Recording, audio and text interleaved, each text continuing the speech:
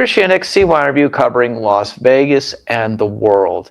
We've gotten a lot of good reception from our first two volumes, so here we are, the Best of CYInterview Volume 3, and this one's going to touch on a lot of our big actor, singer, music, celebrity interviews that we've had over the years. And so I hope you enjoy all of them. In the description below, I've also put links to Volume 1 and Volume 2. We're going to start with our 2019 CYInterview with Olivia Newton-John. You're on CYInterview. I'm Christianic featured columnist Jay Bilstein is with me today on CYInterview. We welcome singer, actress, superstar Olivia Newton-John. Her new book out is titled Don't Stop Believing, the long-awaited memoir. Olivia, thank you for being with us today on CYInterview. You're very welcome. How are you today? I'm doing very well, thank you so very much. I just want to say to start out with, I've really enjoyed reading your book. A lot of interesting and positive stories. How has the book tour been going, and what's been the most interesting part so far? Well, my tour I've been doing by telephone, which is probably the easiest way I've ever done any tour, and really enjoying it. I did a couple of things in LA, but I've been mainly doing stuff on the phone, and it's doing really well. The book went to number 7 on the New York Times bestseller list, which I didn't expect at all. I didn't expect to be in the charts again, so that was exciting. I don't think it's very surprising, honestly, with all of the things that you've accomplished in your career on the screen and, of course, with music. How are you doing? I'm doing great, thank you. Really well. Really feeling good.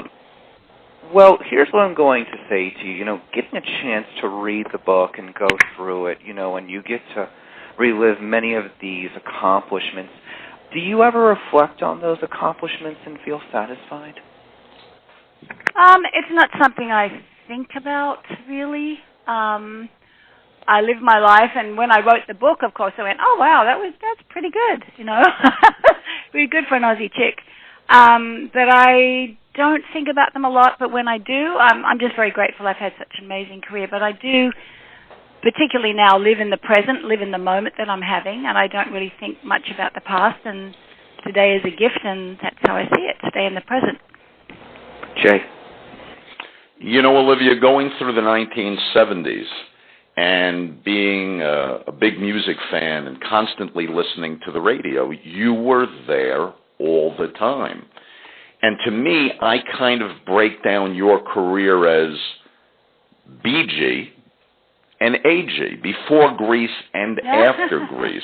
BG, you know, because there was this entire period, which I think some younger folks may not realize, where you were so incredibly dominant in the music scene. And I think a lot of people today, the first thing they think of is Grease. With that said, and I gave a lot of thought to your career, do you ever reflect back and say, am I looked at as someone, or was I looked at someone who was a country star, a pop star? Did you ever kind of try to identify where you were in music, or did you just go out and perform? I just did it, and I sang songs that I liked. And, you know, when I first started out and I was having country music hits, I really had no idea that country music had a separate chart, because I was in England. The songs were written by an Englishman, my first big hits, If You Love Me, Let Me Be There, Please Mr. Please, were all written by a gentleman called John Rostel, who was an Englishman, and he was a bass player in the Shadows. And my producers were an Englishman and an Australian. I had no idea about country music, really, because I was in the pop world and doing cabaret and stuff with my partner, Pat. So when I had these country music hits, it was like, oh, wow, there's a whole chart that is just country. And my voice just seemed to suit that kind of music. Well, that's what my producers thought, and my manager, and I was a folk singer when I first started, so it kind of made sense. But I really wasn't aware of that. But I've really covered a lot of different genres with my music. I see music as music, and I love the fact that they're all kind of melding, a melting pot of sounds now with all the different ones coming together.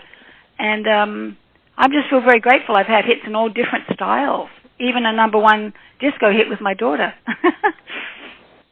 Interesting. You know, again, going back to the 1970s and thinking about your music, I can say that going through the 70s, my kind of focus was rock.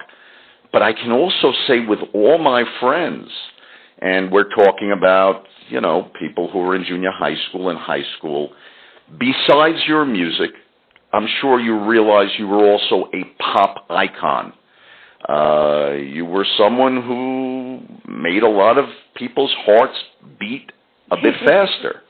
Did that, I don't know, did that ever give you cause for pause, make you feel uncomfortable? Did you just want to be known for your music, or were you okay with the fact that, you know, there were plenty of guys with your poster on a wall or a photograph on the wall and thought of Olivia Newton-John as more than just a songstress, but wow, what a woman. I don't really think I pause to think about it too much. I don't think about myself that way. I've always had my feet on the ground, and I don't tend to, I mean, I kind of laugh when I think about that. But I was very flattered, and I was more focused on just singing my songs and recording and touring and living my life, and I don't really think I ever really thought. I think once you start thinking about yourself too much, that's a trap, and you start to take yourself too seriously. It was what it was, and I was very lucky and very fortunate, very grateful. Chris? Olivia, in the book, Don't Stop Believing, you talk very candidly about Grease, of course, and I thought it was very interesting that you had to kind of be convinced and even asked by John Travolta to do Grease. Looking back on it, do you ever think about what would your career have been like had you not done Grease, or how life would have been different? No, I don't do. Do you think back a lot about those things? I mean, obviously it would have been a different world, but I don't know what would have happened. I mean, I would have probably just focused on my music, and my music did well, but you know, my music in the movie did exceptionally well, and then of course the music from Xanadu, another film. Those are some of my biggest records were from films, and then Physical after that, of course, was amazing. But I don't know what it would have been. I mean, how do we know? We never know what it would have been, so I'm just happy the way it turned out. I was lucky. Chris, may I interject something? Sure, of course. You know what, Olivia? I think you just taught us something here. At least you just gave me a teachable moment. Perhaps we're asking the questions, and you're answering them, because instead of reflecting on the past, you focused on doing, you focused on accomplishing, and you focused on producing your art, your music, your acting. And maybe that's a lesson for all of us, that we got to get our heads out of looking at the past too much and worrying about the future too much, and live in the now. Would you say that's accurate about your life? Absolutely. I think that I think when I was younger, I think when you're young you worry about everything. I mean, that's been a gift of age, I find, is that you worry less, and also the gift of going through difficulties, which I have gone through and am going through, but I'm doing great. But I think you need to focus on now. Now is all we have. This moment now is all we are sure of. Yesterday is gone. We can't change it. Tomorrow there's no guarantees of anything. So really all we have is this moment. And I try to make the most of each moment and make it as positive as I can. Well said, Chris. Well, I want to say that's what I was going to ask you next, is that you really have this kind of way you live your life, and as you read Don't Stop Believing, you just have a very positive, good feeling about you and how you see the world and how you see life. Do you think that maybe is the most important thing of how the way you live your life? Because that's what I feel like I've gathered from you in reading the book and reading some of the other interviews you did before speaking with us today. Well, I'm glad you got that, because, yes, I think that is what keeps me going, and I've always been a pretty positive person, but I'm human, and I have fears and doubts and all the things that everyone goes through. But I really believe that you create your world by what you think. I mean, your brain is what, everyone has a different brain, and what goes inside your brain is creating your reality. So you need to keep that reality positive. If you're going through illness or you're going through a hard time, you need to keep a positive thought, or try and keep one going in some way, or do something for yourself that makes you feel good, because life is difficult for people and everyone's stressed out and worried about stuff. So concentrating on this moment and what you can do better in this moment is the best we can do, I think. Very quickly, before I get to my last question, and Jay might have a few more, I feel like as I was reading your book when you were starting out in your music career and you were touring with Pat and you guys were just kind of going from one place to another, you were just like so happy in those early performing days. Like it was just such a joy for you to get up on stage, it felt like, as I was reading the book. Well, I think, I really enjoyed singing with Pat. I've always enjoyed duets and being on stage with somebody else. I found it harder when I started out my solo career and it was just me. That was a little more nerve-wracking. I always enjoyed it once I got on the stage, but before I got out there, I was a wreck. I mean, every day I was so nervous that, how was I going to do it? How was I going to remember? And all this stuff. And, that was just because I wanted everything to be perfect. I was probably a bit too much of a perfectionist and worried about everything. And now, of course, I can enjoy performing a lot more because I don't have to prove anything. I'm not building. I've done it, and this is all icing on the cake. Well, speaking of performing, back in May of 2015, I got a chance to attend your show at the Flamingo, and I did get to meet you during the meet and greet, and it was very nice meeting you. You're such a joy. I love the show. Thanks. What do you recall from your Las Vegas residency? And I'm sure you keep up with the news, but Lady Gaga and so many others are now doing this. Yeah, what was that like for you?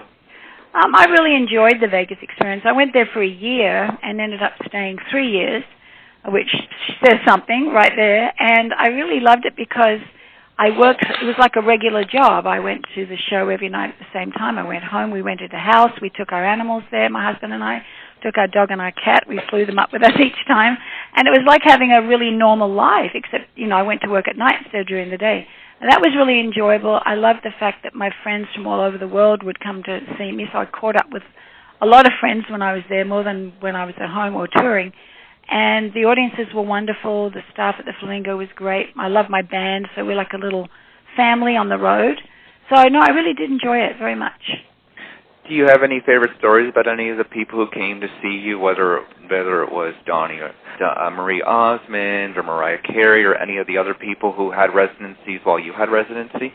Well, the residents couldn't come because we always sang on the same night. I think Donnie and Marie came on separate nights on the week. I think they had a week off and were staying an extra couple of days. Kirsten Wiig came. I mean, a bunch of the people from Greece came up on stage with me, and a few of the Greece guys came.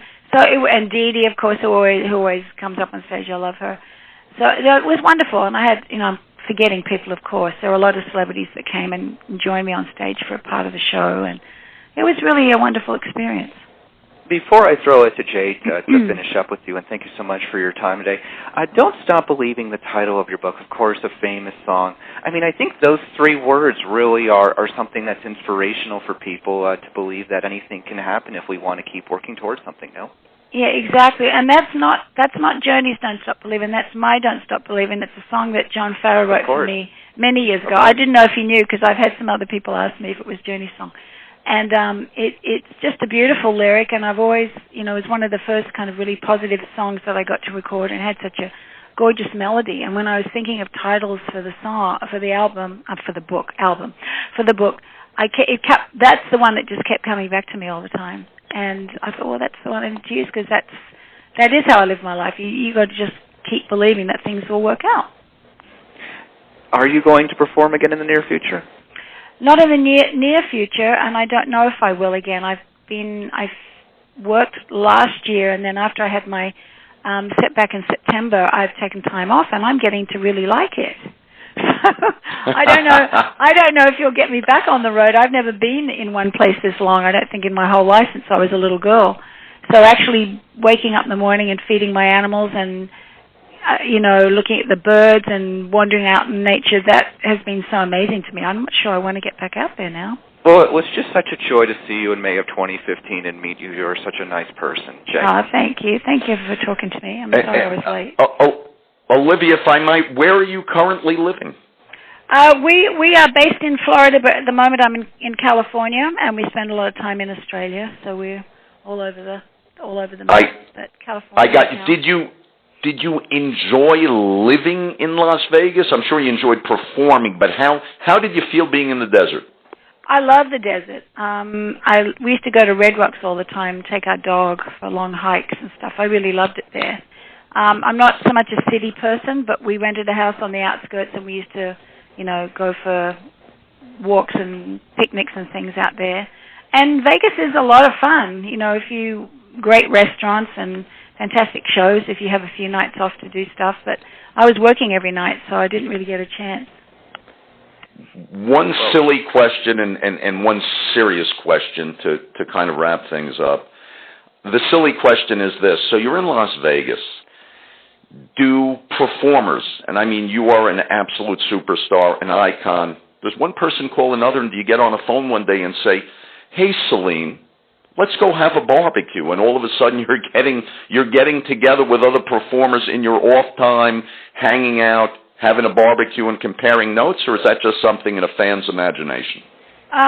For me, it's in the fan's imagination, because when I had a day off, usually you just want to rest and just do nothing or go to a movie or something. So, no, I didn't do that. I've met those girls, but I don't know them well, and they all have their lives and their kids, and the weekends are kind of sacred.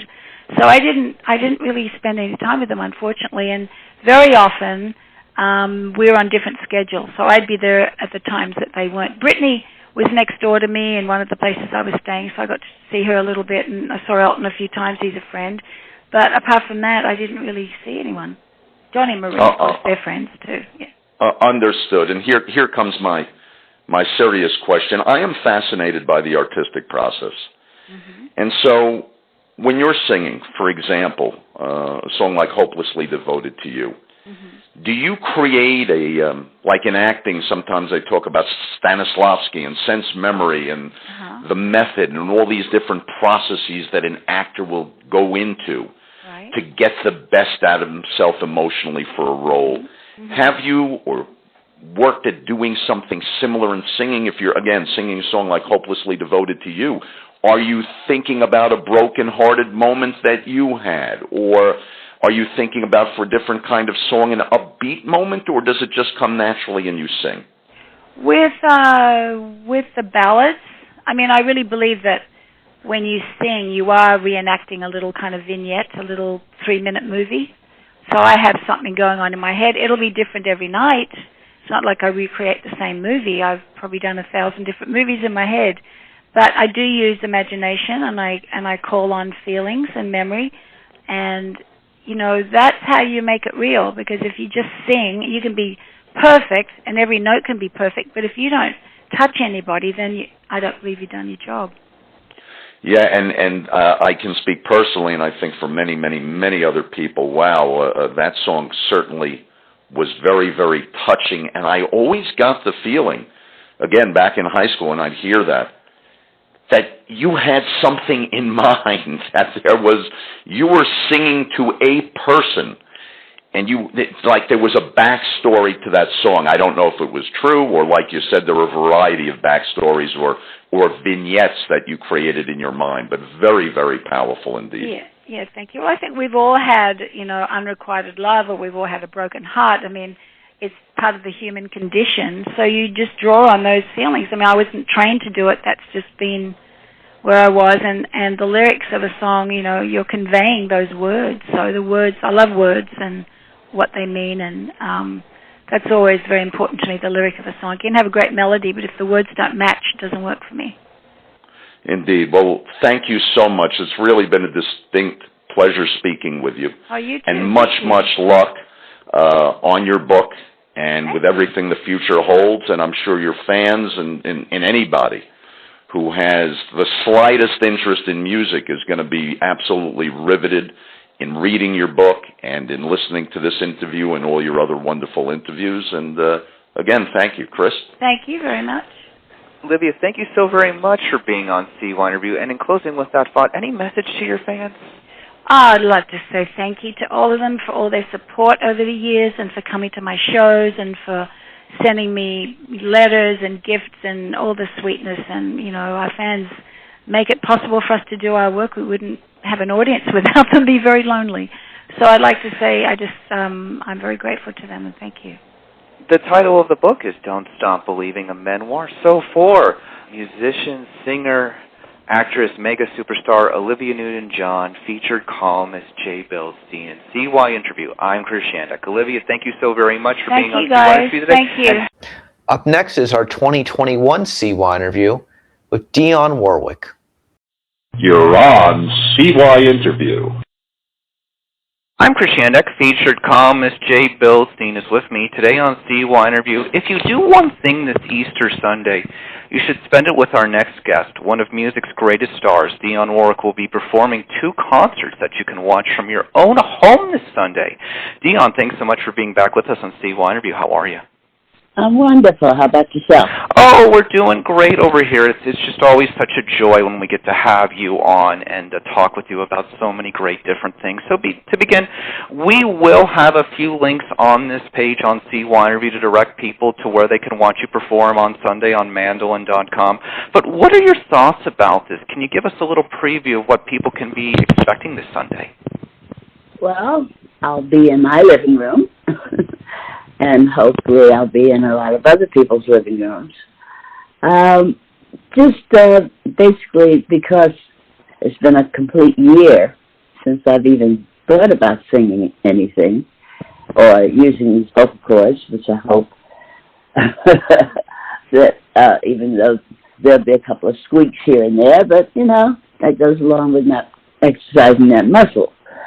So we're going to be doing some songs that I'm expected to sing, and we'll be doing a few that I went back in the catalog and answered a few requests that were made to sing. Just an afternoon and evening of song. The last year has been challenging for everyone around the world. What has the last year been like for you? Well, to be perfectly honest with you, I've really used it as a vacation I've never had. I'm on the road 90% of my life, and this is really the first time I've spent this much time in my home. I got to sleep in my own bed, which was wonderful. Go up into my kitchen and fix whatever I wanted to eat, the way I wanted to eat it, as opposed to the way it was served to me. It's been a year of refocusing and getting back to Diahann. So I've been enjoying this year for me.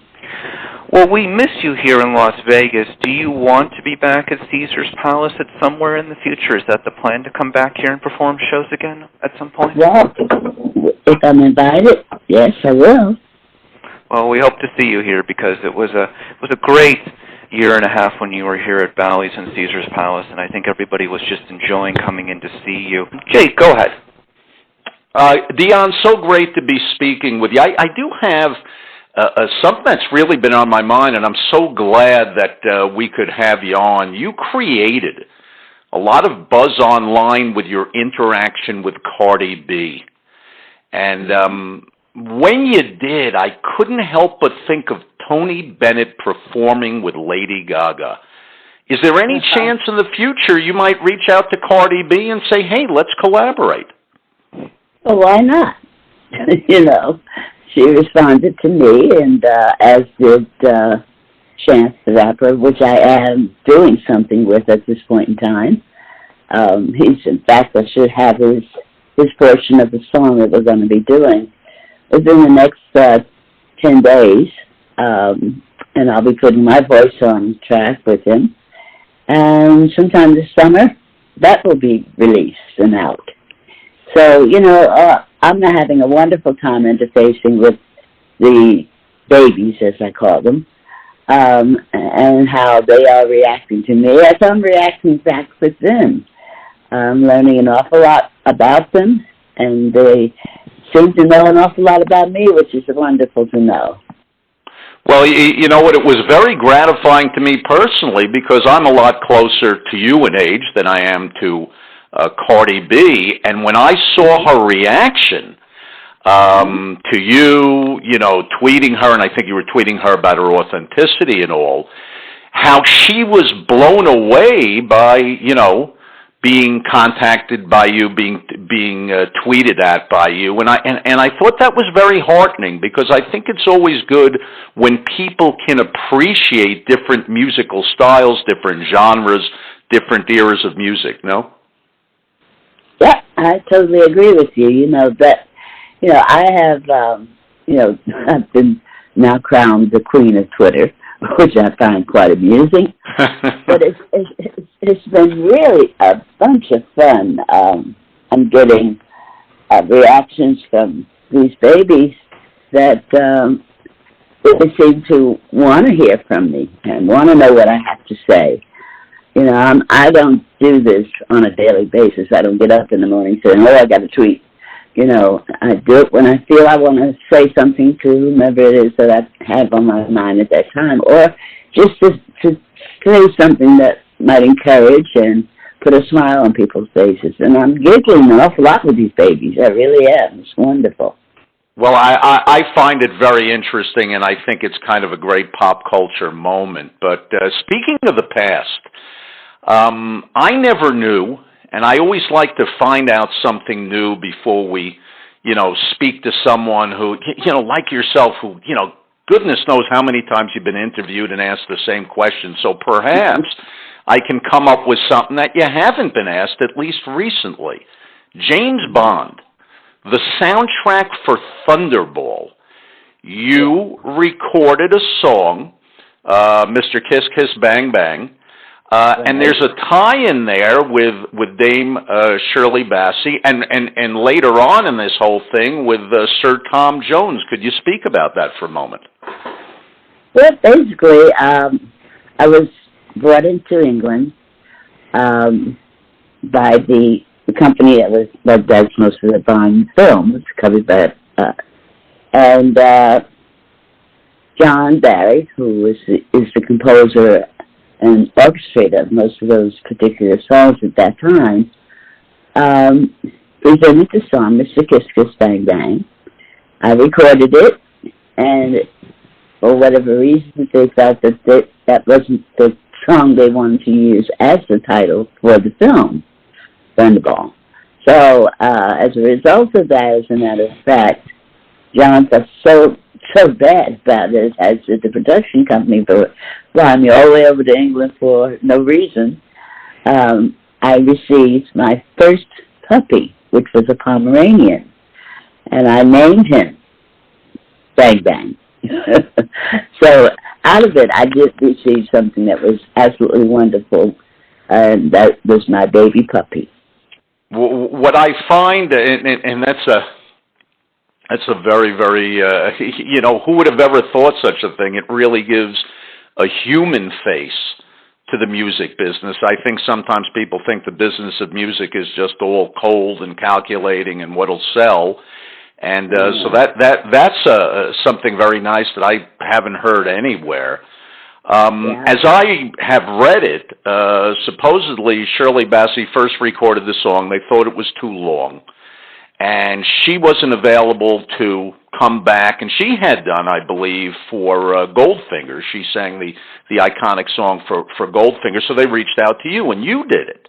And then, like you said, for some reason they said, no, we're not going to go with us. And then they brought in Tom Jones, who did a song called Thunderball, same name as the movie. Have you performed over your storied career with either Shirley Bassey or Tom Jones? Oh, with Tom Jones, yes, of course. We're of the same era. Shirley, I met Shirley, and we became fast friends, as a matter of fact. I've seen her perform, but I've never performed with her. Got you. Well, she's you and Tom, I guess, are the same generation, the same age. Shirley is older, of course. Some phenomenal music came out of the 1960s, but I did read one song, and I don't know if this is true. You read so much stuff online that, do you know The Way to San Jose is not really one of the favorite songs you've ever done? Is that true? That's really true. I did not want to record that song at all. I just felt that after incredible lyrics that how David had me sing, that he would ever write a song with whoa, whoa, whoa, whoa, whoa. I just said, no, this is not what, no, I don't think so. But because of his love of San Jose, and he just decided, Dionne, you have to sing the song. And I said, because of my love for him, I decided, well, yes, I'll do it the best way I can. And, as it turns out, I really no criteria for what I should be recording, what I shouldn't, or what a hit is or what it isn't, because as a result of it, I literally cried all the way to the bank. What can I tell you? It was one of my biggest recordings. Well, it's a nice reason to have to cry. But it's interesting because the reaction of fans and the reaction of the artist can be so different. I remember for a time that Robert Plant, the lead singer for Led Zeppelin, he just didn't want to sing Stairway to Heaven because he'd sang it so much. He just like, I can't put anything into this emotionally anymore. Have you ever had a moment, Dionne, where you felt, gee whiz, I've done this song so many times, it's just hard to pull something out of myself and invest it with the emotion I want? No, that I've never done. I completely realize that because of these particular recordings, I am who I am, and those people who have supported my career for that long feel that that's what they want to hear. So I have never said, no, I can't sing this song because of any other reason than I have to sing this song. It's the reason I am who I am. Well, I think that makes an awful lot of sense, and it's certainly true. You mentioned Hal Davis, rest in peace. Have you had any interaction with in later years with Burt Bacharach? Oh, absolutely. We still stay in touch with Hal and Burt and I ended up being more than friends. We became family. We were known in the industry as the triangle marriage that worked. And, I watched their children grow as they watched mine. We put our feet under each other's dinner tables at one time or another. So our relationship has never waned. We had a problem for a period of time, and that was a legal problem. But even with that, true friendships never die. You in effect may be considered part of popular music's first throuple, as they call it today, right? The three of you together. What a power team that really was. What a hit-making team. But besides being teamed up with people of tremendous consequence in the music business, you come from a family of extraordinary talent and talents in your family. Have you ever, it's hard to think, we who are on the outside looking in as fans or reporting on the music business, it's different for us. But somebody like yourself, you ever sit back sometime, go out to your garden or what have you and think, look at my family. Look at everybody in my family who's been such a phenomenal talent. Do you ever think about that, or it's just, hey, this is just us? Well, basically, it's just us. I truly know that my family and God was blessed to have the voices that we were given by our Heavenly Father. And as long as we use them properly, that's basically what we will continue to do. I come from an incredible singing family. Everybody in my family sings. And anyone who saw my show at Caesars found that to be true. I have my son who plays drums for me in my quartet. My granddaughter, his daughter, also now is performing with me on stage and singing great. My sister was an incredible singer, God rest her soul. My mom and her sisters and brothers who were gospel singers. So it's the old saying, the apple doesn't fall that far from the tree. Indeed. And you know what? I'll close with this. You are such a nice human being. And I think sometimes people perceive, they think in terms of divas. They think in terms of, wow, this person is this kind of unapproachable entity who is one of the, the greatest stars in the history of popular music. And besides all that, you're just such a nice, accessible person, and I think that says a lot about you. I think it says a lot about your family, how you were raised, and your perspective on life, and really it's always a pleasure to have you with us. Oh, thank you so much. I appreciate that. I'm a people person. The business I'm in requires that, first of all. And if you don't like folks, then I don't think you should be in show business, really. That makes sense. Dionne, two last questions. There has been some news recently that there's going to be a series possibly on your life, possibly distributed through Netflix. Can you give us any new information? Yeah, well, it hasn't been, the I's have not been dotted or T's crossed regarding Netflix. There have been other entities have shown interest in the possibility of doing this. So we're kind of waiting to see who drops the biggest ball in the court. Do you think it will become a reality, though? Oh, absolutely. No doubt. There's been a lot of people making overtures, so we'll figure it out soon, hopefully. And then finally, something we didn't get to talk about in our first CY interview with you a few years ago. Do you have any message to your fans? Anything you'd like to say to them? No, other than thank you. It's been phenomenal. It's almost 60 years now that I've been in the industry.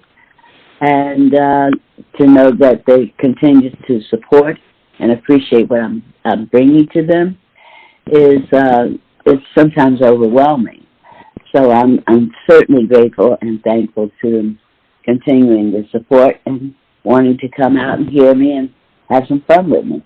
This coming Sunday on Easter, Dionne Warwick will give 2 concerts from her home on mandolin.com. More information to how to purchase tickets and see that performance on Sunday are at the bottom of this CY interview. So for music legend, the one and only Dionne Warwick, featured columnist Jay Billstein, and CY interview, I'm Chris Shinnick. Next up is our 2019 CY interview with Paula Abdul during her residency on the Las Vegas Strip. You're on CY Interview. I'm Chris Shannick. Today on CY Interview, we welcome the one and only Paula Abdul, who now has her own residency here at the Flamingo Hotel and Casino in Las Vegas. Paula, thank you so much for being on CY Interview. How are you? I'm doing great. Thank you for interviewing me. Oh, you're most welcome. So let's just start with this. When I saw the show last night, I felt that you were telling your life story through your show. Is that a fair statement? Somewhat, yes. I wanted to make this show feel very personable, and I wanted people to leave with a better sense of knowing who I am, and to leave with a lot of inspiration and love and joy. Okay, so looking forward to that, I think you're also reminding people about all of the things that you have contributed to entertainment over the last 40 years, whether it be TV, movies, dance, and music. It does. I mean, I've been blessed and fortunate to have had so many different avenues and aspects of celebrating a career in this industry. So I thought it was important for people to get to know a little bit more about me and how I became the performer and entertainer that I am. You have also shown, watching this show last night, that you can still dance your tail off. So what is it like for you to know that you can get up in front of a stage and still do it and get applauses? It's awesome. It's awesome, and it's surreal. You know, I'm more than twice their age, the rest of my dancers, so I'm like their mom in many ways. And a lot of these young dancers grew up watching videos of mine, or they're watching their parents, become fans of mine through their families. And the fact that what I love about it is I have magnificent dancers, and I truly celebrate them in my show. and what I love about them is their appreciation, because they're saying there are no jobs where they get to dance like this, and that where they get to actually showcase all the years of their training and the different disciplines, that there aren't jobs that they get to do this. So they're extremely grateful, and I'm grateful. I have a really great group of people. You talk about show business legend Gene Kelly in this show, and I sat there last night thinking to myself, obviously you have said in the past that he helped you believe that dreams can come true. But is there anything else that just stands out that you learned from him? Well, we became close friends, and he would talk to me. We would talk like two dancers, just asking questions, and he'd ask me, what inspired you to do your Cold-Hearted Snake video, and how did you pick the directors? That he'd ask me what inspires me. And when I got a chance to do a Diet Coke campaign, he called me a Wiccan, because he said, when I first met him, I said, I hope there's one day where I can somehow be mentored by you. And I remember not 2 hours after I left his house the first time, he called me up and said, are you a Wiccan? Because I just got a call from Coca-Cola asking if I would be willing to lend my assets where we danced together. And I just had a feeling. that would happen. And what was so cool is he said, I will be happy to let you use the estate of my choreography, but I want to train you. So I would go to his house, and he would train me. And I was replacing Frank Sinatra in the actual scene of the Diet Coke commercial that he's dancing. And he'd have the stick, and he'd go, no, Abdul, on the and count between 3 and 4, Frank Sinatra would look to the left and look at me. And so he was coaching me, and it was the coolest thing. And I got a lot out of him, because I would invite him to come down when I was choreographing the Oscars. I had him come down. I didn't tell the producers of the Academy Awards or Billy Crystal, who was hosting, or my dancers, that he was coming, and I was going to have him critique what was going on. And when I tell you, some of the dancers fainted. Billy Crystal was like, oh my God. Just the fact that I had a mentor like that, the fact that I got to finally meet and work with someone that really is, from the beginning, the reason why I'm an entertainer. 2 more questions. When I say Paula Abdul, music icon and dance icon, what comes to mind? That you're putting me in a elite category of people that I grew up idolizing, like Anne Margaret's, like Shirley MacLaine's, like Judy Garland's, like Ann Miller, Sid Charisse. I mean, the list goes on. Those were my idols. I always felt like I was born in the wrong era, because I grew up really, really appreciating the MGM musical era, and that maybe I could be a contemporary artist that would really help bring that knowledge into my artistry. So my producer, featured columnist Jay Bilstein, who hopefully we'll get to speak one day, maybe do a longer phone interview, would love to do that with you, wanted me to ask you one question. What was it like to have your bar mitzvah in Israel back in 2013 in Israel? Well, the fact that I got to even celebrate a bat mitzvah at 50 years old was truly incredible. And I'd been studying with my rabbi, Chaim Mintz, at the Chabad of Bel Air, and when I was going to Israel, it was just like I hadn't taken a vacation in so long, and my rabbi couldn't come with me. However, he hooked me up with his associates, and I was going to do my bat mitzvah at the wall, but people started realizing that I was there, and got a little chaotic. So I celebrated my bat mitzvah in a little place called Tzvat, and it's like a jewel box. It looks like a fairy tale town. It's just incredible, and it was probably the most magical and mystical experiences of my life. So many incredible messages came through, and I was able to meet former President Shimon Peres and spend a day with him. It was my most favorite experience in my entire life. I can't wait to go back. Come see Paula Abdul at the Flamingo Hotel and Casino on the Las Vegas Strip. Thank you so much for being on CY Interview. It's finally nice to have spoken with you. Thank you so much, honey. Thank you. For CY Interview, I'm Chris Yandek. Next up is Oscar-winning actress Monique during her comedy residency in Las Vegas in 2019. You're on CYInterview. I'm Chris Yandek. Today on CY Interview, we are here in Las Vegas with Academy Award winner and comedian Monique. She currently has an ongoing residency at the Sayers Club at the SOS. Monique, thanks so much for being on CY Interview today. How are you? I am wonderful, baby. Thank you for having me. You're most welcome. So when I heard that you were going to have a residency in Las Vegas, the first thing I said was, this is a really big deal. Because you're currently, based on all the research I've done, is the only Academy Award winner who is currently performing here in Las Vegas. From time to time, Cher does when she comes in at the Park Theater, but how does that make you feel, and do you feel like you're getting the recognition you deserve? Well, it's an honor to be the first black female comedian to have a residency on the Las Vegas Strip. To say, am I getting the recognition I deserve?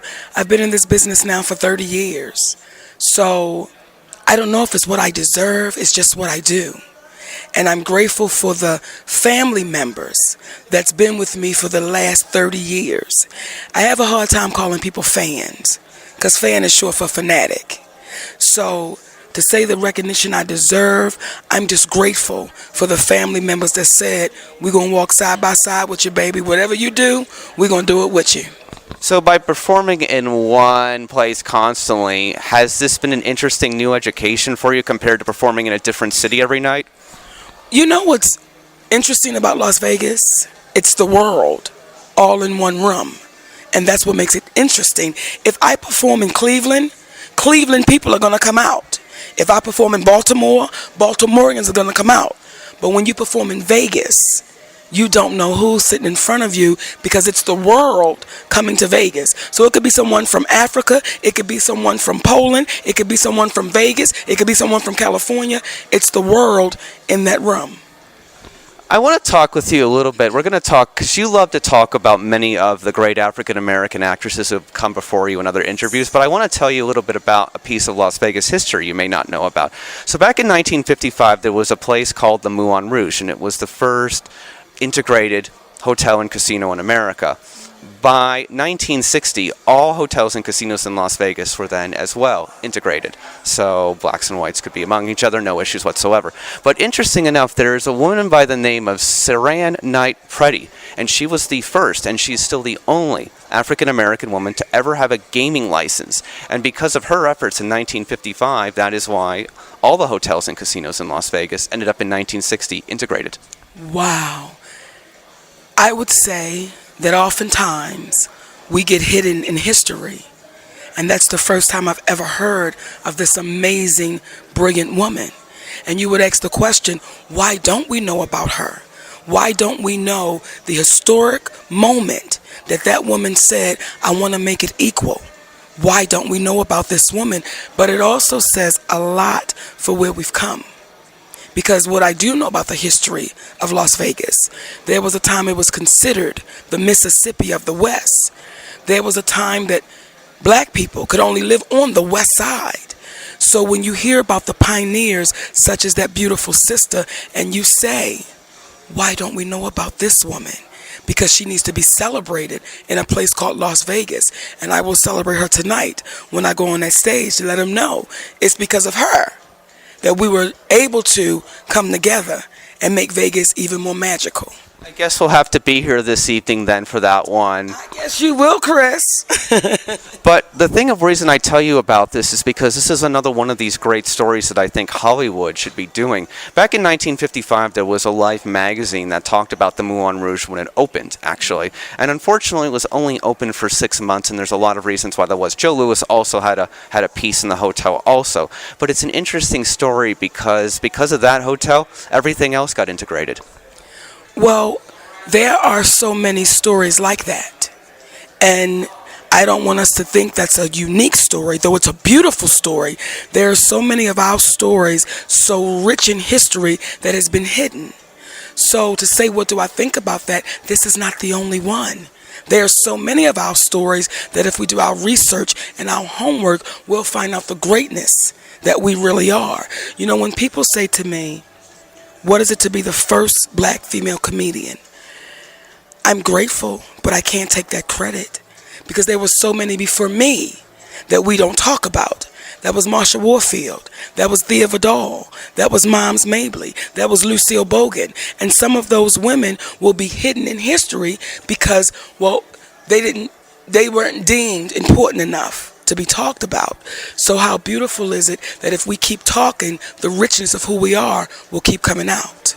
Okay, so let's get into a lot of what's been going on with you, because you've been all around the world. Okay, and you obviously referring to being the first African-American woman to have a residency in Las Vegas on The Last Response, correct? To be a comedian, yes, because Toni Braxton's been here, Gladys Knight has been here, but they've been singers. But to be a comedian, yes. That's what I meant, obviously. Thank you for helping me, and I help you as well. Okay, so let's talk about this now. To begin with, so 2 days ago, as we were getting ready to set up this interview with you, I was like, I saw you on the Drudge Report because of your Washington Post feature you did recently, and I said, well, she's made now the World News segment, because that's where all the serious news and the topics of politics, news, sports, and entertainment, they link to all the different big articles on the internet every day, and it's like a commentary conversation of what's going on. Newsrooms across the country look at that thing as what they're going to be covering in the news every day, so you must feel like your comments are now reaching a global audience and something of what you're saying has value. Well, when you're saying the truth, doesn't truth always have value? Well, of course, I would hope so. If we don't have truth in this society, we have nothing left. Sometimes it just takes us a minute to catch up to it. They say a lie travels around the world before the truth leaves the couch. So sometimes it just takes us a minute to catch up to the truth.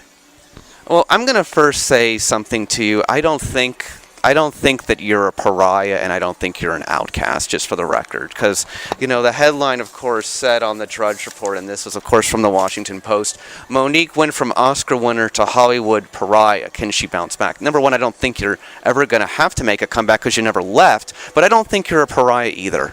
Well, tell me exactly what a pariah is. An outcast. Okay. I don't believe I'm a pariah either, baby, and you have to ask yourself sometimes, do we do headlines to sell papers? Because I've never considered myself an outcast. I think that what happens is sometimes we buy into stories that we really don't know what the story is. We'll just listen to someone's opinion about what they think it is. But for the sister that wrote the article, that's a question you would have to ask her. I think her name is Helena Andrew. Yes, correct. Yeah, because never have I considered myself an outcast. Oh, I don't think you are either. I just think you're another person doing your original thing in show business, and that's really what it is. So let me get back to where I was, and I want to ask you now some clarifications, because I don't think you've really had the opportunity, and I don't think other journalists have done a very good job at letting you clarify things. I don't know if you agree with that or not, but I think when you get 8 minutes, you don't get a real chance to clarify stuff, and sometimes people will write up things and they misinterpret you. So I'm going to give you a chance to really clarify some things. So let's just start out with this. So, big thing, of course. So when you were asked to go on the international press tour for Precious, they were not going to cover your flight, hotel, living expenses? No, they were going to cover my flight. They were going to cover my hotel. But you had to cover a check. I could not travel overseas for free. My deal was with Lee Daniels. Contractually, I completed all of my obligations with Lee Daniels. Once Lee Daniels sold that film to Lionsgate, I had no more contractual obligations because I had no deal with Lionsgate. So when Lionsgate wanted me to come across the waters to promote the film and to promote and campaign for the Oscars, I said, guys, I'm going to respectfully decline. I'm going to spend this time with my family. And they kept asking my husband, who was my manager, what is it going to take to get Monique over here? We'll extend her stay and she can have a vacation. Guys, I don't need you to pay for me to have a vacation. Give me the money so I can take care of my family.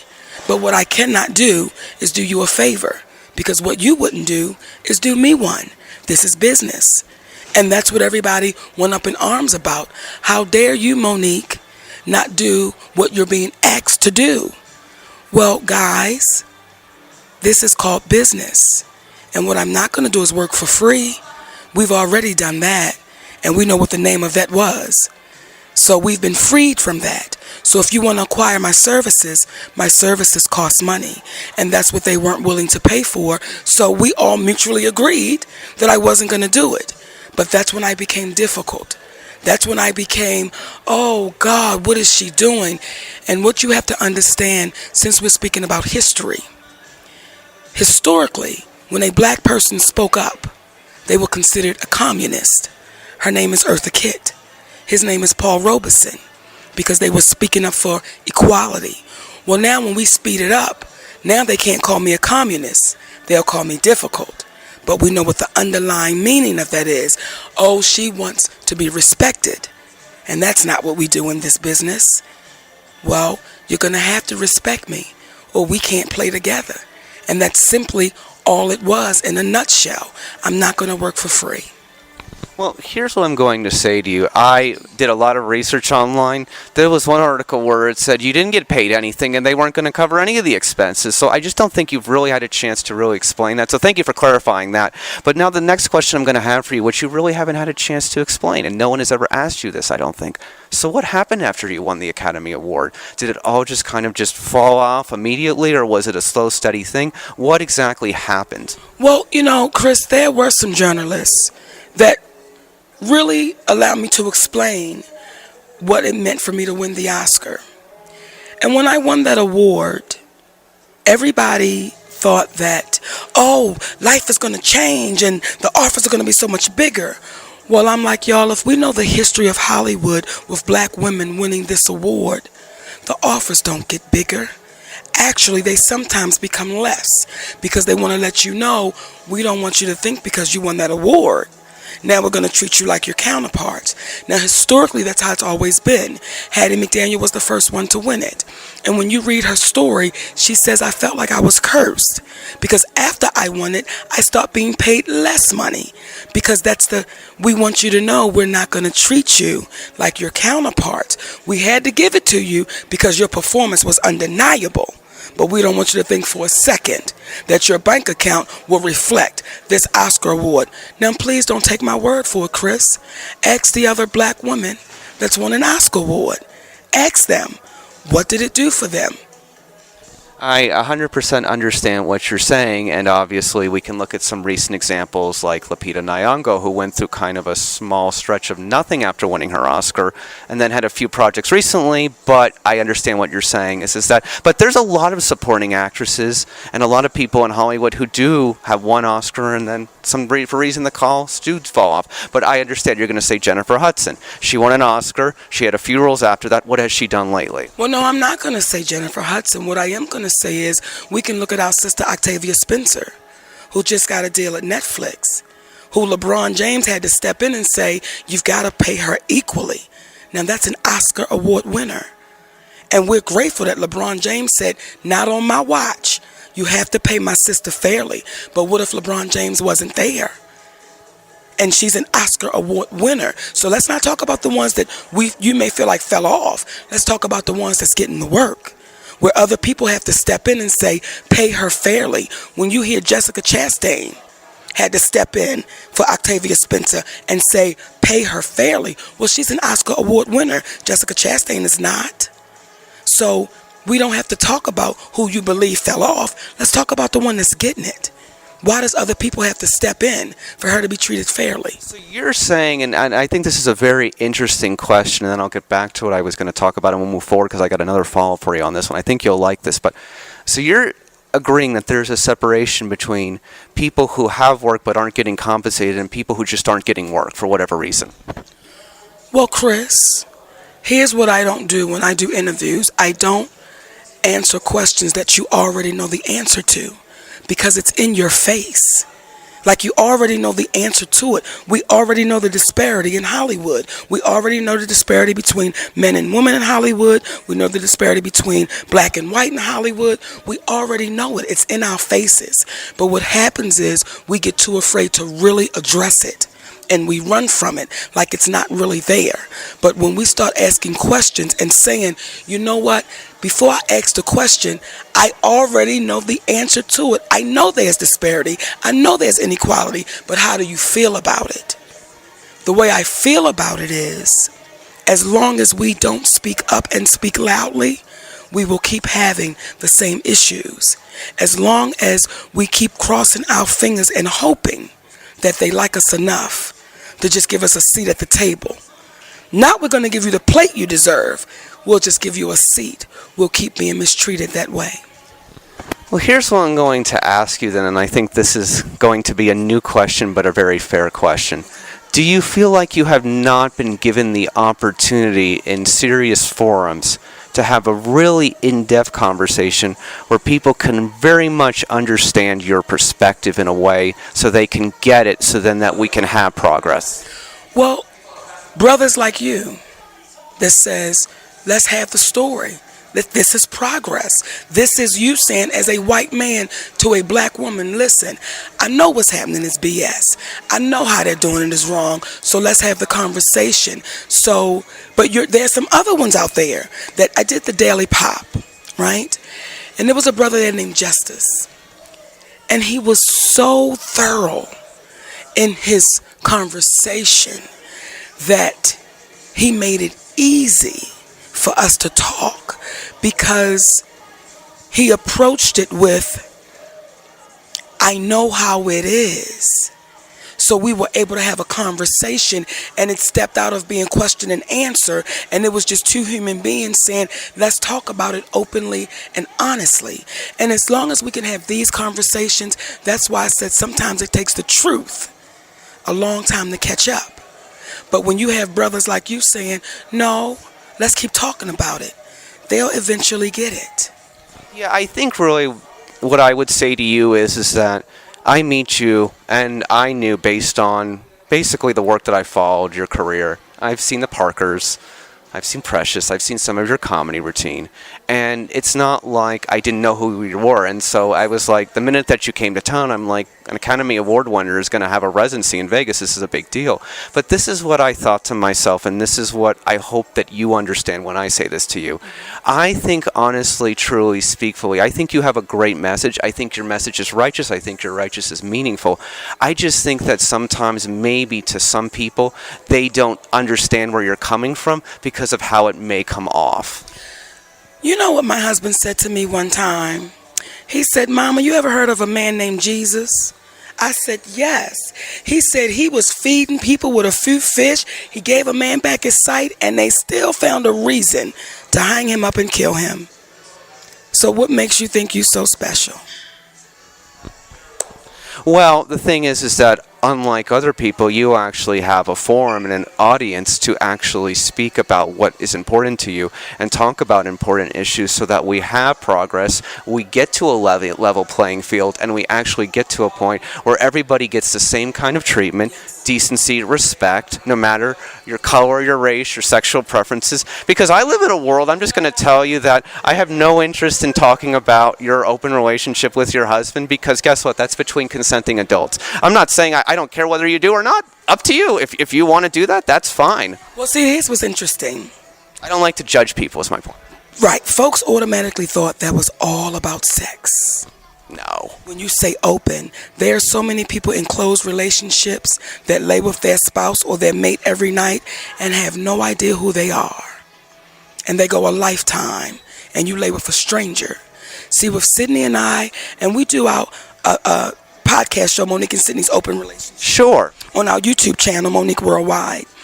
And what people came to understand was we were open to each other's thoughts, ideas, fears, insecurities, fantasies, dreams. We were open to getting to really know one another all the way. So when we get to those last moments and we're looking in each other's eyes, whoever the last moment comes for first, we can truly say we knew who each other was. And I hope I get a chance to see you on the other side. So that's what it means for us to be in an open relationship. Now, can we have sex with other people? Yes. That's not a deal breaker. That's not something that makes us say, oh God. And by the way, and that's between you and him, and I don't care. However, and I'm not going to judge you for that. Don't you do it, Chris. But when you fall in love for real, that part gets dropped off. And you're just open to giving this person all of you. Not half of you, not most of you, but you're open to giving them all of you. It's the greatest relationship I've ever been in my entire life. Okay, so let's get back to a few of my other things, and we're going to go to page 2 now. Let me just go down a list of a quick few things. You may have professional differences, obviously, with Whoopi Goldberg, but do you like her as a person? Is it just professional disagreements, is it fair to say? I love Whoopi Goldberg as a person. She is my sister. It is simply a professional disagreement. See, I don't agree working for free. My sister Whoopi feels like that's a part of it. We just simply disagree professionally. But as a person, I love my sister. I just disagree with her professional opinions. Agreed, 100%. So let's move forward now to the Netflix thing. Did you and Sydney ever think about saying to Netflix, hey, I'll take the $500,000, but give me something on the back end if I do well? Was there ever those discussions, or was there ever any thoughts to discuss in that regard? Netflix never even negotiated. They said $500,000, take it or leave it. So when you're put in a position where you can't even negotiate, what is that? Yeah, you make a valid point on that front. So here's what I'm going to say to you upon reflection again. I just think the problem with what's going on with you and the reason you're getting the treatment you are is because you're just not given an opportunity to deliver your message in a very calm, subtle environment where you get to talk in depth, you're not interrupted by people, and people are just kind of labeling you in a certain category, and I think that's wrong. Well, let me be clear about something. Everybody's not going to understand me. Everybody's not going to get it, regardless if I have a platform where I could talk for hours about it. Everybody's not going to get it, and I'm okay with that. I'm not begging for anyone's validation, nor approval. I'm good in my stand, how I feel and what I say. So if I wait for everybody to jump on board, I'll leave this earth waiting for it. I'm good in what I'm saying. My family is good in what I'm saying. That's all that's important. Okay, well, I understand that then. So here's what I'm going to ask you then moving forward. Have you talked with Octavia Spencer, Viola Davis, Kerry Washington, or any of your other fellow African-American actresses about what's going on with you right now? I have not spoken to any of them personally. Some have tweeted, some have said some beautiful things to other people. I'm grateful for Kimberly Elise, Lunell. I'm grateful for the sisters that said, hey, baby, just know that we're cheering from you right here. I don't have to talk to them personally because we're all in the same struggle together. We all know what it is to be an African-American woman in Hollywood. We all know what it is to pull each other up. So to talk to them personally, I don't have to. We all know what it is to be connected together because the treatment doesn't fall off differently from one to the next. It's just the treatment that it is. So then what I'm going to say to you truly is, sitting here with you, I think honestly that you are speaking a lot of righteous truth again. I think what you have to say is valid, and I think we should all continue to have this discussion. At the same time, I'm going to say to you this. Have you ever thought to yourself, my message is right, my message is valid, my message can help others who aspire to do the same things I do, but maybe sometimes I should have presented that message in a different direction or a different way? I will never present a message to appease you. Because if I do that, I'm in trouble with the universe. They're saying you're taking the gift we gave you and you're going to do what they need you to do to make them okay and comfortable. I can't do that, Chris. And there's been nothing I said that's been disrespectful. There's been nothing I said that's been disgraceful. All I've said is the truth. Now, if you have a problem with the way I delivered it, whose problem is that? Is it yours or is it mine? Because when I say to those folks, well, tell me what I said that was wrong. Well, maybe you could have just said it a little differently. Well, for whom? Who am I saying it a little different for? Am I saying it so that you can say, oh, well, just soften it up? For who am I doing that for? This is Monique's voice. Why ever should I change my voice to make you taste it and it be good for you to swallow? For the ones that get it, They approach me every day. Sister, we standing with you. For the ones that don't, I just know they don't understand the truth yet. And I'm patient. But no. See, I've had people say to me, could you have just said it a little different? Well, tell me how you think I should have said it. Well, I don't know. Well, then, if you can't give me the solution, what you think I'm going to say after that?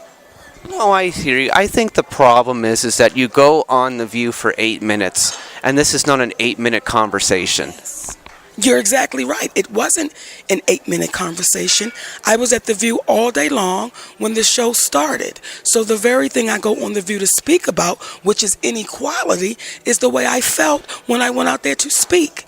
You guys rushed me through it. You know what this conversation is. And then it's, okay, we got to go. I could have schooled you. Now we got to go. So you say, well, that's laughable, guys, because you know what I'm here for. You know why I'm coming. And if this was going to be the treatment, I would have said no, thank you. But I appreciate what you gave me, because from that 8 minutes, people got a chance to see what was real. And when you have people that are saying, Monique, don't back down, don't back up. See, when you say to me, Chris, could you have said it a little differently? You're a white man asking a black woman, could I have talked a little differently? But there's a little black girl that's not born yet. And that baby depended on me, just like I depended on the ones when I wasn't born yet to speak up for me. So no, I can't say it differently, because you've never walked in my shoes. You've never looked in the mirror and saw a big black woman looking back to know what I've had to walk through. So to ask me could I have done it differently, you can't ask a person that unless you've walked in their shoes. And because no one has ever walked in Monique's shoes, how can you ask me to do it differently? I would never ask you to interview differently. It's the way you do it. It's your style. Some people could say, well, damn, Chris, that was rude, because you're giving your opinion. No, baby, that's just Chris' style, and I respect your style. Not change it. That's why you've done over 1,000 interviews. I just see a woman who is very nice and very talented and is in certain ways getting marginalized, if that makes sense to you. And you're not getting the fair opportunity to really say, hey, look, I'm a nice person. I've worked really hard. I've been through a lot in my life. I have my scars just like everybody else. But, hear my voice. I've got something meaningful to say. I want to make progress for other people so other people have better opportunities. But here's why. When people say, you've been marginalized or thrown away. Well, I'm the first black female comedian to have a residency at the SLS in Las Vegas, Nevada. So I don't feel any of those things. What I feel is, if I keep speaking, the universe gonna make a way. When this residency came up, people thought I was done. Oh, she's making a... I didn't think you were done, by the way. I didn't know that you had left, by the way. Right. So I don't buy into being marginalized, being thrown away, being a pariah. I don't buy into any of that, because Monique's life kept going. I just had to keep speaking. And because people didn't see me on TV or in the movies, they thought, oh, God, baby, I've never stopped. Since the day I made the announcement about boycotting Netflix, I've never stopped. Once Lee Daniels said she was difficult and she was demanding, I've never stopped. When Tyler Perry said, oh, she was a problem, I've never stopped. When Oprah Winfrey said, oh, she's negative, I've never stopped. Because I can't allow their opinions to stop my progress. Well, I think it's important to always, and what I believe as an interview journalist and CYInterview, we always love to give people a chance to share what they want to say in their entirety. I have a few last questions for you. You hinted that on The View that the last 8 years at that time, which would almost be 9 now, have been very difficult on your family. Can you explain? Well, as I said to Steve Harvey, when you go from making millions of dollars and then you take a financial hit because there's a rumor out about you. Yes, my family took a financial hit. It was all in the news. It's no secret that there was a tax problem, because when you go from making that kind of money to now you have people saying, we don't want to work with you because we heard you were difficult. Yes, that's a hit. That's no secret.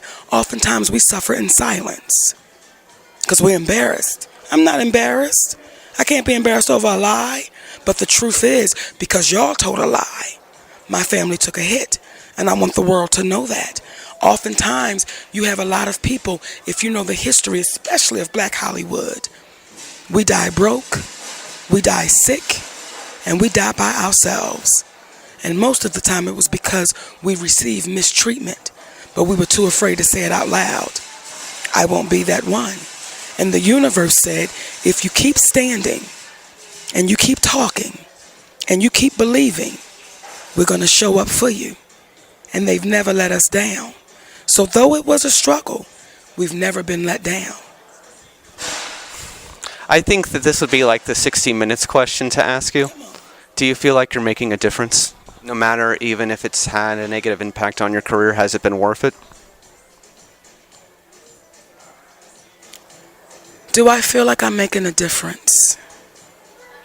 I hope that I'm making a difference. And every minute has been worth it. And I wouldn't change, not 1 second of it. I'm not perfect by far, Chris. I'm probably one of the most flawed individuals you've ever sat across from. However, when I need to apologize, I do. When I don't, I'm unapologetic. So I go back to that baby that's not here yet. And of course, they'll read our stories as we read the stories of yesterday. And when they get to mine, I want them to say, she made us really proud. I would say that she made people laugh, she entertained millions, and she tried to do the very best through the challenges of her life, move forward, and be happy. That's it. Because one day, I'll hear cut and action one last time. And all of the fanfare goes away. And then you have the family you created. And that's the number one priority for me, is the family I created. So when they stop saying action and cut, and they stop buying tickets to a show, the family I created will look at me and say, you was an awesome mommy, baby. You gave the world laughter, but you was an awesome mommy and an awesome wife behind closed doors. When I get that, then I've done my job. Short question, Hattie McDaniel, you own the rights to her life story, and do you think that that movie could ever be made? I used to own the rights to Hattie McDaniel's story, and the time ran out. And I hope that that story gets made, because it will explain the beginning of Black Hollywood and the treatment that came with it once you received a trophy called an Oscar. Why should they come see you in Las Vegas here at the SOS at the Satyrs Club? Besides the obvious reasons. You know what? Why should they come see me? Because this show is filled with so much love, Chris, and so much honesty. And for me, it's very therapeutic. But I'm getting people in the audience saying, I went to church, I went to a therapy session, I went to a comedy show. They said, I didn't expect all that I got. So expect the unexpected when you come to Monique Does Vegas. You know, I sat last night when I had spoken with Sydney and we were confirmed for this interview on CYInterview, and I just thought to myself, again, what a nice person, but maybe people don't get to see that opportunity, that she is just a very nice person who has just tried to achieve goals in life. And then when I met you, I was like, we basically covered everything that I wanted to cover in the interview, but maybe in a different way. But I waited for the authentic Monique to come out, and I'm like, okay, let's just talk about this. We don't have to, pretend. Yes. Well, I don't know how to pretend. That's why I'm in trouble right now, Chris. Damn, don't you know? Because I can't pretend. That's why. And to say the authentic Monique, I don't know what other Monique to be other than Monique.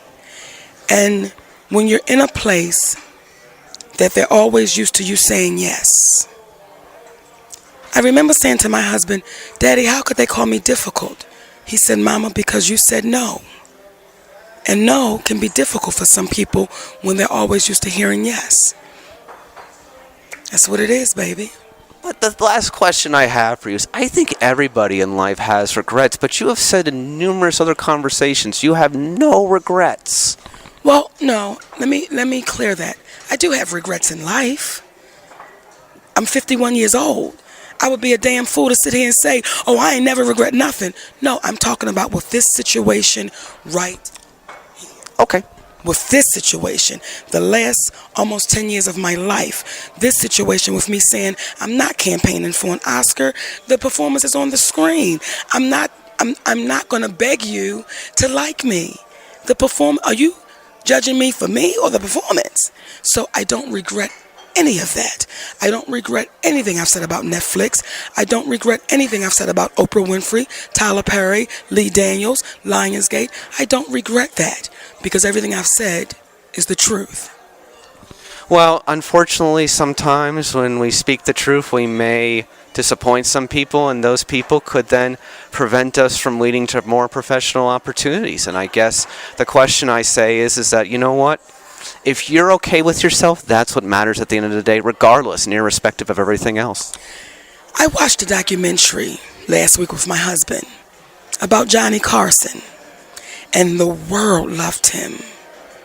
He was America's guy, but you found out he died by himself. No one was at his bedside. Worth $400 million, but the way they spoke of that man, he wasn't a very nice person. He wasn't good to people. Now, I don't know if it's true or not. That's what they spoke of in the documentary. Here was somebody that you thought had the world in their hands. But when they were taking their last breaths, they had absolutely nothing. So again, I can't worry about the people that think they can stop my life because you can't. What's meant for Monique, guess what's going to happen, Chris? Monique going to get it. I can't believe in what you want to tell me because if so, I lose. The way that Monique and Sydney believes, we're going to be fine. We just had to stay in it and not waver and give up. Come see Monique at the SOS at the Satyrs Club. I'll say one thing to you in closing. There are a lot of people in life who have everything and have millions of dollars and fame and wealth and awards like you, more awards, and they don't have one or two people that want to hang out with them and take them out during the day. I don't know if you know that or not. That's very common. That's very common. I don't want to be in that position. That's why, again, when you say, should you have changed it? When my babies say to me, Mommy, we proud of you. When my husband says to me, Mama, I'm proud of you. And it's an honor to stand by my wife. And I can look at my family and say, I'm proud of y'all. And it's an honor to stand by my husband. That's all that matters, Chris. Monique, thank you so very much. I really appreciate it. And you know what? I before doing this CY interview segment with you, I knew one thing. I was like, well, you know, sometimes.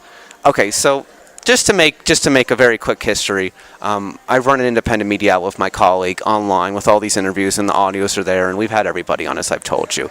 And I've never, ever worried about asking anybody any kind of question or any kind of topic because I get to do my own thing, much like you like doing your own thing. So I went into this conversation knowing that we were going to discuss what I always thought, and we got to, and I knew that there was not going to be any concerns or worries in closing.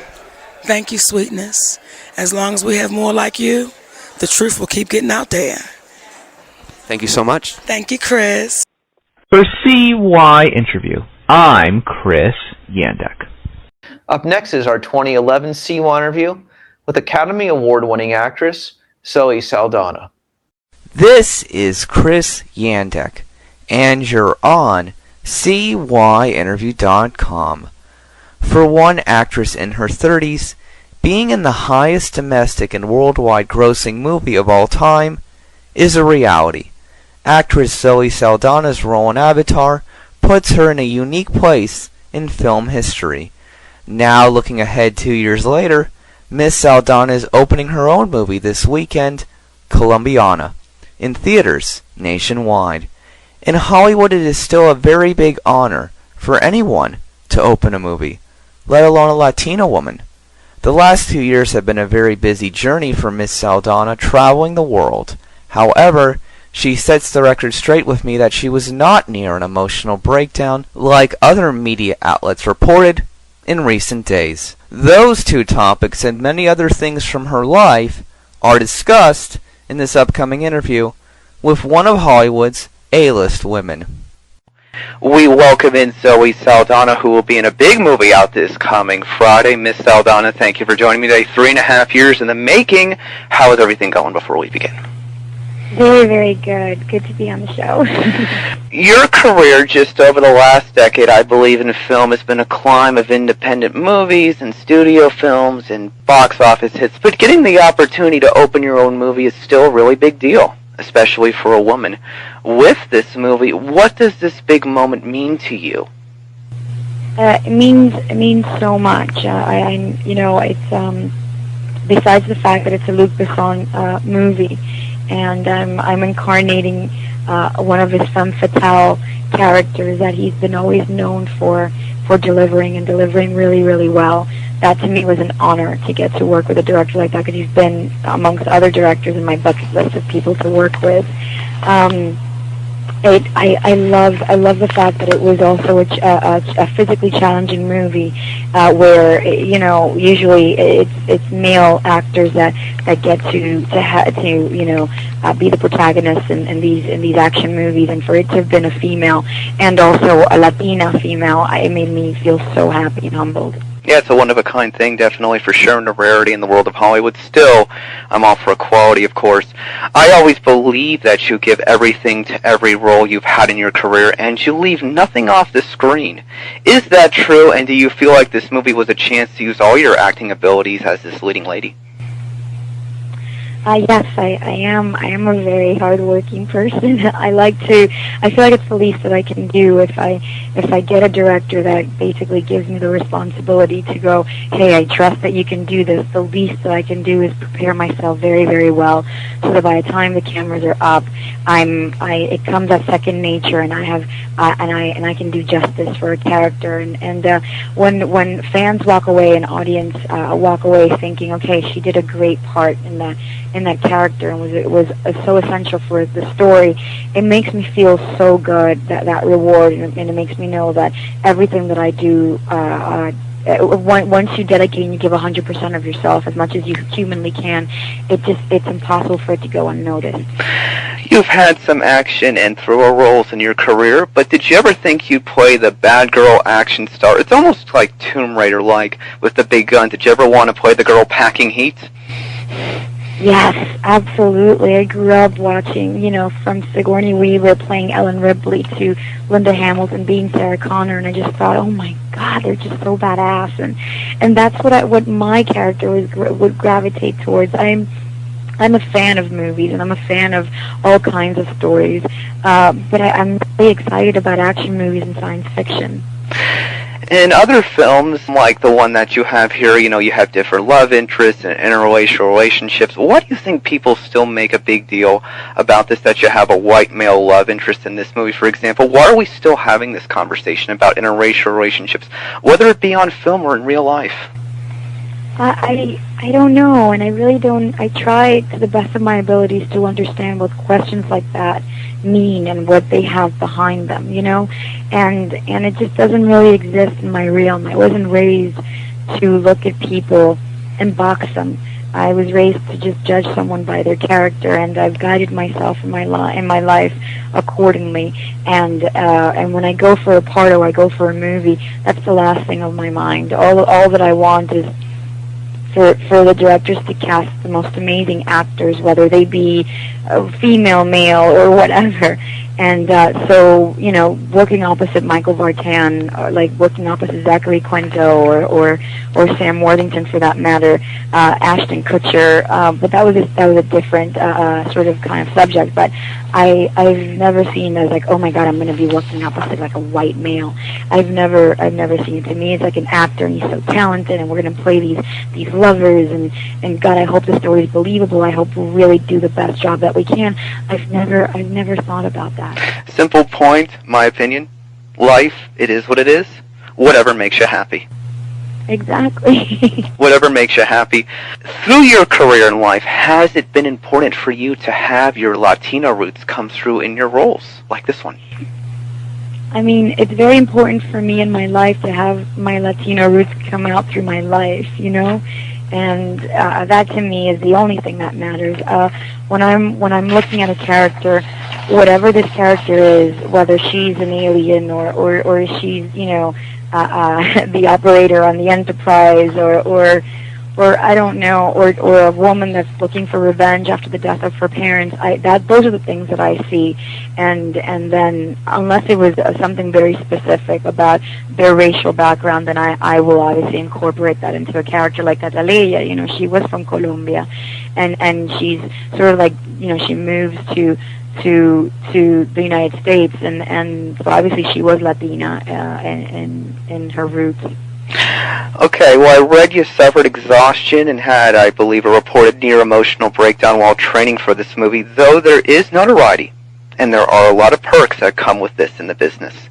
It can be quite stressful, and you can burn yourself out. It doesn't matter if you're famous, you're just still a person. Reflect back upon that for me, what you learned, and do you think it's hard for people to understand what dedication it takes to be truly successful in the media and the entertainment business if you're not in it, and the stress that comes with the daily life? I've always thought that. You know, I made a statement on one of the magazines that I was getting interviewed for, and I feel like, you know, everybody sort of ran with it when it comes to like a nervous breakdown. There was no such thing. Okay. It was just after coming out of such a beautiful and emotional roller coaster that was Avatar, from the moment that we shot it to the moment that we delivered it to the world, through award season and everything. I was on such a beautiful emotional high that by the time that was over, you know, once your body releases so many endorphins, you're left a little dry. So that was when I sort of, you know, sunk down to my body and my being, and my body just told me, it's like, okay, can I please have a break now? I'm really tired. And I jumped immediately into prepping for Catalina. And I remember waking up every morning eager to go train because I'm such a workaholic and so excited to be doing something new.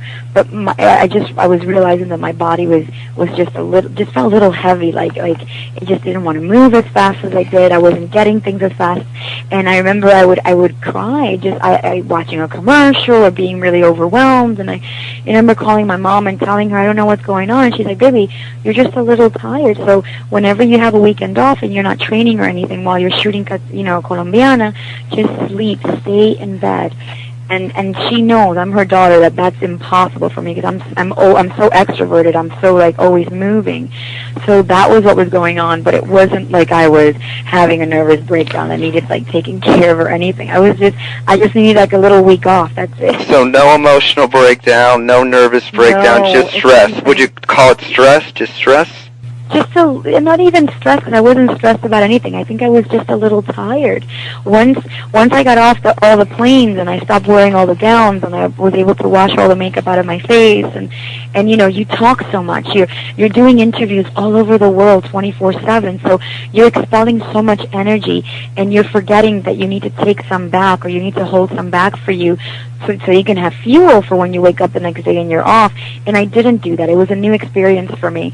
So I did realize that I was a little tired, but I think it happened to all of us because everybody, from the cast to the director and the producer of Avatar, everybody took a chunk, at least 2 months off, and they all traveled the world, you know, with their families, and they you know, or they slept, or they just went away, or they hid. And that's what I should have done. But you know, some of us immediately went back to work, and it didn't hit us until, you know, it was time for us. And I remember I was in Paris, and I was with my niece and my mom and grandma, and there was and they were visiting me in Paris, and I was just so happy that they were there while I was training and shooting.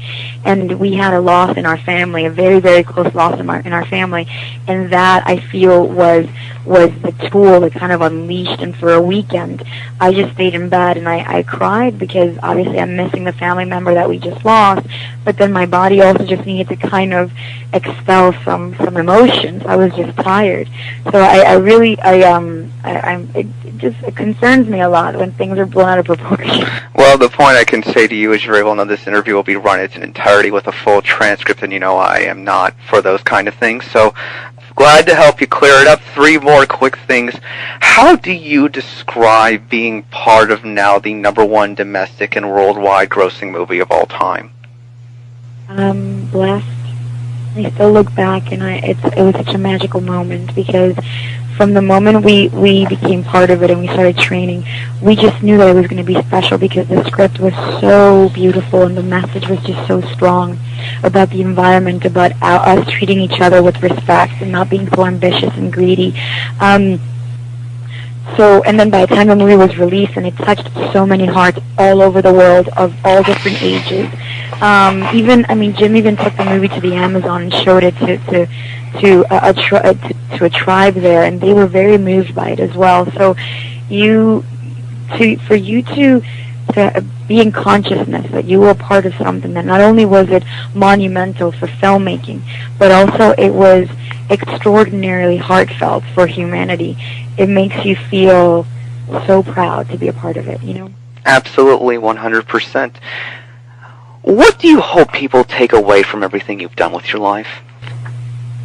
That I hope that they're inspired to work really hard for what they believe in and to fight for their dreams, to make them possible. I love to work, and I'm never afraid of the hardship that work entails, because for me, work is part of life. The moment you're born, you have to work every single day of your life, whether it's to work to stay connected to your family, work to educate yourself, work to better yourself, work to feed your dog. You know, everything in life is work, and we for some reason feel we're more obsessed with the rewards that work would have, and we don't really think about all the lessons that we learn while we're in the journey, and that to me is the most important part. So I really hope people take learn that from what I do and the policy of life that I have, that to me what's most important is the journey, and it's not getting there. Zoe Saldana, thank you so much for joining me today. Last thing, bonus round time. A lot of people don't know, but 3.5 years ago there was a little spot in the world on her front of her MySpace page where me and a few of her biggest fans and the people that work with her chatted for a few months, and it was like the best kept secret on earth. You know? I love that. It was so funny nonetheless. Zoe, thanks so much as always. Wish you the best in the future. Good luck with everything, and it was great to finally talk with you after 3.5 years on the other side of the phone. Thank you so much. Good luck to you too. Thank you. A special thanks to Zoe Saldana, her publicist Gary Mantosh, and everybody else who helped get this interview set up. It was greatly appreciated. For CYInterview.com, I'm Chris Yandek. Up next is our 2008 CY interview with actress Kate Beckinsale. Chris Yandek here with you. Joining me today, she is in a very interesting role playing a journalist who ends up actually going to the slammer in Rod Lurie's latest picture. It's called Nothing But the Truth. The amazing Kate Beckinsale. Thank you for joining me today. How you doing? Good, thank you. How are you? Good, wonderful. I have to say right off the bat, is this role your greatest accomplishment of your entire career so far? Oh my God, I don't know. I have a few that I'm proud of, but certainly this one's very special to me, yes, absolutely. And why is that? It was just one of those ones where the script was really great, the director was awesome, the rest of the cast were just amazing, and everything just came together so well, that I think what you're intending to do as an actor before you start shooting the movie, largely actually happened, which doesn't always happen. There's been a lot of award buzz, and I want to say congrats on the Critics' Choice Award nomination for sure. But what would you say to the Academy about considering your performance for an Oscar nomination? Oh my God, I probably wouldn't. I don't know, maybe it's very English of me. I'm so happy that, given that the movie is small and the studio is not got tons of money to put behind Oscar campaigns for everybody, the fact that we've managed to have a couple of nominations. I was nominated in Vera Farmiga, who's a brilliant actress, who's also in the movie, is nominated in Best Supporting Actress on the Critics' Choice. The fact that we're actually getting attention at all, given that there are so many huge movies around ahead of us, I think is amazing, and we all feel incredibly lucky and blessed.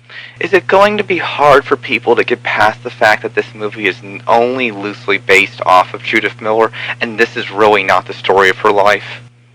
I mean, I think if people are looking for a movie about Judith Miller, I think that has yet to be made.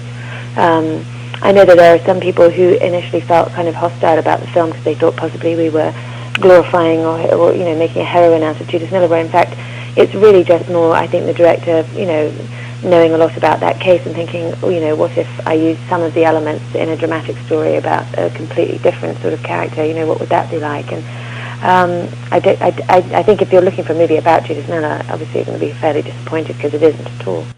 What did you learn about her in the time you spent with her? With Judith Miller? Yes. I wasn't really interested in you know, I think she was gun-shy a bit about probably the same thing, except she didn't want to be, you know, have a movie made about her that made her, you know, evil and wicked. You know, she's also a human being. But I really wanted to meet with her just in terms of talking to her as a resource of somebody who, from the background and career that she's in, you know, has the unsettling and surprising experience of finding herself in jail. I really wanted to just mainly talk to her from that perspective. So I didn't get to know her personally at all. Well, if you were in her shoes, how do you feel you would have dealt with her situation? No, it's impossible for me to say because I wasn't, and I wouldn't like to comment on that one at all. I'm an actor. I'm not a journalist. I'm certainly not a political journalist. I have to say, I think I would have to follow my beliefs and principles, and you know, I'm sure she would probably say she was doing the same thing. When it came to the prison scenes, obviously you actually did really film some scenes in a real prison. Did any of those male or female prisoners actually recognize who you were? I'm sure you got some response. I mean, a bit. We spent a bit of time in the prison before we started shooting, and you know, I went around and signed a bunch of people's Bibles and things like that, and they were extremely nice and very, you know, very friendly. And that was the women's prison. I didn't do that in the men's prison. Probably not quite as wise to do that there, but they were there. You know, it was a functioning prison we shot in, so they were there every day, and we would see them, you know, every day when we were shooting. So no, we didn't become friends or anything. They definitely kept us, you know, separated. But no, nobody was mean. Well, I'm sure the men in particular had never seen anything like that in their entire life, or as long as they've been locked up, that's for sure. Well, I mean, fortunately for everybody, I wasn't looking my best, that's for sure. This was really an amazing cast. It included other veteran actors, including Alan Alda, Matt Dillon, Angela Bassett. What was it like working with these three veteran performers? It was great. I mean, it really was. I've been looking forward to working with Alan. I'd actually done The Aviator, which we were both in, but we didn't have scenes together. So I felt like we definitely got a second fling at that, and he's such a extraordinarily interesting person, you know, aside from being an actor. You just want to talk to him and find out his opinion on everything and hear all his stories and stuff. And Angela was great. It was amazing having, you know, such a iconically strong woman around. She was fantastic, and I loved working with Matt Dillon too. I think he's brilliant in the movie. Everybody was really, really cool, I have to say, and I was there all the time, and people would, you know, everyone else would sort of pop in and out, and it was just a great pleasure, you know, every time somebody came back, and you know, got to work with them. It was a nice acting workout. So how has your perspective changed on journalism as a whole and what a journalist does? I definitely became much more sympathetic to, you know, the stresses and strains of being on the other side. You know, I think it definitely takes nerve and intellect and passion to want to be a journalist, to do that with your life. I think there are really hard things about it. I think you have to struggle with your your humanness and you know, having to ask people questions who don't want to be asked, and maybe during times of their lives that are very difficult and they don't want to be probed and pressed. And I do agree that there's obviously a need for information. There are people who have to go to some lengths to get it and to make it available to the public. And I think, I suppose I've been much more on the entertainment journalism side, trying to sort of keep my private life precious and private, and that's been the area of journalism that I've been most familiar with. But this is a slightly different sort of type of it, and I could definitely see the nobility and passion that you'd have to do it. So I say to you, moving into that question, why do you think there isn't more press on your personal life? Is it just because you've done a very good job of keeping it private and watching what you do? I think that's partly that. I think it's also that I don't know how interesting it is that, my husband and I get along. My kid is not crazy. I'm not having, 3 new kids a year or an affair with anybody, or, I haven't suddenly decided I'm a lesbian.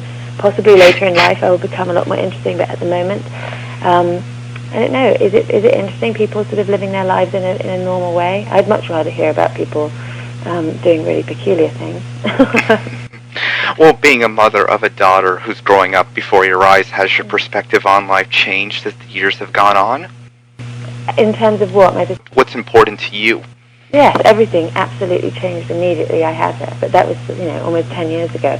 I don't have really a memory of what it was like to be myself before her. It's a complete blur. My life came much more into focus once I had her. So what do you do in your spare time when you're not working? Is it just mostly spending time with your daughter and your husband, and that's pretty much what your priorities are? Mm-hmm, absolutely, yeah, I do. I mean, we like to hang out and do things and travel and go to the movies and see plays and go to art galleries and see our friends. I've got a lot of nice friends that we spend time with, and that's pretty much what we do. So what do you think is the biggest misconception about you then? Is there one? I'm sure there's many. I think one of the things that I found very important is to not pay too much attention. I think there's a public image of you, as when you're an actor that is usually fairly incorrect, and I think if you spend a lot of time worrying about it, you're going to lose. You can't control it. Yes, there's millions of misconceptions, but I think I can't fight it. I can't really fight them and have a sane existence. If people want to decide that I've had 8 facelifts and God knows what plastic surgery, then in some respects I'm just going to have to take that as a compliment and let it go. It is annoying, because you haven't. Nobody likes to be accused of doing something that they haven't done. My daughter hates it more than anything in the world. And it doesn't change, the older you get, but at some point you think, does it actually ultimately impact anything? No, it doesn't. I don't care. So what was the thing that was reported that just made you laugh because it was so false? Was there something that was just so odd? It's like, really? That's me? That's really who I am? Yeah, I think it's mainly the kind of, oh my God, I've had my eyes lifted, my face lifted, my lips injected. I wish there was a wand that they could pass over your face that would beep if you had surgery. I would pass. Well, not yet. Definitely not yet. So when we look at this world and we look at your career, I have to ask, going back to your professional life, most of your roles, or the majority of your roles, you've had to have an American accent, and we can't even tell that you're a British person of living. How are you so good at portraying the American accent? I think it was pretty helpful that I was a language student. I went to Oxford University. I studied Russian and French, and I'd also studied German in high school, and I was really interested in all that, and I developed a pretty good ear for accents, and I've always found it, interesting. I'm not a fantastic singer, but any kind of musical ear that I do have is much more in that area. So I enjoyed that being part of the process. I love working in my own accent. I think there's a different vibe to that. I did a movie in French, and I really enjoyed the liberation of speaking a different language in the movie. I love listening to the different, the differences in how people talk, and I'm fascinated by that. So I don't know, maybe it comes easier to me because I'm so interested in it. Yeah, definitely so. I read a quote recently where you said if you're not a drinker, you admit you're a smoker, and you said if you weren't a smoker, you'd probably be a bore. Oh God, no! I said that when I was 17. I haven't smoked for ages. Oh, okay. Well, that leads into my next question then. What do you say to then, again, for example, someone like President Barack Obama about quitting smoking while in the White House? And isn't it an important issue that the nation should be concerned about whether the president has a cigarette or not? Is that really an important issue? I don't care whether he has a cigarette or not. No, I'm not. I think it's just so fantastic that we have a president who can finally read. If he's going to have a cigarette as well, good luck to him. That's how I feel about it. Kate Beckinsale, the movie is nothing but the truth. Thank you so much for joining me today. Thank you, my pleasure. I'd like to wrap up in closing by giving you a chance to tell us something about you that we should know that we don't. Just anything about your personality, your life, anything. Maybe something you enjoy that we'd never think that you'd enjoy. Oh my God, I cannot imagine why we would want to know anything like that. What do I enjoy that you would be surprised that I enjoy? Watching boxing matches. Kind of impressive. Yes, Angela Bassett, who I actually spoke with earlier this year, couldn't come up with an answer, and I said to her, okay, let's just move along, but thank you so much for your efforts. Definitely. So, Kate Beckinsale, thanks so much again for your time today. Good luck, and hopefully maybe we'll see an Oscar nomination for this. It was a great role, and I think probably the best one of your entire career. Good luck to you in the future, and your daughter and everybody else, and I can tell you in closing, I am not scared of toes like somebody else. Oh, okay, well that's good to hear. Not that I actually fell into that category that he was scared of, by the way. Yeah, I know, but I mean, Scared of toes? I'm not sure where Sean Diddy Combs came up with that. That's pretty funny. Yes, it really was. It really was, definitely speaking. Take care. Good luck. Have a good holiday, and hopefully we can talk sometime in the future again. That would be lovely. Up next is our 2009 CYInterview with actress Kathleen Turner. Chris Yandick here with you, joining me today. She has entertained us in film, on Broadway, on television, and she's been around for numerous decades, showing us her tremendous acting talent in numerous different roles. Her book is now out in paperback. It's called Send Yourself Roses, The Amazing Kathleen Turner. Thank you for joining me today. How you doing? I'm doing very well, thank you. You are open in the book about your battles with arthritis, and as far as you say, it's currently in a remission stage. How are you doing today, and how does it still impact your life? Well, actually, at the moment, it's having a great impact. I'm doing a play off Broadway right now down at the Lucille Lortel called The Third Story, and given that it's always a little more difficult in the winter, the backstage is essentially it consists of just steep stairs going up and down. I am having difficulty, and in fact, I think I will probably have to have another knee replacement, which is no fun. But if I want to work, which I do, because that's my love, that's what I have to do. Well, for years you decided not to disclose that you had the arthritis, and the press made numerous negative assumptions about you. Yes. What do you think was the main reason you didn't come out and tell the public what was really going on, besides how it would affect your professional career, of course? Well, that was basically it. I mean, when this first really hit, autoimmune diseases were not very well understood.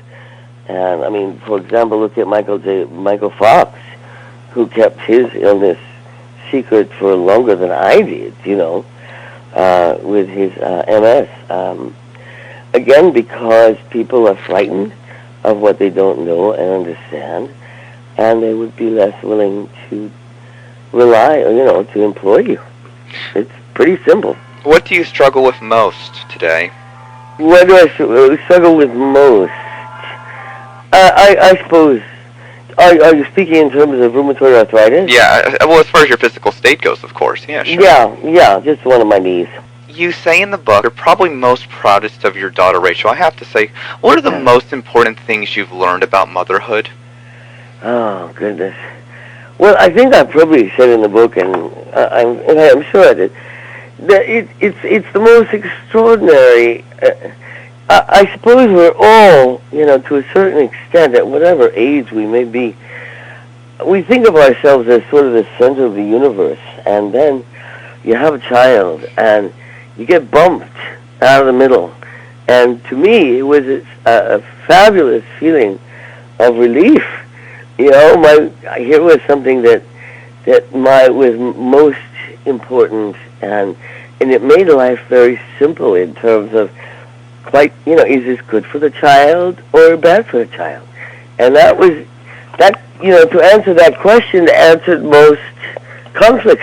Seemed like she became the most important thing to you, and as you saw her progress as her life has gone on, you say that she's just not scared to take chances and go on with things. And with that being said, kind of more confident, I guess, than you when you were growing up, but obviously it was a different era. Very different. Well, I think for one thing, she's had so much exposure to the world, both in traveling and with extraordinary people that she's met through my life. I think that she has a great sense. She has a much stronger sense of herself at her age than I think I ever did. And she has a very strong talent and passion for her music, and that's a wonderful thing, because you can encourage a child and everything, but you cannot give them a passion. You cannot give them something that they wake up thinking, I have to do this, Mm-hmm. So to be born with that, I think, is the greatest gift. Well, I definitely want to talk about some of your roles. Before we get into those, though, you played so many different roles, and you made note that you never wanted to be typecasted. But do you have any favorite one in particular? Well, I must confess, I don't know. In film, I truly loved doing the Romancing the Stone with Michael and Danny, because it was just flat out fun. You know, we just had a good time, and I liked the character because she's a good woman, a good heart. You know, I think on stage, of course, just having completed last year a long tour of, you know, I did Broadway and then the West End and the national tour of Who's Afraid of Virginia Woolf. Yeah. And Martha was a role that I dreamed of doing for almost 30 years. And so to be able to do that and to do it up to my hopes and expectations was, I think, one of the most thrilling experiences I've ever had. Yeah. Well, when it comes to Body Heat, obviously was the film that put you on the map.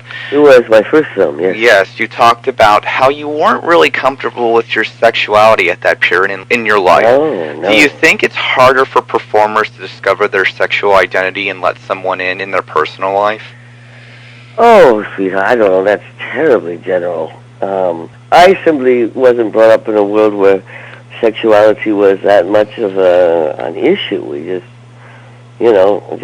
I wasn't brought up very much in the United States where I believe we have this tremendously hypocritical attitude toward sex, and not very healthy, I think, most of the time. So I was simply, it wasn't that much of an issue to me. Mm-hmm. Not as it is, I think, to most people who grow up in the United States.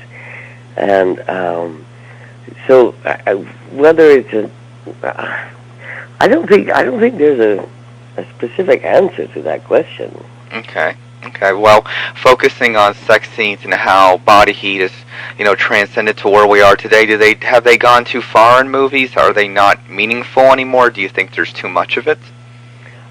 Well, it depends, like everything else, like elements of violence or anything. It depends on how and why they're used. Sex as an abuse? Yes, I think I'm very disapproving of it. Sex as a celebration of a relationship or love, I'm very approving of it.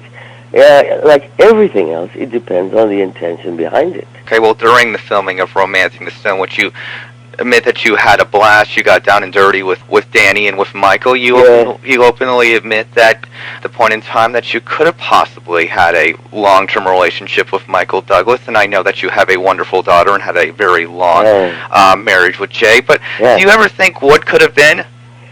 Oh, I suppose so. I mean, when I thought I was falling hard for the boy, for Mr. Michael, yeah, I suppose one, fantasizes about the life, but in fact, very, very soon thereafter, and of course very soon after I met Jay, my husband,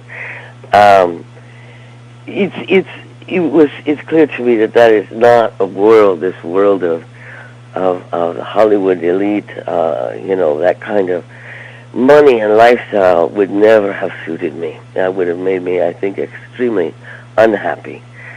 So once again, things work out for the best.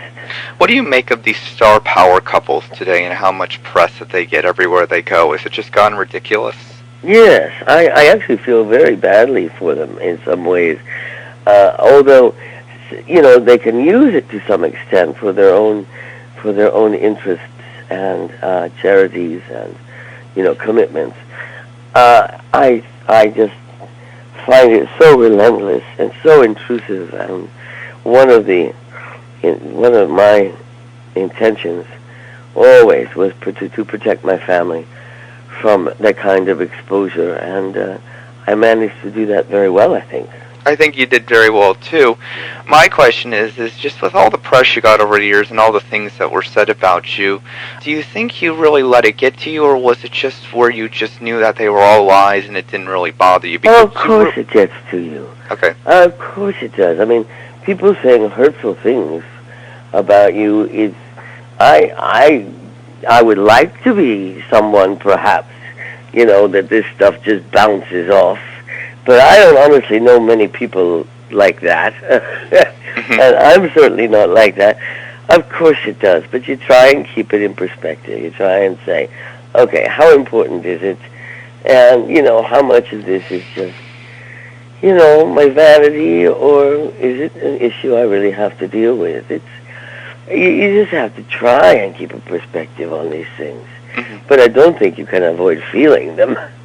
Are you surprised by the public battles that many young stars, actresses have today, like Lindsay Lohan with substance abuse? I know that you had some battles with alcohol over the years, but are you surprised at how magnified these things are and these stars are going through it? Well, again, it's this incredible invasion of not allowing any private life at all. If you consider people, as I do, to truly be artists, if they have that capability, there should be a certain amount of respect with that. And I think that the coverage and the intrusion that many of these young actors have to put up with is very disrespectful. Looking at your career in recent years, you've done a lot of Broadway. Again, Who's Afraid of Virginia Woolf?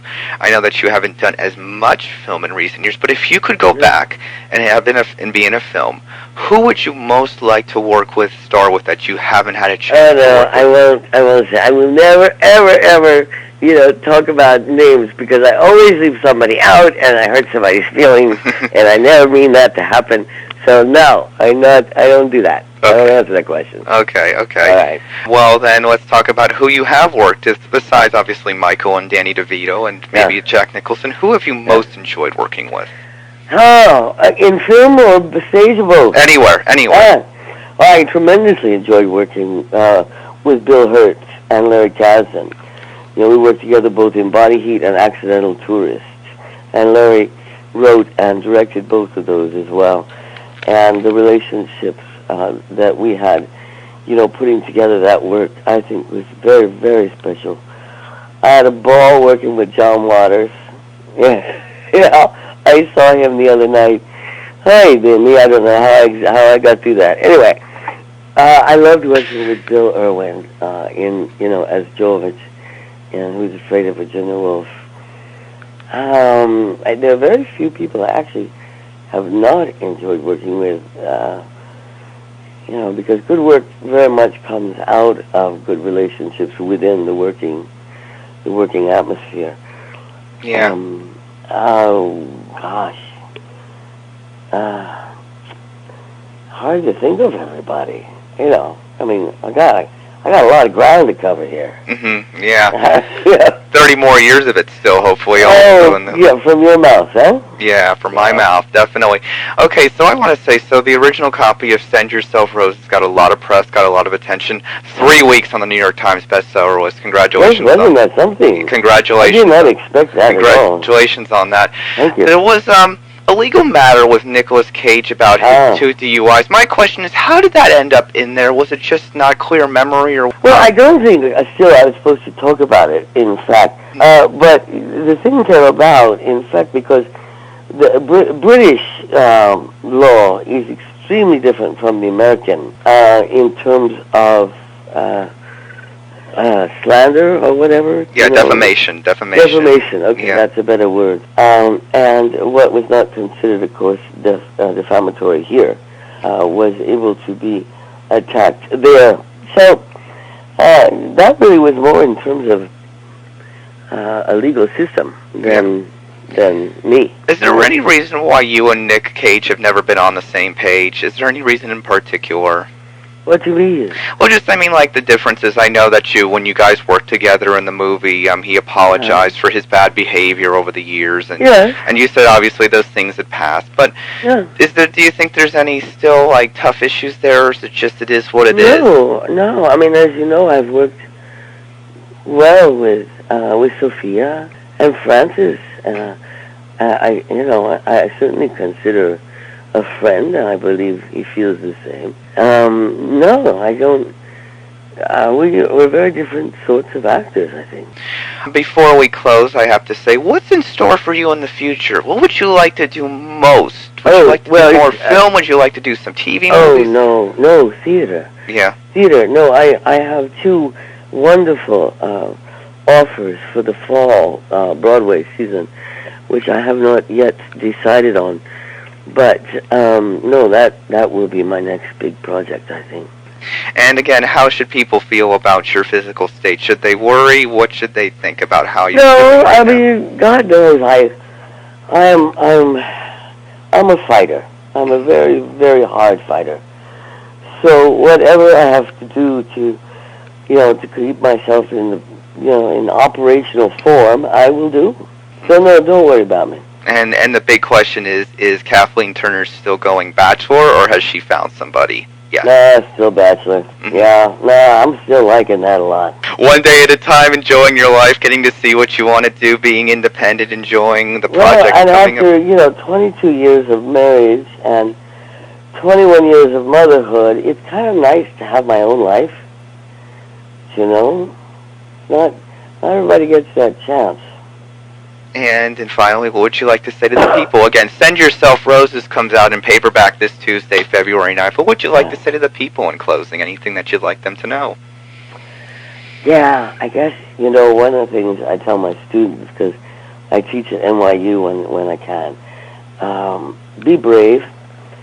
Be brave. Just, don't talk yourself out of something before you've tried it. And I don't mean, some kind of recreational drug or something. I mean, setting yourself a task. I mean, a real, a mountain that you want to climb. Have a goal. You want to achieve. Have a goal and achieve it. Yeah, and go for it. Don't be afraid of going for it. Why do you think people were afraid to achieve their goals in closing? That's an interesting question.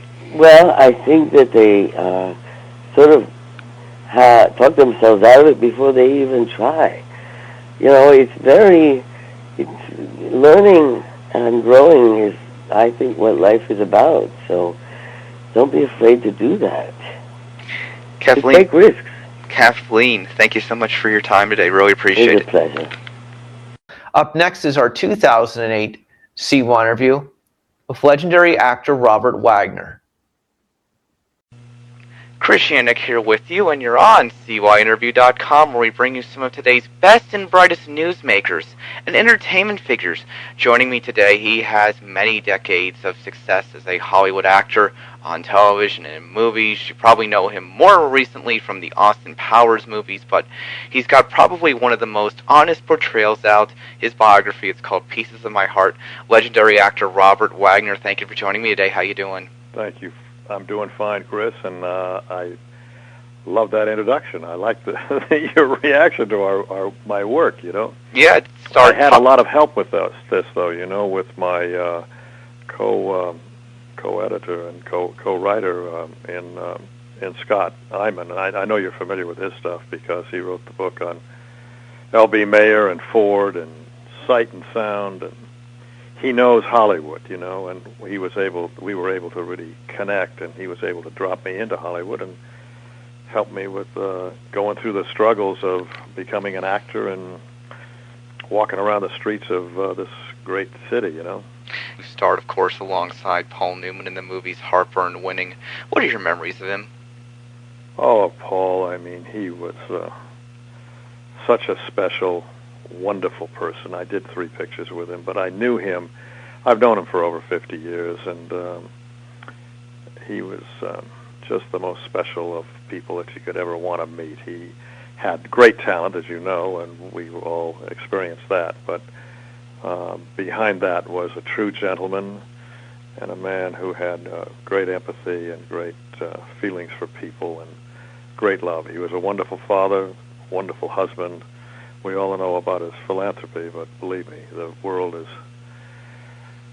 that we were lucky to have him, and it's a loss to all of us that he's gone, but he left such a great memories for all of us. Is there anyone in particular that you have of him? Memories? Yeah, sure. Well, I just... we spent a great deal of time together. When we were making Winning, that's when he started to really become involved in racing, and he took that over. Like everything that he did, he really grabbed it with a passion, and it's one thing that I really remember about him is that when he engaged himself in something, he put everything he had into it and did everything to make it the best it could possibly be for him and for everybody around him. Now, focusing on your book, I have to say, it was very honest, very detailed, but is there anything you wish you didn't say that's in it? No, I don't think so. I mean, it's just I worked a long time on it, and there were quite a few choices I could have made. I could have gone into some other stories, but those were really the highlights of what I felt. I wrote it to acknowledge the people who have been really so wonderful to me in my life and have been so responsible and there for me when I was in need of that. And I just, I had so many mentors and people that really cared for me, and I wanted to put it down and be able to acknowledge that and thank them and tell them how grateful I am, because I'm one of the blessed guys in the world. I mean, I have had terrific fortune and great luck, and the people that have been around me and have been in my life are responsible for my being where I am here. Well, whether it's Spencer Tracy, whether it's Dean Martin, whether it's Clark Gable, whether it's Humphrey Bogart, Natalie Wood, of course, your current wife Jill, so many others in your life. When we look at this whole era of Hollywood and where you came from and where you are now, what do you think are the biggest changes from Hollywood when you started 60 years ago? Well, there's more people in the world.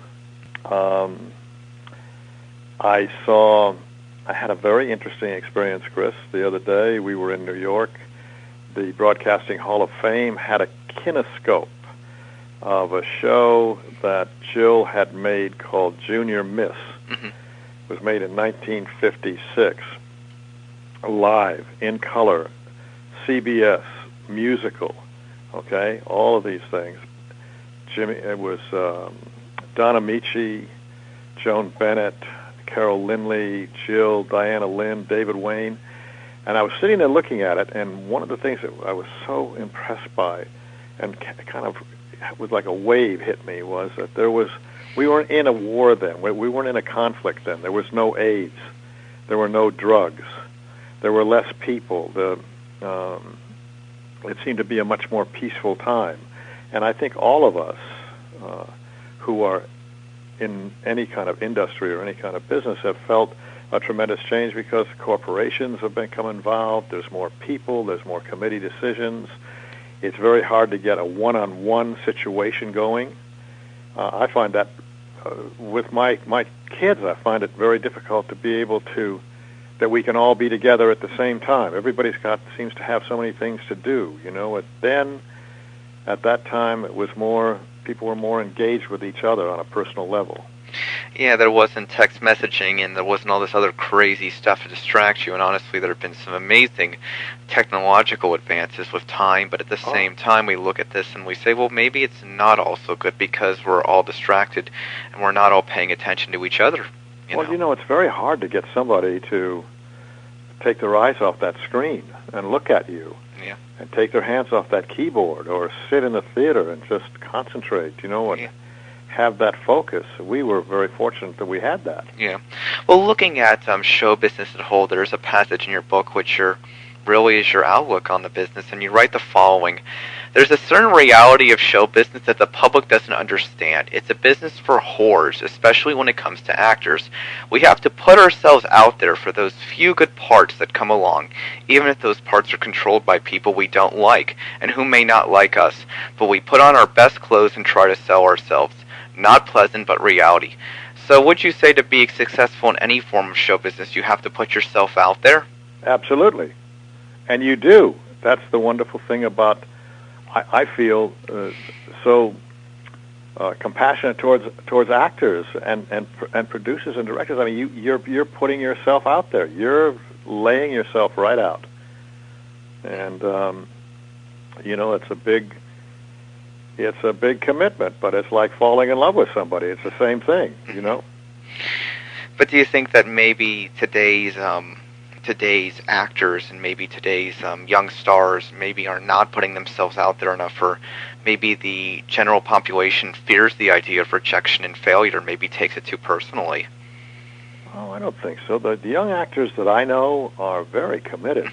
Okay. And they take great risks. I mean, they're some of these young actors, I'm telling you, they're just amazing. Definitely. Don't you find that to be true? I think to a point there are certain people who really appreciate the work and work very hard and put themselves out there. Well, I think there's, again, we go back to what you talk about in the book, the entitlement factor. Oh, I deserve this, or I don't have to audition for this, or I think I'm good enough for this kind of mentalities. Well, I'm not saying that's the majority, Robert. I don't. But I think there's definitely a part of show business that still has an entitlement factor out there. I think you can agree with me on that one. Yes, I do. I want to look back at the studio situation. Your co-star Terry Morgan got pregnant by Howard Hughes, and the studio tried to force you two to marry. How crazy was that part of the studio system back then, reflecting back on it? Well, how crazy was it? I mean, it wasn't anything new. Really? Apparently, but it was new to me. I had, they just suddenly linked us up together, and it was something that we were both very upset about. But can you imagine a studio forcing you to marry a co-star today? I couldn't see that happening. I don't think that would happen today, but don't forget, in those days, we were all under contract and doing pictures. But that's a marketing ploy. That would be considered a marketing ploy today, right? That would be considered branding something, right? All those terms. If we can get some action and some exposure by linking up two people that are in our movie, we'll take advantage of that, Was it like a mentality of let's do this for a little while and see how it goes, or was it really they wanted you to legally get married? Well, I think they wanted to. Well, when they announced it, they put us in a position of legally getting married. That's happened before. I think that happens. Well, speaking of Howard Hughes, I can't imagine him chasing you outside of a home after you had seen a woman that he was interested in. What are your reflections on him? My reflections were keep running, My reflection was that I was very happy that I was aware that he was around and I could get out of there. But were many people intimidated by him, or did many people just not want to deal with him? What was it really in particular about him? Well, he was a very reclusive man. I didn't have any one-on-one contacts with him or conversations or business with him, but he was a brilliant man. He was brilliant, and he was highly respected. And I think that under that, he had many women under contract to him, and he was a very highly respected man. I don't, later on he became. It's all conjecture, really, because nobody was there. But I mean, was such a reclusive man, and very his behavior was certainly bizarre in many cases. But God, he was a great pilot and a great businessman, and he really had his hand on the pulse. I think, don't you? Yeah, I think he definitely had a vision. If Leonardo DiCaprio can play him in a big movie and can have a movie dedicated to yourself that's a box office success, I definitely think you had some influence on Hollywood, and that was definitely the different era of show business, of course, the beginning of the airline industry as well. So, I mean, looking at that. Okay, a lot of the book is dedicated to your two marriages with Natalie Wood. Why do you think show business marriages are so difficult? Well, they're open. People are looking in at them. People feel that they can share a piece of it. You don't have the really privacy that you would have if you weren't in this business. That's part of it. The other thing is, I think that with all the adulation and all of the things coming at you and the tremendous responsibility of carrying a movie and yeah, I mean, but when you look at like these couples today and how they're under a microscope, we can use Brad Pitt and Angelina Jolie for an example. Do you think it's just gone ridiculous? Well, I think they're handling it very well. I mean, I'm sure that they work out times that they can be alone and not exposed, but they really have got. I mean, I don't think they can go out of their house without being photographed, can they? Or in anywhere. Everybody's got a camera. Everybody's got a website, and it's very difficult to move today under that kind of scrutiny and under that, and they're so popular and they're so wonderful. They're wonderful people. My God, they're doing so much, and he's such a fine actor. I like his work very much. Well, I want to ask you, I mean, this is probably a very difficult question. I know that every love is different, and especially when it's been late, but would you say Natalie was the love of your life, or that first real love of your life? Well, I wouldn't... That's rather a hard question to answer. I mean, well, I married Natalie when we met when she was 18. Yeah. And first time. We rather, grew up together. I was 27 and she was 19, and when we got married the first time, and we went through, a lot of growing together and a lot of very big emotional connections together. We found each other, and I would say that was my first big love. Yeah. You guys had your differences through the first marriage, and obviously Warren Beatty was kind of part of that. And I know there's a very deep quote in this book, and I'll just read it and we'll go along with it. You talk about how at the end of your first marriage, you say, "I was hanging around outside his house, referring to Warren, with a gun, hoping he would walk out. I not only wanted to kill him, I was prepared to kill him. I know you and Warren have since patched things up, but that period of your life, do you really think you could have done something so drastic? No, I don't really think so. As I look back on it, and I did look back on it, I don't think I could have done that. Mm-hmm. I really don't. But at that moment, I was pretty, I was hoping that this marriage would get back and we could get it back together. And I say in the book, which is true, that you have a chance if there's only two people, but if there's three people, it's very difficult. I agree with that, Robert. I mean, but those are some really deep things to say and share with the general public. I mean, I'm not sure how many people would honestly share it, even if your intention was still looking back on it. No, I wouldn't have done that. But still, I guess as you were putting together this book, there was, at that time in your life, it was a very difficult period. Obviously, you were, not living at your house. You were living with different friends. It must have been a very difficult time period for you. It was a very, very tough time for me, and I felt very alone, and I felt very frustrated, and it was a very dark time for me. Yeah. Well, definitely not trying to continue with dark times here, but obviously the passing of Natalie, how unbelievable was it for you to get so many well wishes, whether it was from the Reagans, Queen Elizabeth, Princess Margaret? How did that feel during that difficult time for you? What was it like? Chris, the people all over the world grew up with Natalie, and they were so involved with her. They really felt for her and felt about her and cared for her. And when this tragic accident happened, the people were just absolutely shocked. I mean, they were stunned, and we, my girls and myself, and the ones that were with us, I mean, we were absolutely catatonic. I mean, it was just an unbelievable moment in our lives. I mean, I couldn't even function, Yeah.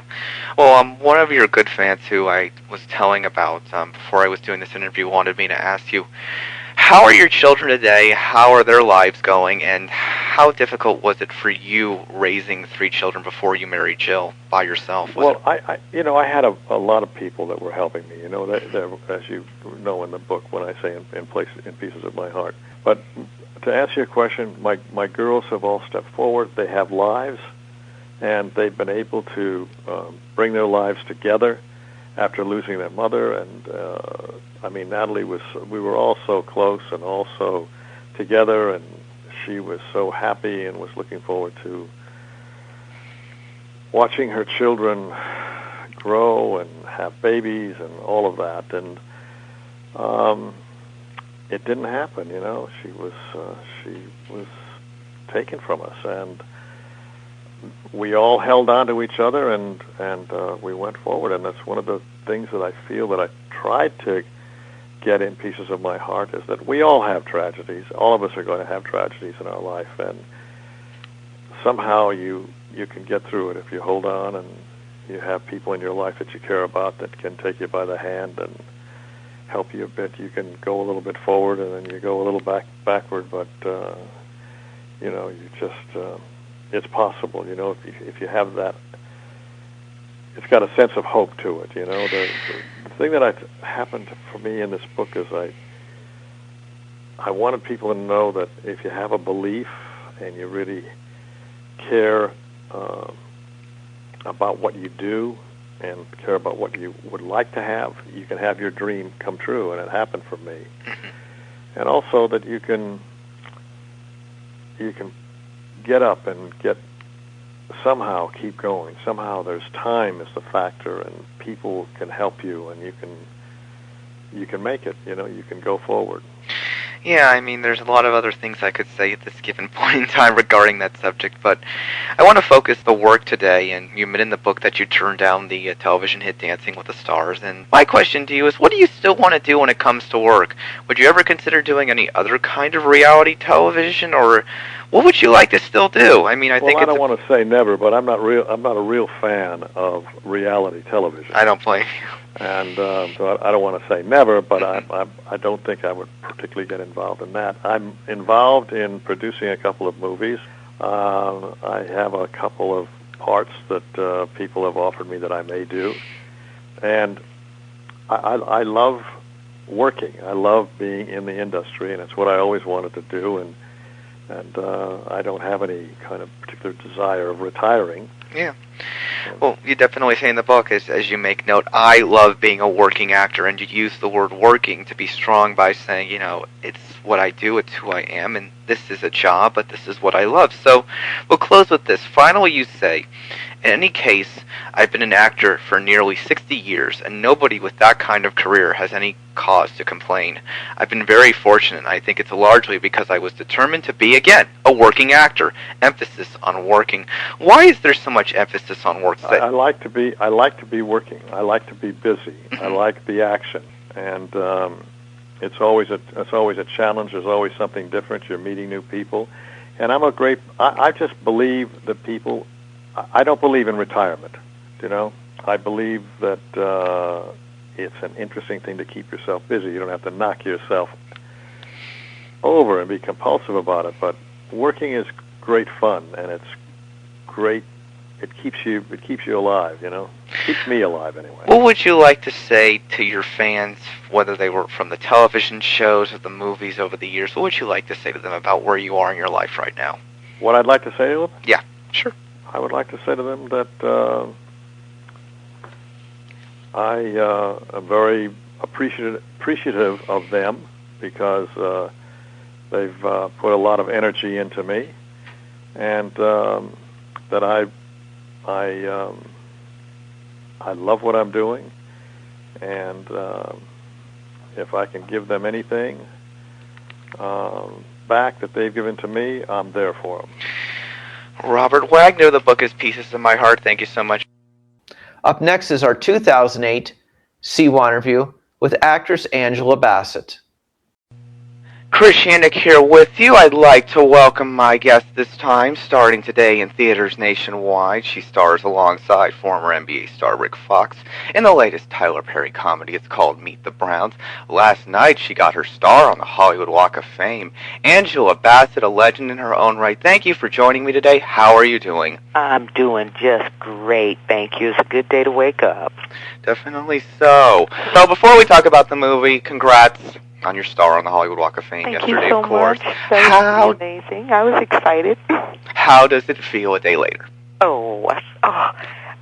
Like I dreamt it.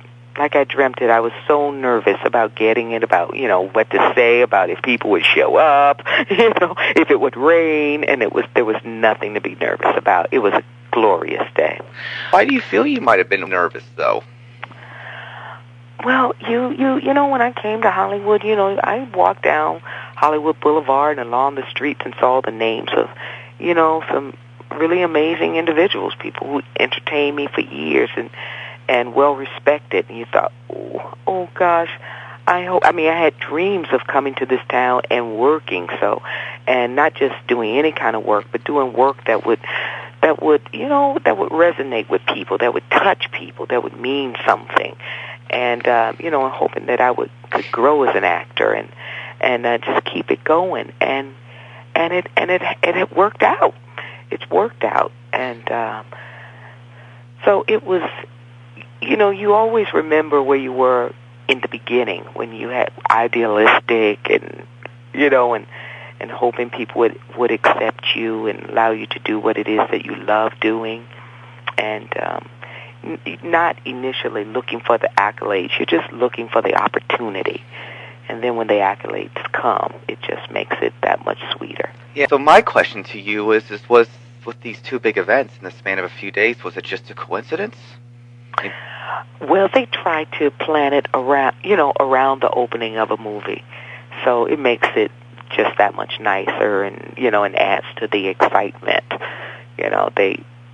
They feed off each other, so the movie adds to the excitement of the star happening, and the star, shines its light on the movie. So go see it tomorrow. Yeah. Are you more open-minded to do something today, like the movie, because you've been around for so long and are more comfortable with who you are as a performer and with yourself? Oh, well, you still, it still all begins on the page, and if I think that I can bring something to the table, then I'm more inclined to say yes.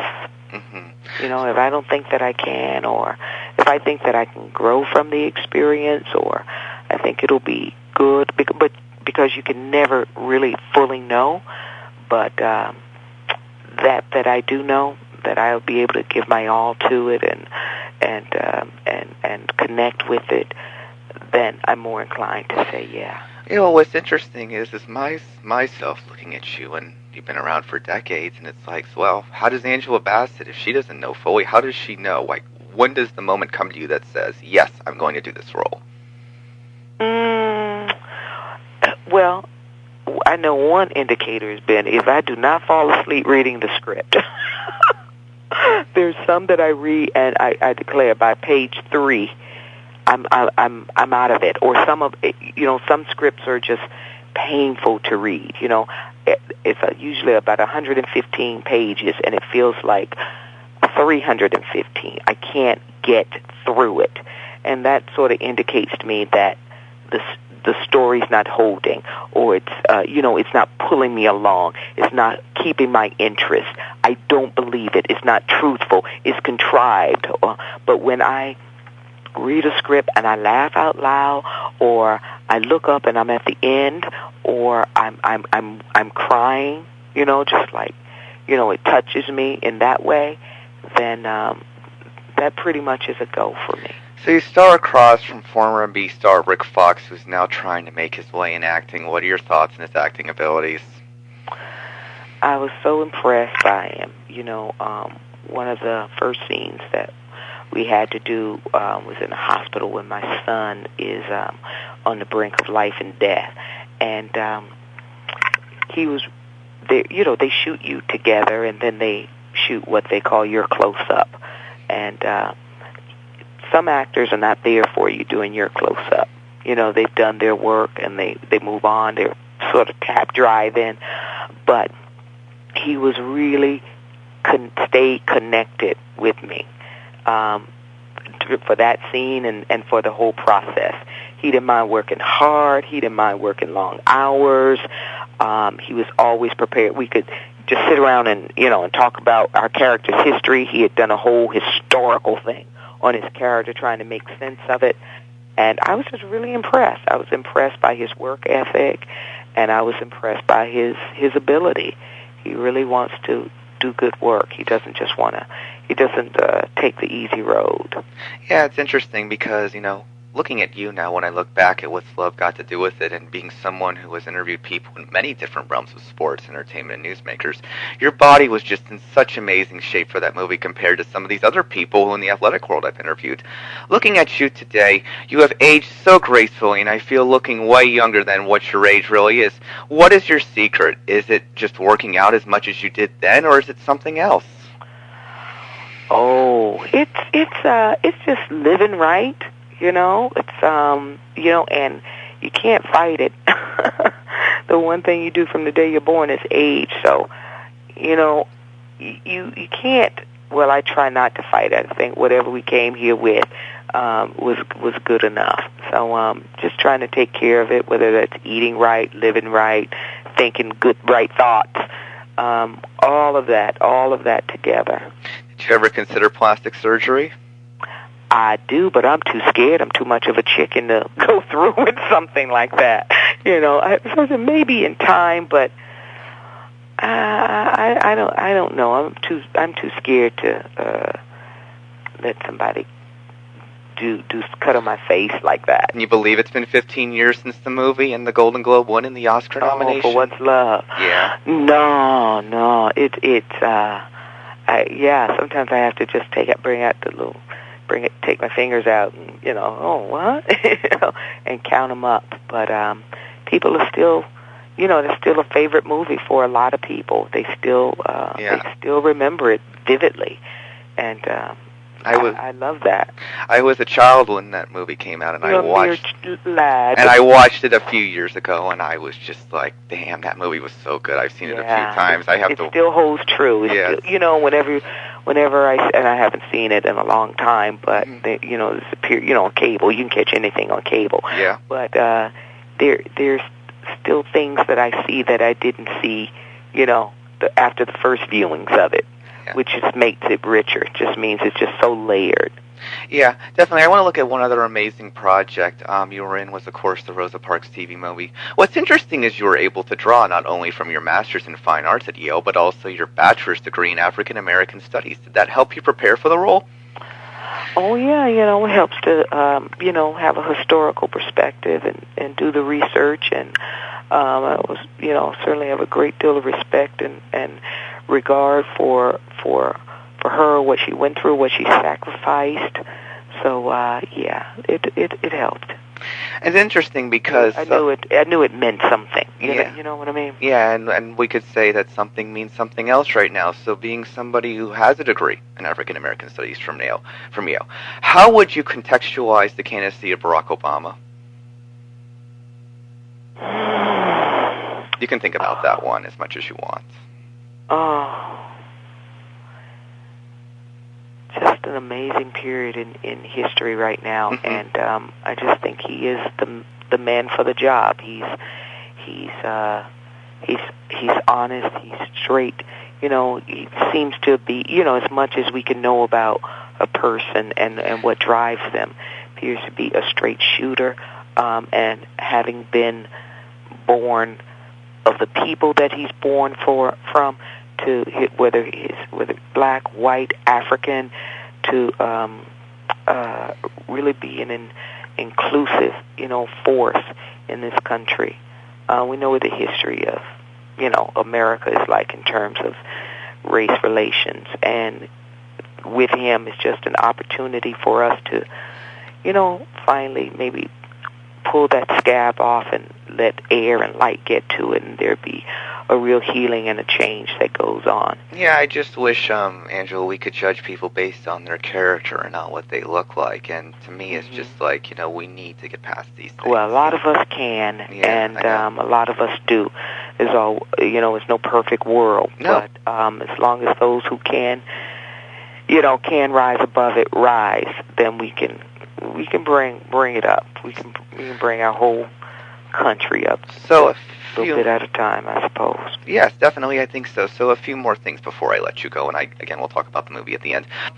So being someone of faith, someone who is, believes in God, and someone who is very religious, does it bother you the way some of these black churches have been covered recently in the media? The whole thing with Obama and his reverend. I don't think all black churches are like that. I don't think it's that radical. I just think it's just someone that has to make some expressions, and that's it. You know what I mean? Well, because of the history in America, it has often been the black church where African Americans could get, find a bomb in Gilead, find, disseminate information, find some pride, find some, whatever it is, some fight, trying to, it's hard living in America. It has been, and a lot of it's, it can be subtle, when you're looked at, or when you're ignored, when you're not looked at, when you're seen through, you need to know that you matter and that you make a difference. It's the black church that says vote, get out and vote. Not telling you who, but that you should, and that people died and bled for the opportunity. You know, it's hard being someone who opens the door and paves the way. You know, this isn't a country. This is our adopted country, and we have to, you know, take a stand for it. It's like being in a family. Every member of your family is not perfect. No. There's some you wish would sit down somewhere and be quiet. There's some you wish would behave better. Yeah. You know, there's some who are brilliant. You got the PhDs, and you got the, you know, and you got the ones who just seem. Did you go to kindergarten? Did you go to preschool? Yeah. So. You know, we're a family here in this country, and we just about living better. In closing, Angela Bassett, thank you so much for your time today. Amazing, wonderful conversation. Really appreciate it. So tell me something about yourself that we may not know, and tell me again about why should we go see the movie. Me? Anything maybe we really don't know. Maybe something you've said a few times, but maybe something that's not like really, really known about you. Just anything. Something simple. I don't know. Okay, never mind. Just tell me about the movie. Just tell me about the movie. The movie is hysterical. It's hysterically funny. It's funny. It's warm. It's touching. It's going to surprise you. You know, it's subtle, it's broad, and I guarantee you'll have a wonderful time. Well, Christian, again, with Angela Bassett, thank you so much for joining me today. A fellow Floridian. Have a good one, and I wish you the best in the future, and hopefully we can do this again soon. Thank you. Where in Florida are you from? I am from Miami, Florida, down in South Florida. Okay. And my parents are actually, on my dad's side, are from Tampa, actually. Uh-huh. So I know that you're from St. Petersburg, actually. That's right. Yeah. That's right. I got into college in Miami. Got into the University of Miami. Yes, they sure do, but we're all the University of Florida Gators in this family. Oh, so, okay. Yeah, a little bit of diversity for sure. Angela, thank you so much. Good luck with the movie. Good luck, and congratulations again on the star. Thank you so much, Chris. Up next is our 2010 CYInterview, music superstar Michael Bolton. This is Chris Shandek, and you're on CYInterview.com. The history of ABC's Dancing with the Stars has always included celebrities balancing other projects besides the time it takes to learn various dances. Veteran musician Michael Bolton will take on arguably the toughest feat in the show's history, going across the world on an ongoing 115-show tour while he learns a different dance each week in his spare time. Bolton has a lot to say about why he's doing the show, his predictions for himself, besides discussing working with the likes of Barbra Streisand and Lady Gaga, among others, and where he is in his personal life today. This is Chris Shandek joining me today off the announcements of Dancing with the Stars. I never thought this individual would do the show, but here he is, veteran musician Michael Bolton, many top hits within the music industry. Thank you for joining me today. How you doing, man? I'm great. Thanks very much. Sure. You never thought I'd do the show, huh? I never thought. Why is that? Because I just, when you think of the names that do Dancing with the Stars every year, you think of certain people, and I'm just thinking, Michael Bolton is a guy who's had a music career for so many decades and is probably doing numerous projects, and you just think that certain people would never do reality TV. So the question is, why'd you do this? Did you have to be convinced? Well, no, I didn't have to be convinced. I certainly had a lot of people trying to convince me. I got invited by the producers. We went through my managers, and my managers, were probably about 80% of the team thought I should do the show and thought it would be great, and maybe 20% were on the fence about it. But my schedule is 115 shows in 2010. And as you were saying, what am I? I'm probably doing projects. I'm always doing 2 albums. I have a Christmas album coming out in late October. I have another studio album coming out in May. I'm always writing and producing as I go. And this year, instead of doing 75 shows, we're doing 115 shows. So the question really is, why am I doing it now? And I honestly don't know that I'll ever get another chance. I'm looking at 2 musicals, Chicago and Phantom, that I've been invited to come and star in. And I want to move into that world. I've written a musical, and I'm developing one that's already been a film. So that's another universe that I intend to explore fully and enjoy fully.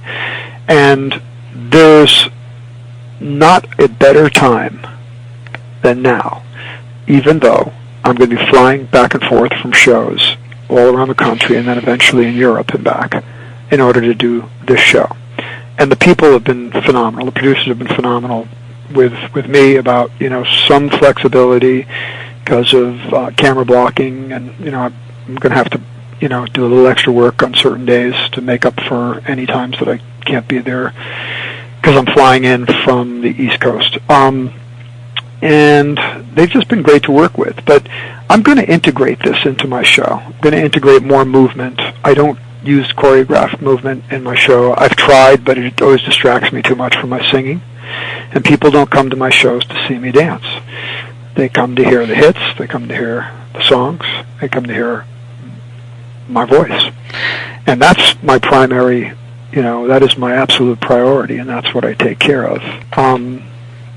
So it's going to be quite an expansion for me in a lot of ways. Yeah, well, you've answered a few of my questions, so I'll go down to the next one. There have been a lot of people that have done this show in the past from all walks of life. Do you have anyone in mind who you'd like to seek the advice of before doing this show? Well, I know John O'Hurley. John O'Hurley is a good friend of mine. Yeah, he's phenomenal. And he is great. He's great at everything he does. And he's another guy who, he's every time I think I'm busy, I speak to him and get his schedule. And he's doing hosting a television show and flying back to do Spamalot and then heading east and doing Chicago, where he is now in New York City. And he had the greatest experience doing that show. And he said, "You're just going to have so much fun, and you're going to be in the shape of your life." And I, take my health and physical shape seriously, because that, again, all serves singing.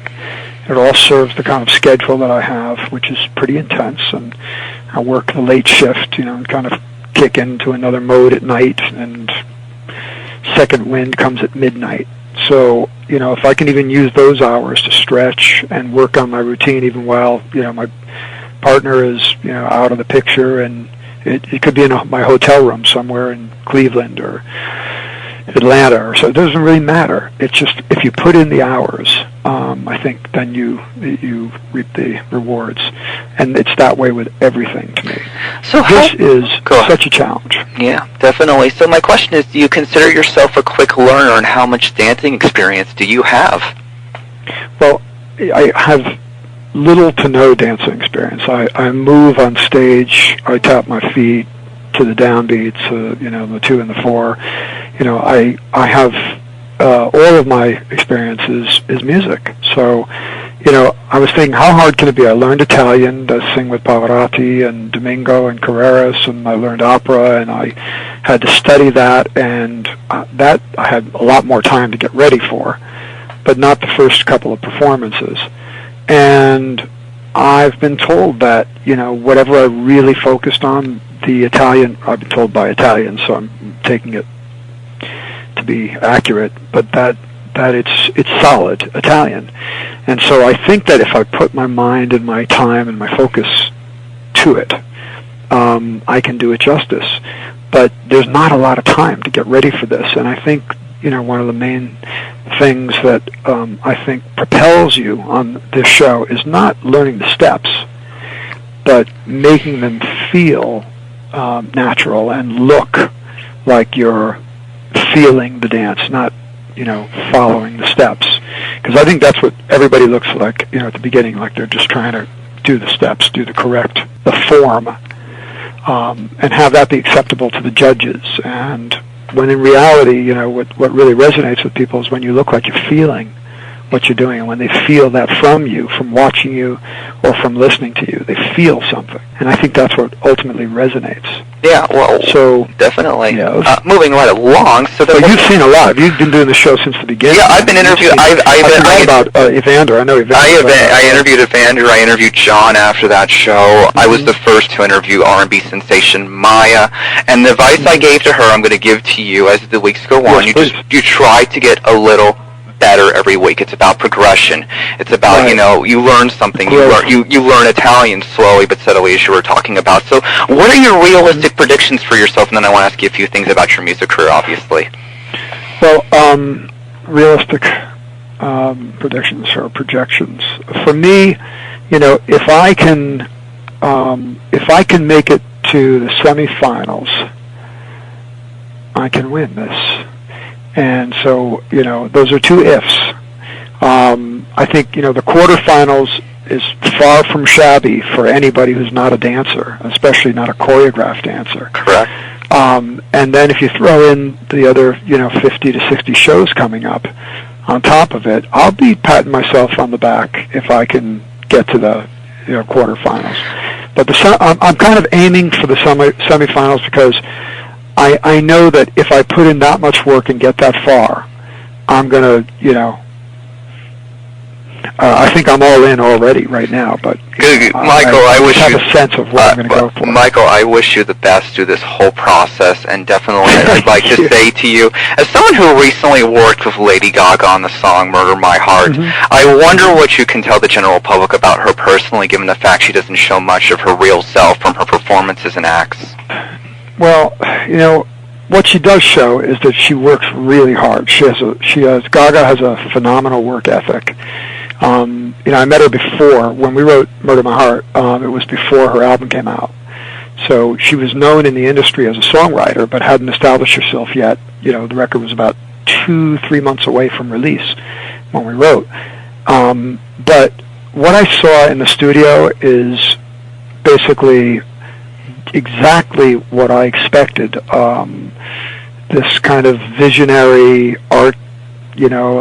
artistic, focused woman who reminded me of a kind of a young, contemporary Madonna, who was already planning on what her videos would look like, planning on what the stage was going to look like, but who was singing and working on songs with me. She was working on something specific with me and singing right in front of me and singing her butt off right in front of me. So I was thinking, okay, this is the real deal. And we're not in the studio, messing around with the mechanics and, the gadgets we can use in the studio to make somebody sound better. She was singing live right in front of me, perfectly in tune, perfect control of her variations. So I said, okay, I got a real artist here, but you don't know what's going to happen, when a record comes out. But there was a good buzz going on her. And then we joked around. We hit it off right away. Apparently she was a big fan of mine from, from her childhood. She was young when I worked with her. And so she knew a lot of my variations and knew my vocal range, and she had an idea for the song. And I just saw a tremendously focused artist about to lift off.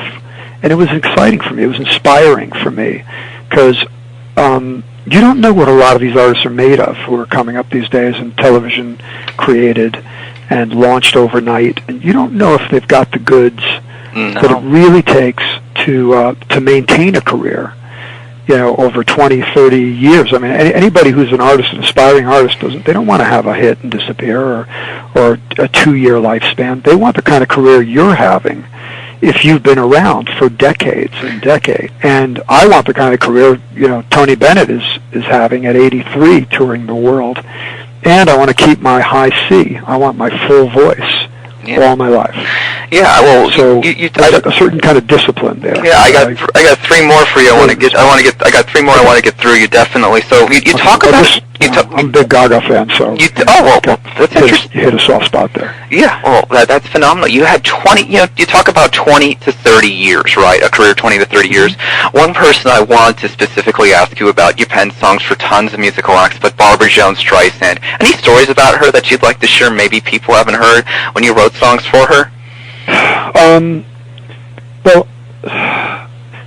there is, there's a difference if you ever hear, a great sounding instrument, or you hear a great sounding violin and somebody plays his part on it, and then they open up this locked case and they take out the Stradivarius, and they play the same exact part on it, but it sounds better. It sounds richer. That's Streisand's voice. Barbara's tone and resonance is like a Stradivarius to me. And even though I was born into a family, she was my mother's music, when I became an artist, I understood her range, I understood her dynamics, and I respected her, ultimately as one of the greatest voices in musical history. And when I heard she was cutting one of my songs, I was just doing backflips. I was so excited about it and so honored by it. And then I met her, and I sat down with her at a friend's wedding, and spent hours talking to her about music and the music business, and just getting to know her. And she's a one-off, just an amazingly focused. And that's, again, not trying to go back to Gaga, but it's any new artist, aspiring artist. And you look at the lifespan of some of these careers that artists, very few, but that are quite up on this level, but like Streisand, you don't see someone who's kind of in and out of their careers. You see someone extremely focused, extremely hands-on in each project. A friend of mine produced the song she did, We're Not Making Love Anymore, and they asked me if I wanted to come in and do the vocals with her, and I said, and I had a lot of faith. It was Walter Afanasieff, who's one of the most successful producers in the business, but I said, no, Walter knows exactly what he's doing with this song, and as honored as I'd be to be in the studio, I love my relationship with Barbara just as it is, and if she's going to record music of mine, I want that to keep going, and I can't wait to hear the record. And they sent it to me, and she was phenomenal. That's one realm. I was not equally as excited, but excited in a different way to have Kanye West and Jay-Z do one of my songs. It's not like, well, it has to be the greatest singer in pop history. Each different realm, each different area has something else that feeds you and makes you feel like, this is what music is about. You express yourself through it, and if it's for someone else that finds a great home and they do a great job with it and you're proud of it. Laura Branigan did the first hit I ever wrote for another artist, was How Am I Supposed to Live Without You in '83, and she delivered a really heartfelt performance because she really related to that song. She really wanted that song. And, Streisand steps up to the microphone and makes whatever it is, she makes it her own. Or she won't cut it, but she cuts what she wants, That's phenomenal. Just, great high points. Those are you definitely have a great way of looking at the music world, and I would say for the most part that you're a guy who just keeps up with the times and is willing to accept that new artists come along, and I'm not sure that as a majority of artists are like that. You think you're from an era and you think, oh, it's changed and it's horrible and this and that. You're just truly phenomenal. Wish you the best on Dancing with the Stars. I'm going to combine two questions because we only have so much time here. First off, what should we know about you that we don't? A lot of people don't know my sense of humor, and I keep getting, I just get a lot of this, like, one of the biggest, probably, factors in this yes vote for my management and people around me saying, you got to do this. People need to see you as you really are, and they don't understand what hanging out with you is like. And when they shoot the B-roll and they do the behind the scenes and the rehearsals and all that, you're just going to be your funny self. So just do that, and I've been having a lot of fun doing that. But I think people, maybe because the ballads were so big, I've had a lot of hits, but when you have a record like How Am I Supposed to Live Without You, or When a Man Loves a Woman, or two or three of the other ballads that were played every 9 seconds on any radio station, people kind of look at you as a serious kind of artist and a serious person. And I think I've always been intensely focused on my career because it took so long. I had a record deal when I was 16 with Epic, but I didn't have my first hit till I was 34. So 18 years out in the desert will make you pretty serious about your career when you finally start having success. And I think that would read when I was doing interviews as, okay, this guy's really serious. He's very serious. But the fans who follow pretty much everything know that I'm kind of a wise guy, and and I'm always trying to find out, what's funny, or I'm quickly coming to the conclusion of funny. What is funny about this moment? And already at the rehearsals, and I can't tell you who my partner is, you know that, but we've been just kind of laughing our asses off at rehearsal, and as tense as it can be about learning a step is just so alien to my body. Keeping time with your right foot is easy. Singing in Italian is easy. Dancing, not that's easy. tough. Not easy. Good luck, Michael. This was just a phenomenal interview. This has got to be one of my top 25 favorite interviews of 1,000 of all time. Out of 1,000, I'm honored to be up there, and I appreciate your time. Is Michael happy where he is personally in his life today? I think your fans would want to know that. Well, that question is probably the most complicated one of all of the questions you've asked me, because one, I'm single, so there's a certain amount of, there's a certain kind of vacuum for that area, because there's a part of me that really loves to be connected, and that's what a relationship does for me. That it's just not there right now. And what is there is, fortunately, more shows than I think I've ever done in a year, doing what I love to do, which is sing. And that's what I've loved to do since I was 13 or 14 years old.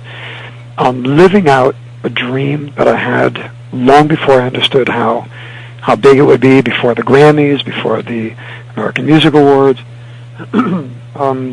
before the opportunities to sing with Pavarotti and have Streisand do a song, and the other tenors, and Lady Ray Gaga, Charles, and Lady Gaga, things. And then come full circle to the brand new busting out humongous artists like Gaga and Neo, and a few other young artists who worked on this record with me. But Gaga, of course, has been just such a huge, phenomenal launch, and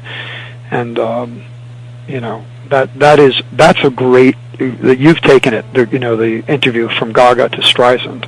Yeah. And I've had other interviews where people have said, Michael, you have sung with Pavarotti, now you have sung with Lady Gaga. Tell me the difference. And they're all different. They are all different. I was humbled and honored to work with these other artists, and I wrote with Dylan, and I couldn't even look at him without thinking, oh my God, this is Bob Dylan standing in front of me, oh my God. And when I wrote with Gaga, I was still, I was, admiring her focus, admiring her gift, admiring her commitment to her gift. There's something that means that much to me about someone not just accepting and using their gift, but really putting it to work. That's so important to me. So the personal life, to a great extent, it's going to be on hold.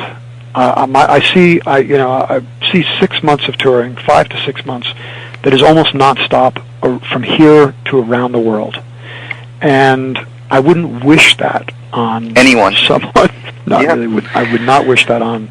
And on top of it, now you're doing Dancing with the Stars, and I want to say to you, Michael, I've taken up so much of your time, and hang on with me on the line after this, but thank you so much again for your time today. I really appreciate it. Hang on. Thank you.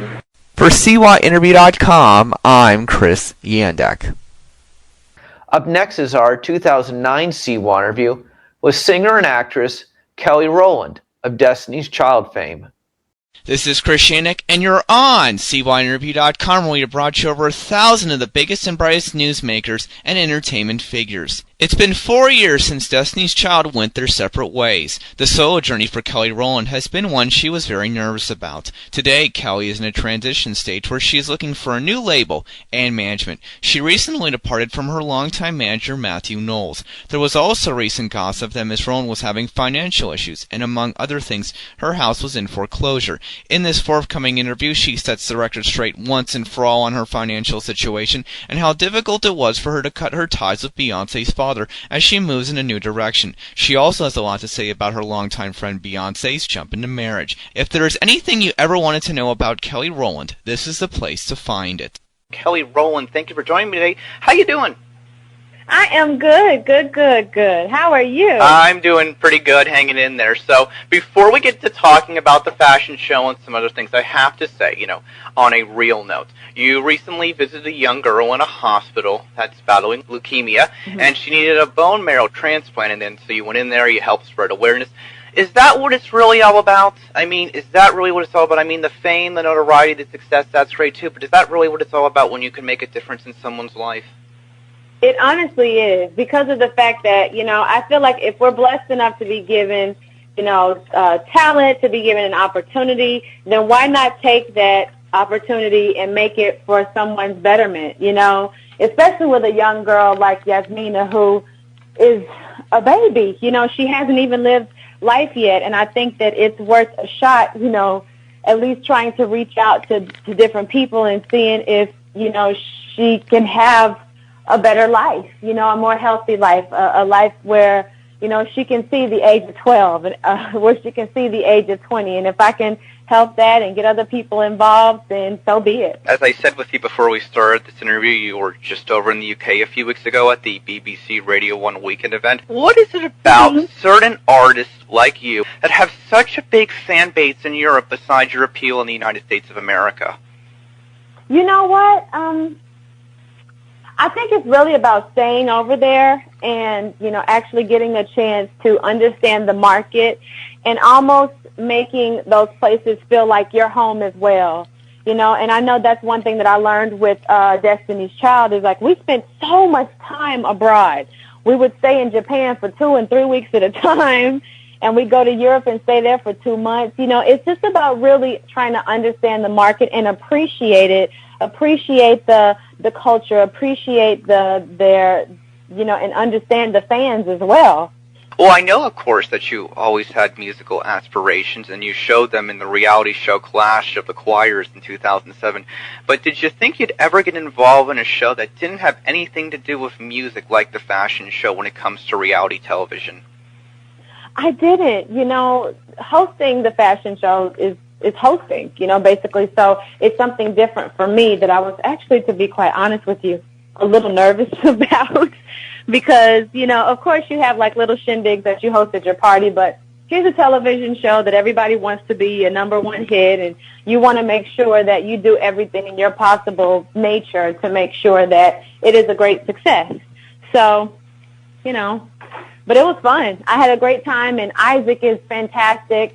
And, you just pick up so many different tips from whether it's Isaac or Fern Malice or the designer that's visiting that week, or the designers that are even competing for the grand prize. You just learn so much, and I've learned so much. So compared to Tyra Banks and Heidi Klum, who host other fashion-related shows, what kind of style did you want to bring to the table with this? You know what? I have to put myself in the show, because that's why they asked me to host. They asked for Kelly Rowland, so I have to make sure that the style is definitely me. So, and for me, I just wanted to be able to express myself as just myself, whether that's, and I like to mix classic, chic, couture, together and just make it my own. Like, I'm a huge fan of, Ralph Lauren to Dolce & Gabbana to D Squared, and those are completely different designers, and what they do, but that's exactly what I like to mix together. So looking at all those designers as we're talking about that, so on any normal day, what is your favorite type of clothes, fashion style to wear on any given day? Well, it really depends, because I think in LA, everybody has a really cool flair, trendy style here. So I think I kind of adapt or I'm a little more trendy, I'm a little more trendy here in LA. But somewhere in New York, like, I could literally sit at a cafe and have a cappuccino and watch people walk by And it's like a fashion show to me, you know, compared to somewhere like Miami where I literally wear beachwear all day. Yeah. And I can walk around barefoot. So, I mean, my style is consistent. It may bend a little bit according to cities, but that's about it. Well, I am a Miami native, so I know exactly what you're talking about. I love Miami. I love living there. I love the energy. It's just great. Yeah. I love it. Looking at now, I have to say, you say you're nervous, but I have to ask it anyways because the world wants to ask everybody this question of the last year and a half. But looking at film music artists like Melanie Brown and Little Kim, would you ever consider doing something like Dancing with the Stars, I have to say? I don't know. I think that what they do is so much hard work, to be quite honest with you. And I don't know if I'd be ready for all of that. Like, to see Lil' Kim just completely just spin into shape, I'm just like, oh, she looks so fantastic. And Mel's body is sick. Like, these two women look fantastic. So if only just to get in shape rather quickly, I would do the show. Well, focusing back on Destiny's Child, you were there from the beginning, 15 years. You became one of the successful female groups of all time. You're now here. You're doing your solo thing. But as you were ready to go on fully to have an individual career, was there any part of you that was scared because you're like, now I've got to make my own decisions. I don't have to do this from a group situation. You know what I mean? Was there any nerves? Were you scared at all, or were you excited? How did it feel looking back on that? Oh, my God, I was so nervous. Just the fact that, you know, in Destiny's Child, Michelle, Beyonce, and myself made decisions together. Or if I didn't feel like I was strong enough to make a decision, you know, there was always Beyonce or Michelle to depend on. You know what I mean? So it was a little bit of a culture shock for me, to be completely honest with you. You know, when people are coming up to me and they're like, well, you know, do you like this picture better than that picture? I'm like, oh, well, it kind of looks the same. When, you know, maybe there's B, who's a little bit more meticulous about, you know, pictures and stuff like that, you know, as far as Destiny's Child was concerned. And she was just like, I like this picture because of such and such and such and such. And Michelle would listen to a song maybe better than I would and say, you know what, this is off. Make sure we go back and record this. And, you know, it was hard, you know, so I had to really whip into shape and kind of take on those great things that I love about them so much and respect about them so much and get down to business.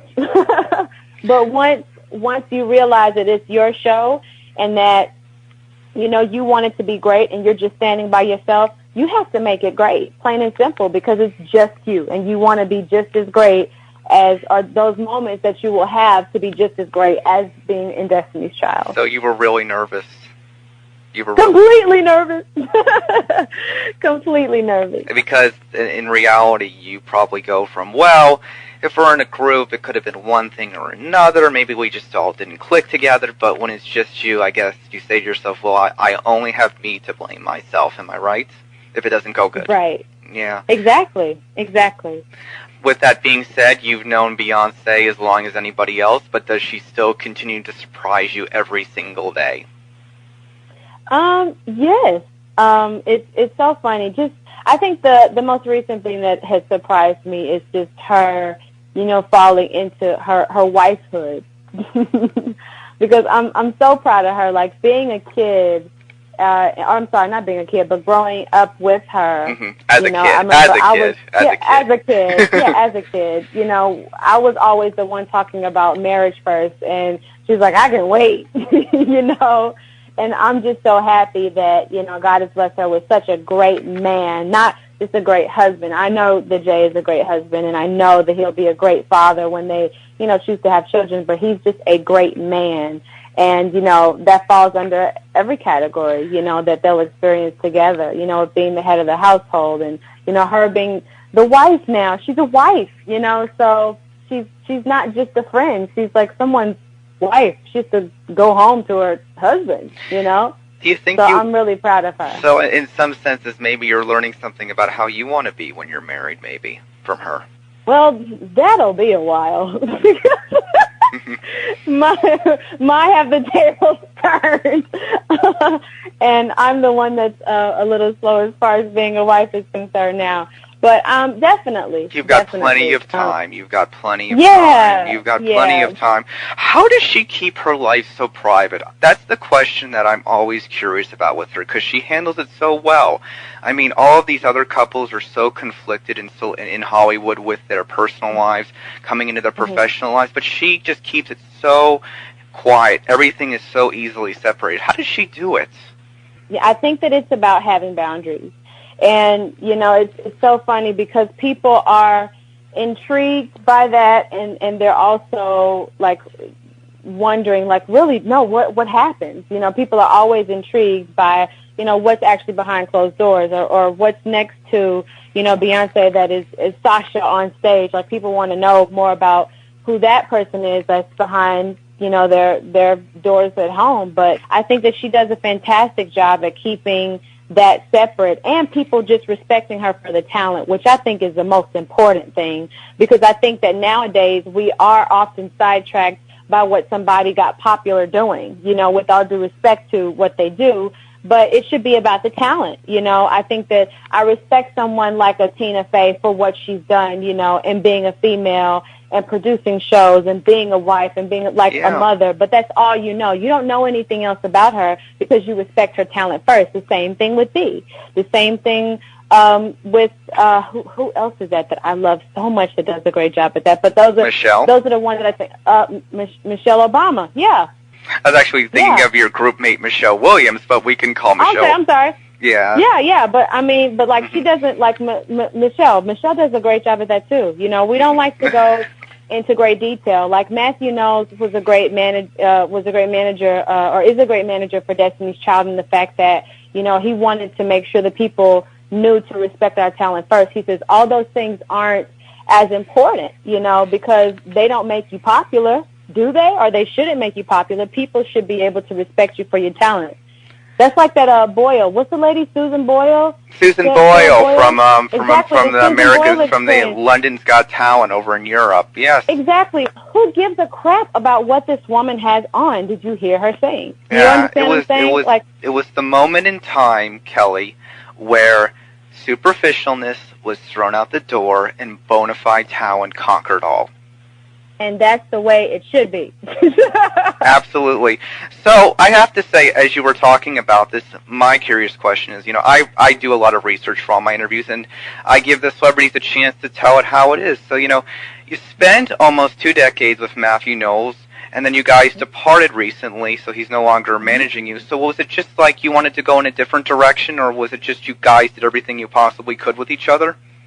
I wanted to go in a different direction, to be quite honest with you. I felt like Matthew and myself, our relationship just came to a point to where, for me, I felt like I wasn't really growing anymore. You know, if I'm being completely honest with you, I just felt like I wasn't growing anymore. And I think that, you know, it's really great when you can part with someone and it's, you know, a mutual thing. It's like, okay, you know, go spread your wings. So it took a long time, you know, to actually come up with my final decision, because it was something that, you know, you think about before when you feel like you're almost hitting a ceiling. And I wanted a change. I needed a change. So that's what happened. And he's been supportive, and Beyonce's been supportive, Michelle has been supportive, Tina has been supportive, who I call my Mama T, Solange has been supportive. Everybody's been really great. How's Michelle Williams doing? We don't hear much about her. I'm guessing you guys stay in touch. Oh, of course we do. I just spoke to Michelle earlier this week. I actually called her this evening so we can have a chit-chatter. But she's fine. She's actually getting ready to star as Roxy Hart in Chicago, in the West End in London, and she's excited about it. She's in dance classes like crazy now and excited about that. But Michelle put out a fantastic record, and you know, I don't think that it got the credit that it deserved, to be completely honest with you. But she put together a fabulous album, and if people don't know the name of it, it's fantastic. Michelle Williams' album is what is it called? I'm just thinking about my favorite song on there, which is "Hella Heartbreak." I'll do and the greatest and everything. She put together such a fantastic album. I will do the research when we get off this phone, and I'll make sure to note that in the transcript. And okay. I appreciate Thank you. Absolutely, Kelly. Absolutely. I really, I appreciate your time today. There's not many people who are so candid and as an open book as you. So, one other question. So many negative things on the internet. So many rumors are printed as facts these days. Sometimes we can't, see what's real and what's not. So, there were some positive and negative reports about you selling your house in Miami. How's it going? Mm-hmm. How's it going? You know what's funny? For a while I wanted to sell my house. I felt like it was a huge space for me. And for just me, because I'm just a single gal out here. But it's a nice city to be in. Actually, It's a nice city to be in, being a single gal. Yeah, no, it really is. But I took it off the market because I'm just like, why do I want to sell this space? I'll just continue to grow in it, eventually. So I'm just switching around rooms, making an office out of one, and my godkid's room out of another. So, yes, it was on the market, but I did take it down because I changed my mind. And it's just as simple as that. And it's just so funny because, I remember the day that a girlfriend of mine called me and she says, is your house in foreclosure? And I was like, no, it's not in foreclosure. And it's the truth. There's no reason for me to lie about that. We are living in difficult times, but I'm so blessed that, and I truly believe in God, and I truly believe that, He's made different opportunities for me to be able, of course, to pay my bills, and I'm good. So let's clear this up once and for all. Kelly Rowland is financially stable. She is not in foreclosure, and anyone who says so is totally wrong 100%, correct? Yes, that is correct. And you know what's funny is the fact that when my girlfriend told me that, of course, it's upsetting and it's really ridiculous that people would actually want to put someone's business like that on Front Street when you have to sit back and think about if that were you. And it's the sad part about now's time in the media and hype and all this other stuff is like things like that get reported to the news. It's not, how great was a record or how whatever it was. It's things like that, or, what sex tape was out, or who did this, or who had sex this week, or whatever it might be. It's just ridiculous, and what kind of things make the news. So I think that people should find themselves being entertained by something that's worth being entertained by. Oh, Kelly, while we're sitting here and while we're wrapping up this conversation, before I ask you a few last questions, anything you want to get off your chest? I'm giving you an open forum right here. We've had a candid conversation. Is there anything else you wanted to say about anything? No, that's about it. Those are the things? Okay. So let me ask you then, going forward, what else is coming up for you besides the fashion show right now, which is on Bravo Thursdays at 10? What else is going on? Anything else you'd like to do in the future? Anything else you're working on? Yes. Well, in this transitional period that I'm going through, with labels and with management. Reinventing yourself.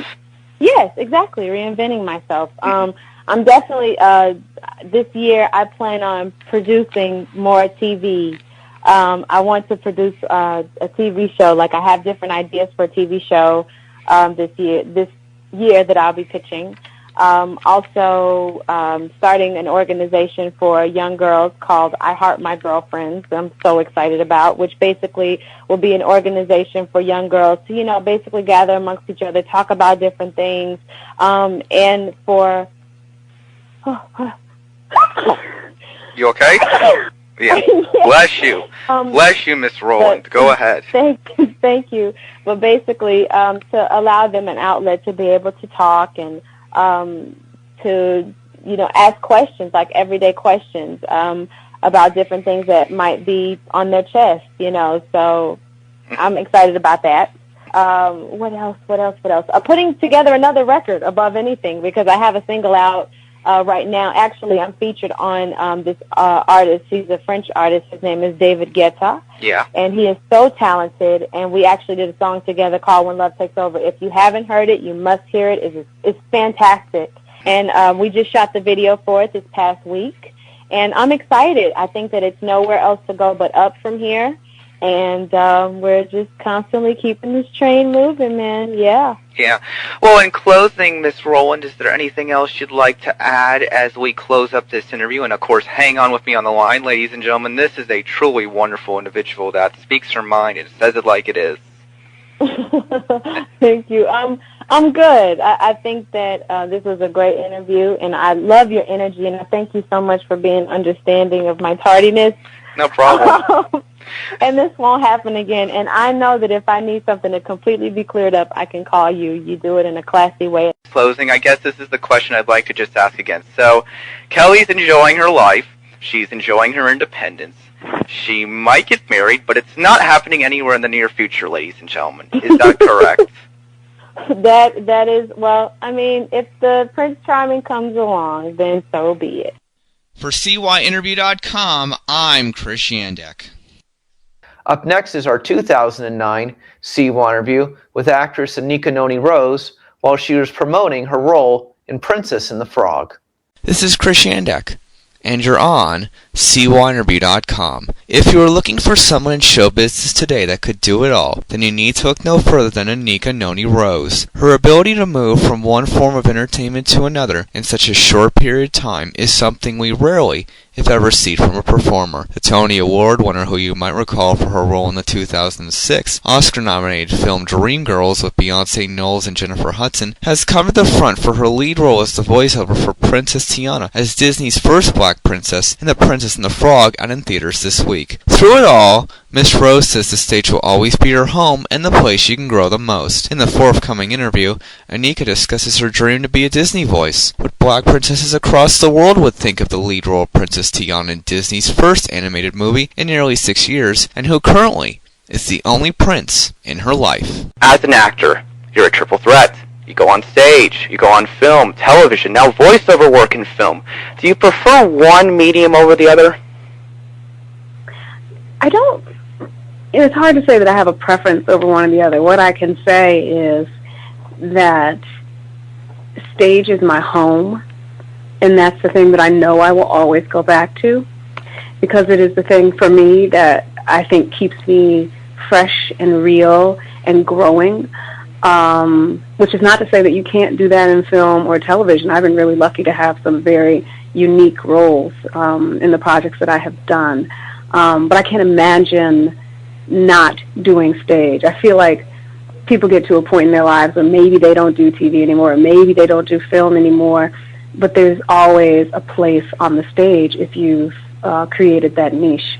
But I sort of love everything that I've been able to do because they're all a different way of flexing your muscle, even though I approach the acting in the same way, creating the characters and making them come to life.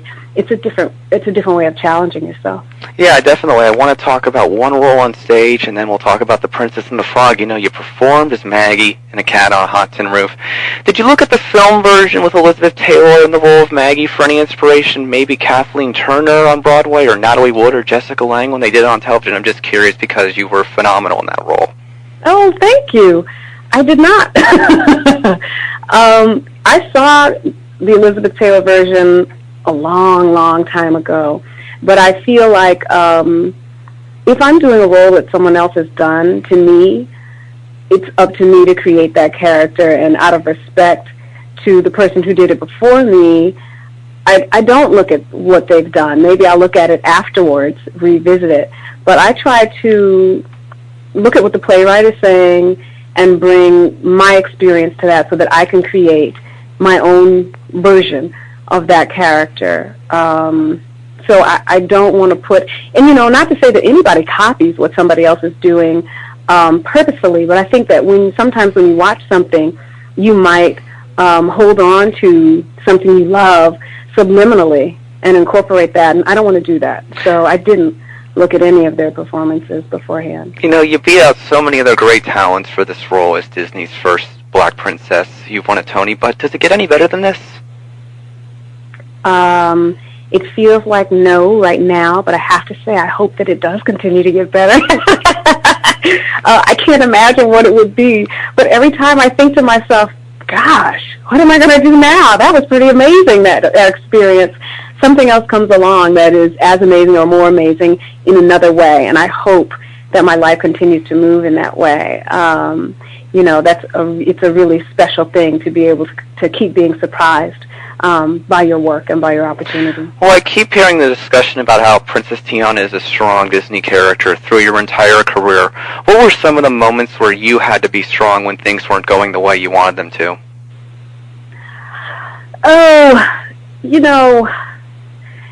It's interesting. That's a hard question to answer. But here's what in a general way, to answer that question. What I have learned as an actor, as an artist, is not to fret about what's going to be next. What am I going to do now? I haven't worked for a month. Oh my goodness. It used to be that, like when I first started out, if I wasn't working for 3 or 4 weeks, I started to get antsy about it. But I've gotten to a point where I don't worry.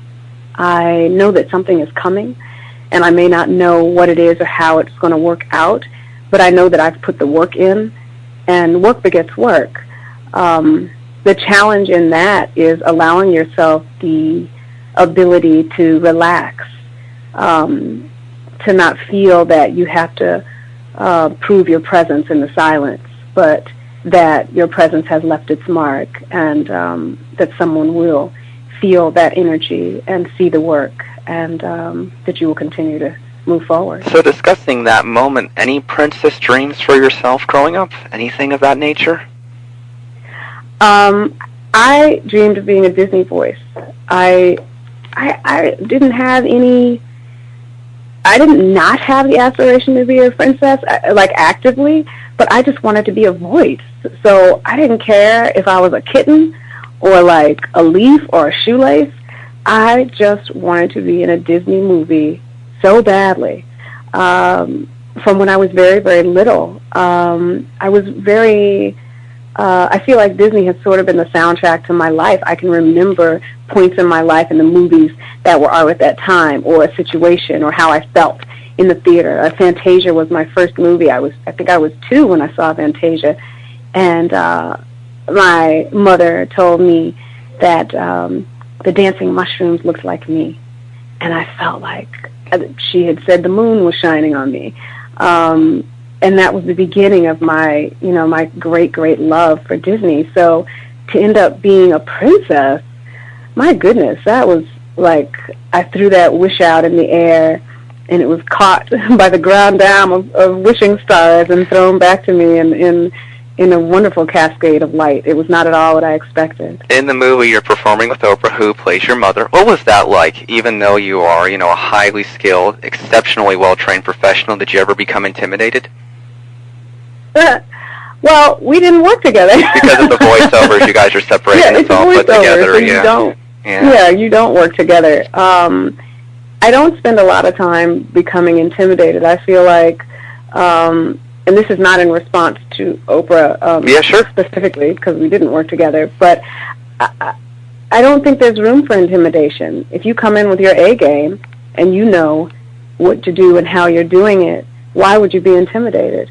Why isn't this just a meeting of talents, something that you both, whoever you are, can use to take your game a little higher and feed off of each other? And that's the wonderful thing, that when I worked with Eddie Murphy, we clicked so beautifully. We were like, it was like seeing, you know what it was like? It was like seeing the Williams sisters play each other. So every time you think that ball has been hit as hard as it's going to be hit, somebody hits it back like 139,000 miles per hour in response. That's what you want as a performer. You want to know that that ball is coming back as hard or harder than when you hit it. And that's an amazing and beautiful thing. Intimidation is something that's, I think, pointless. What do you think black princesses across the world in Europe and Africa would think of this film in general? Well, I hope that, because when I think of, I don't know, I hope that they're just happy that finally somebody said, oh yeah, you all exist too. Because it's a fairy tale, and it's our version of what that is. But I think that is not a part of history that our history books spend a lot of time on. And this is not a history lesson, but just a recognition, which is sometimes you're just happy for the recognition. And then it opens the door for people to talk about the true thing later. Finally, here's the big one. Has Miss Anika Noni Rose found her Prince Charming yet? I have a lovely prince. He's 4 years old, and he's my nephew, and I adore him, and that is the only prince that I will talk about even a little bit. I don't want to put his name in the public, but he's my favorite prince in the world. Anika Noni Rose, thank you so much. Good luck. Hopefully we can talk again in the future. This was great. Thank you so much. I appreciate it. A special thanks to Anika Noni Rose, her publicists at Rogers & Cowan, Beth, Jennifer and Barb at Disney, and everyone else who contributed to this interview. It was 6 months in the making. Thank you so much. This is Chris Shandek for CYInterview.com. Up next is our 2008 CYInterview with the late Hollywood legend, Diahann Carroll. You're on CYInterview. This is Chris Shandek, and you're on CYInterview.com, where we bring you some of today's best and brightest newsmakers and entertainment figures. Joining me today, whether it was television shows, whether it was movies, whether it was singing, her overall performing, you know who Diahann Carroll is. She has done so many things. She has given so many opportunities to so many other people as well. With all that she's accomplished in Hollywood, her new book out, it's called The Legs Are Last to Go. Diahann Carroll, thanks so much for joining me this evening. It's really a privilege. Thank you for having me on. No problem, definitely. So I have to say, at the end of the book, you say you're in a very happy place right now. So can you describe for me what it's like for you right now in that happy place? Well, I've done most of the things I really wanted to do in my career. I'm enjoying my family. That includes my grandchildren. I'm enjoying my friends more than I ever have in my life because I have the time. And travel, and I just think it's kind of the best of all worlds. So everything is better than I've ever had it before. But why do you think it is? I think I've probably been coming here to this place, trying to arrive here for a very long time. And when I saw it and recognized that my life was taking a turn for the better after the divorce, and after learning about the breast cancer, I was very grateful and for all of it. And I intend to enjoy it and enjoy it with the pride of what went before, so that I arrived here safely. Thankfully. It's been almost 40 years since that Golden Globe win for Julia for Best Female Actress in a TV Series. What do you think Julia meant to women overall? The first exposure to a middle-class black American woman raising her son alone, working as she raises her son, and the circumstances that are thrust upon them. Her husband was killed in the war, Vietnam. I think that all of those characteristics that Hal Kanter put in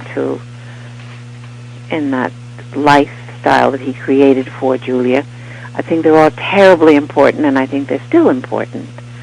But Julia happened to be the first time a black American was starring in a TV series, and with a child and with a life.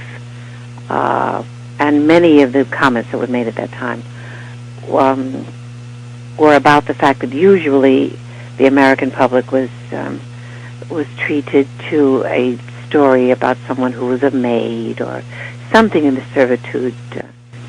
Yeah. So I think it was very important to a lot of women. You were away from your mother and your father for a year in your younger years, and they did it because they wanted to build a better financial life for your family, move up in the world, as they say. Mm-hmm. And you say in the book, and I quote this from the book, "And I still believe that year and the fear I subsequently had of being left behind caused me to stick with men who were absolutely wrong for me later in life. I also carried with me a feeling that I had done something wrong to deserve such treatment from people I loved so very much." Why do you think you did something wrong? Well, when you're that age and your parents disappear, which is literally what happened, because when I awakened the next morning, my mother was gone, children feel that it's their fault. if the father leaves or the mother leaves, children usually relate to that as I did something wrong. Why isn't Daddy here? Why isn't Mommy here? I don't know why the child feels, but I think that's still true. Of course, it sounds like a psychological definition, and it is. I mean, that's in my therapy. That's where I learned that most of us, when the family is sent in all directions, the child feels that they are the reason that happens. Looking at your personal life, why do you think you never thought that you were in control? I mean, you were independent, you had your own career choices, you had savability. Why do you think that you never thought that you were an equal and you took some of the things that you probably shouldn't have? I think it's very connected to what we discussed before, the being left at a very early age by my mother and father, and I didn't see them for a year. And when my mother arrived and she took me home, back to New York, my behavior then was very strange. I didn't really go into all of that in the book because it's ugly. And my mother had to help me through that period. So there is an enormous emotional reaction to the fact, and I'll say it again, that my mother and father chose to leave me. And I think, unfortunately, that kind of experience is very difficult for a child to dismiss. Yeah. Or really understand. And then you look back, though, and you say to yourself at some points in the book, and you're saying, what was I thinking? Why didn't she leave? Why did she stick around? I think what we've already established is that a child that is left by the parent has a feeling of being unloved, unwanted, probably very cuts the self-esteem down to the quick. And also, we were also discussing the fact that feeling of being not necessary and not loved enough, it can follow you through your life. And your behavior, very often, is a manifestation of those feelings about yourself.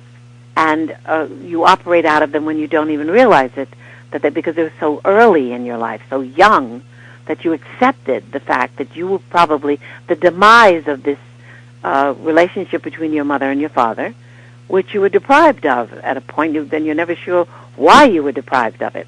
So there is a scar, and it's horrendous, and I don't really know how different it is today. If a child is left, I think there are scars that are there in the behavior of a 20-year-old or 40-year-old. It's very hard. I'm watching my daughter dealing with almost the same problem. Well, focusing on motherhood, there's a story in the book about Marilyn Monroe, and you were talking, and she wanted to get pregnant, as you said. And she says to you, you must be so happy. Do you think she yearned for more purpose in her life? Yeah, I guess we all do. Well, she came to the club more than once, and I saw her on a few occasions. I was there the night she sang Happy Birthday to President Kennedy. And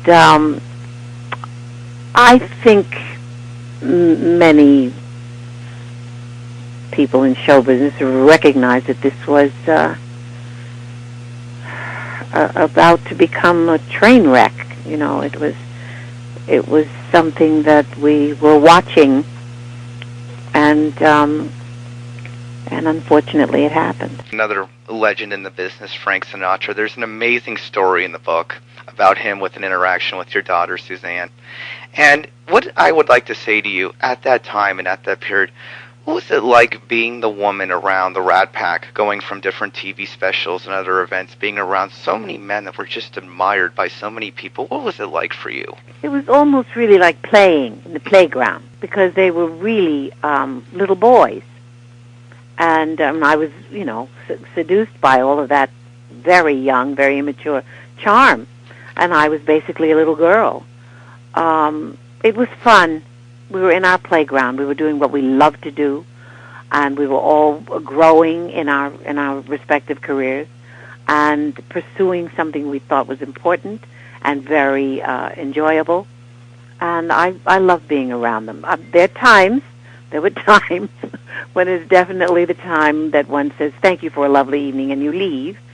But funny and charming and caring was all really a wonderful time. The ongoing party? You could stay as long as you wish. You can go home. You can make your own bedtime. Well, I want to ask, focusing back on the industry, because you were, at the beginning of the integrated period of Hollywood. How far has the industry come? Not very far. Yeah. Not as far as we would like. I mean, there has been progress. And I think we see a few people who have made tremendous strides in this town. One of them is this young man, Denzel Washington.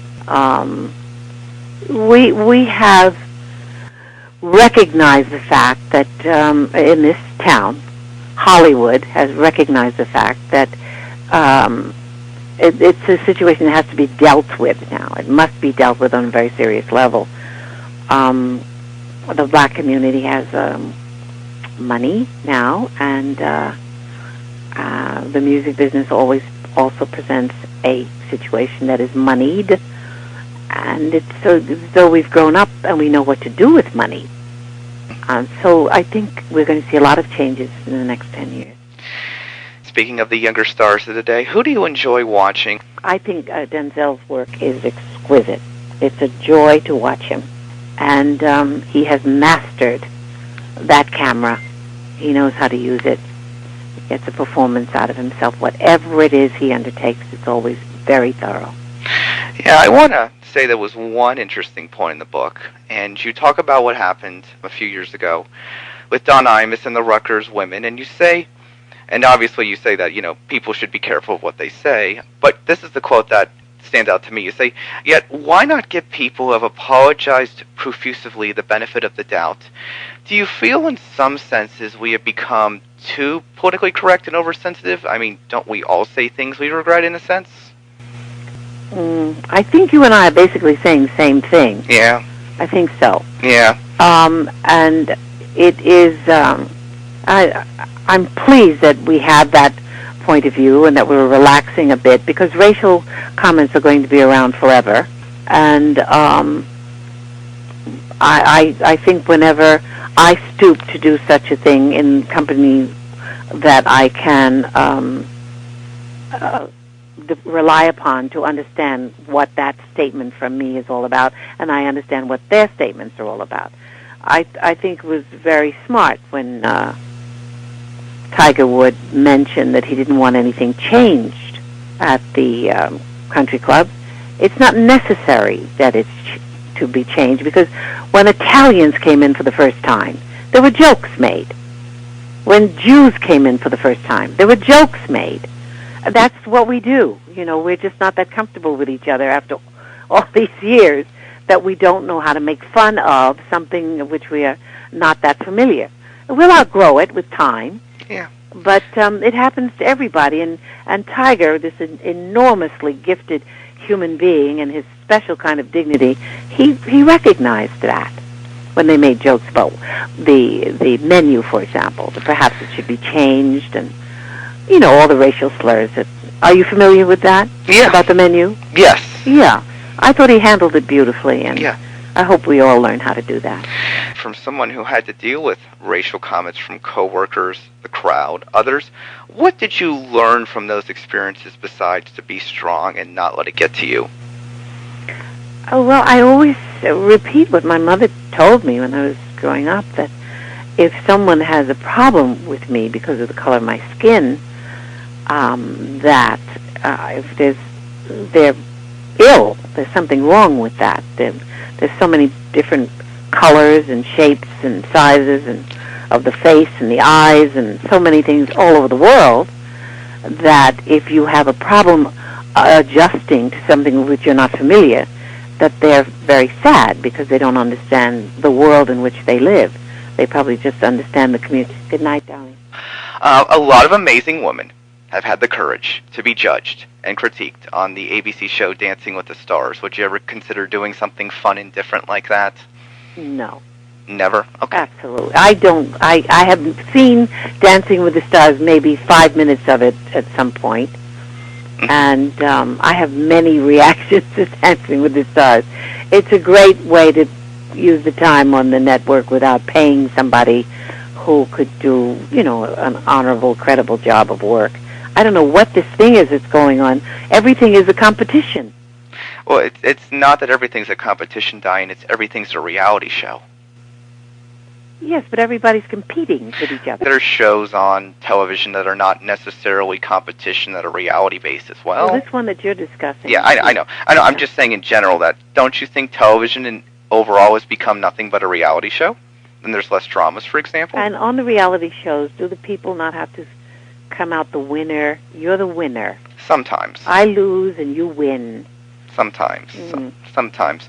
So what do you still want to do then in this industry? What would I like to do? Yeah. What I do. I'm an actress and I'm a singer. Is there anything like in particular though that you'd like to do? Any kind of roles that you'd like to still yes, play? I love those nice, meaty, fat roles. Yes, I love that.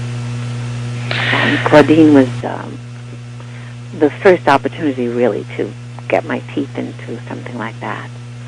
And I'd love to do that kind of role again. So finally, the book is called again, The Legs Are the Last to Go. Diane, Carroll, thank you so much for joining me today. And when it's all said and done, how do you want to be remembered? As someone who loved her work and tried to do the best work that she possibly could at every time, every turn, and tried to be the best mom she possibly could be, in addition to acknowledging the work. Thank you so much. It's my pleasure. Thank you very much. For CYInterview, I'm Chris Yandek. Up next is our 2008 CYInterview with another Hollywood legend, Ernest Borgnine. This is Chris Yandek, and you're listening to CYInterview.com, where we bring you some of today's best and brightest newsmakers and entertainment figures. With me today, he is a legend in so many ways. In 1955, he won the Oscar for the movie Marty. Ernest Borgnine, thank you so much for joining me today. How you doing? Are you kidding? It's my pleasure. And I tell you, we just had boy, this is a day of all days. We just had a cake for the naturally for the day. You know that this is the. I feel like a pregnant mother. You know. Yeah. The book is coming out. We just had an earthquake, and I was in the middle of an interview at the time, and the woman says, "Can you hold on?" Well, no, better yet, I'll call you back. Yeah, I was just about to call you, and I was saying to myself, "Oh shit! I hope that earthquake didn't tear his house apart." I'm sitting here rocking like on the board of the ship. You know what I mean? Yes, definitely. And I'm saying to myself, "Oh my God, it's an earthquake." Was there any? Well, what are you gonna do? Was there any particular reason why you chose to write the book now? I tell you, they've been after me for years to do this. And finally, Harry Flynn, my publicist, he said, "God dang it," he said, "everybody wants to know all the stories you got to tell and everything else. Come on," he's going to sit down here and we're going to put it in these machines, and that's it. So we started out, and that was about 2.5, 3 years ago, I guess. And one thing led to another, that we started putting things down on paper, and the first thing you know, here it is. And I just got word that Amazon has upped it to 5 stars. Not too shabby, huh? That isn't too shabby at all. Many would say now, do you have some secret to how long you've lived, or have you done anything in particular? If you went on the radio or whatever it is that you're on, I tell you, but just good, clean living, if you know what I mean. Nothing else but good, clean living? Nothing else? Good, clean living.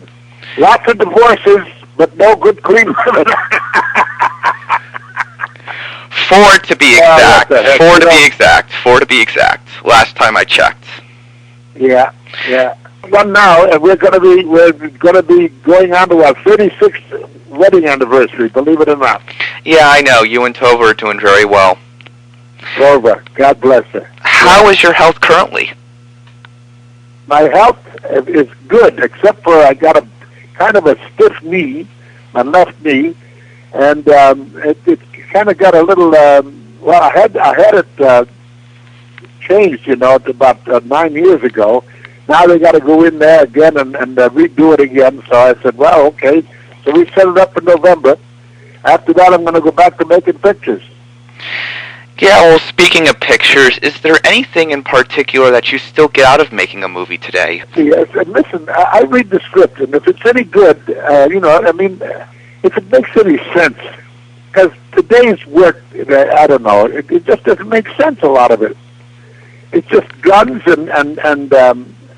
and sex and more guns and more sex, and you say to yourself, well, when the hell are we going to get down to the nitty-gritty and do something good so that the people can be entertained? Well, as you move in on this entertainment, huh? Yeah. Well, are there any challenges for you for still making a movie today? Are there any challenges, any difficulties when you get on a horse or you do a Western today? Difficulties.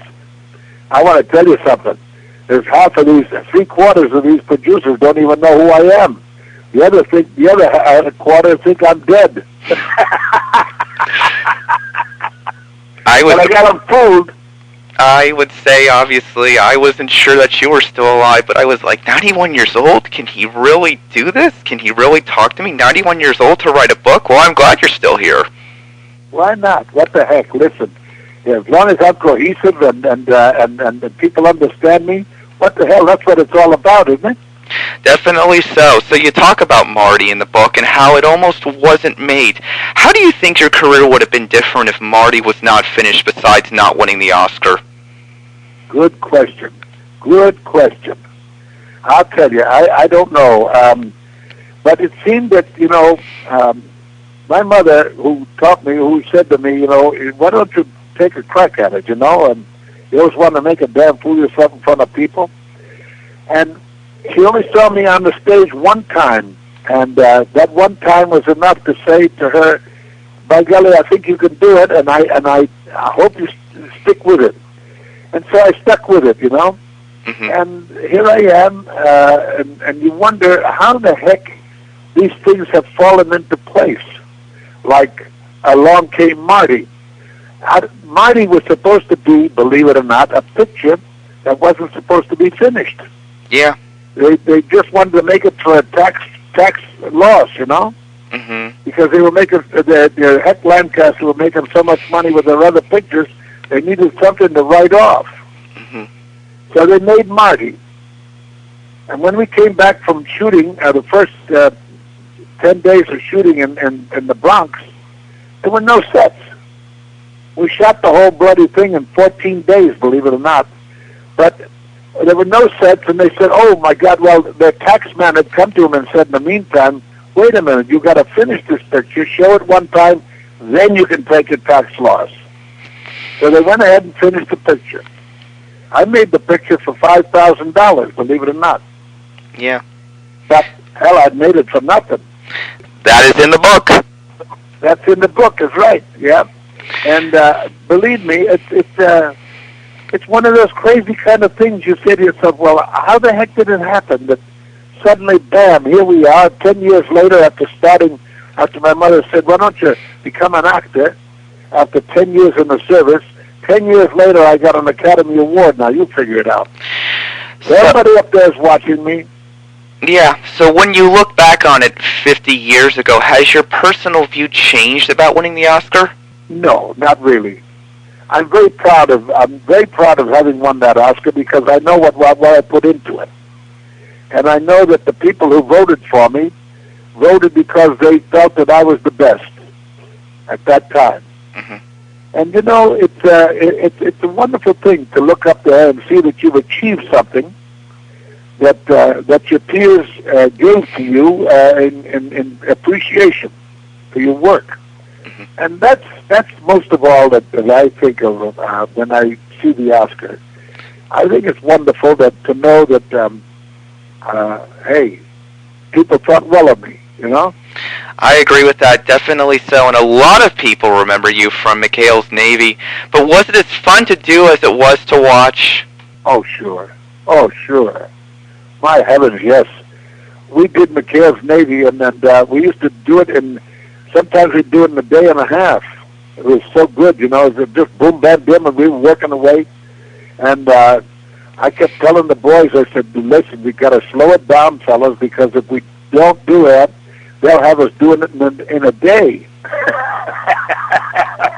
You know, if they can get more in time for you, oh golly, you don't know how these studios work, man. If they know they can get it out of you in a day and a half, they'll try to get it in a day, and so on, so forth. You know, it's just one of those things. But we had a wonderful time. We used to have fun with the people that came by to watch us shoot. And they'd bring all these trams by, you know. That was the first time that Universal was having all the trams go by with all the people that were interested in watching people shoot the pictures and all. And we'd jump out of the bushes and, like, you know, crazy guys. And they loved it. And it was wonderful. And believe me, it was a lot of fun. It really was a lot of fun. Yeah, there's a story about you in the book, about some regular individuals just wanting to beat you up because they thought you killed Frank Sinatra in the movie you did with him. Why do you think people thought you really killed Sinatra? Was it that believable back then? I guess it was to him. And by golly, they were mad at me. Well, remember that, did you read where the cop said, I caught the son of a bitch killed Frank Sinatra? Yeah. And gave me a ticket. Mm-hmm. So you can imagine, you know, for a long time, a lot of people said, hell, every now and then I get a thing, you shouldn't have done that to Frank Sinatra. Yeah, but he won an Academy Award, didn't he? Yeah, definitely, and that movie was very important to him for Here to Return It because his career was on the down then. You better believe it. Yeah. Yeah, because he was on his uppers, I'll tell you. He was doing gigs at that time, believe it or not. After work at night, he was out there doing gigs for $50 a night. Wow. And he wouldn't say anything to anybody, but by golly, that's why he worked so hard on this one. And when he won the Academy Award, by God, he had it right by the short hair, and he was so very proud, and I know it because he worked hard for that, and he deserved it. What would you say is the thing that you're most disappointed about the direction of the movie business in Hollywood right now, the thing that disappoints you the most? Oh, golly, I hate to hesitate. I hesitate to find anything wrong because, believe me, they don't direct anymore like they used to. You know, the old timers used to come out on the set, watch you as you performed, and it was all inside the camera by the time they said cut. But nowadays, everybody looks into this little this television set, and as long as you're staying within the confines of that little television set, boom, you're home free. And so there's an awful lot of directors that don't look for looks anymore, or the give and take of a couple of actors together. They don't bother with that stuff anymore. It's just, you know, how soon can they crank it out, and how soon can we get it going, and is it all together, and boom, that's it. So I hate like the Dickens to say anything because it's an altogether different way of making pictures than we made in my time. Is there too much, you know, relying on sex, violence, less dialogue, more effects? Is that where it is right now, and we're not concentrating enough on the acting? You know, that's it exactly. I think that dialogue has an awful lot to do with it, but you know, it's just the idea is as long as you can give a lot of shooting and killing and flames and flamethrowers and everything else, it takes up time. And then, he comes along with somebody like Schwarzenegger doesn't say too much in his pictures, does he? Or does Stallone. Because they don't have to. With all those gunshots going off and things going off and going from here to there and everything, it's easy. Hell, I could do it. Now, looking at you again, we've talked about your wife, Tova. You've been with her for over 30 years. You talk about all the relationships in the book, of course. But what do you think it was for you personally that kept trying to find the right woman to spend the rest of your life with, even though it took 5 times? Because, I tell you, I wanted a home. I wanted the family. I came from a family where we sat down and ate together every night. And we had breakfast in the morning. My father used to leave before breakfast, but at least we were there with our mother. And, so it was family-oriented.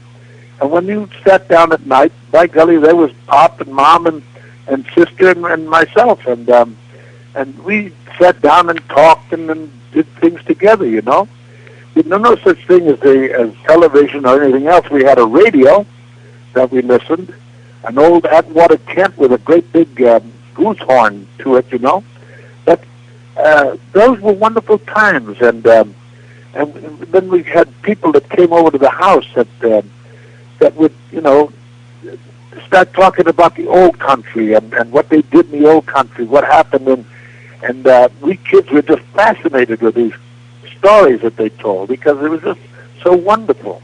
And this is the kind of upbringing we had.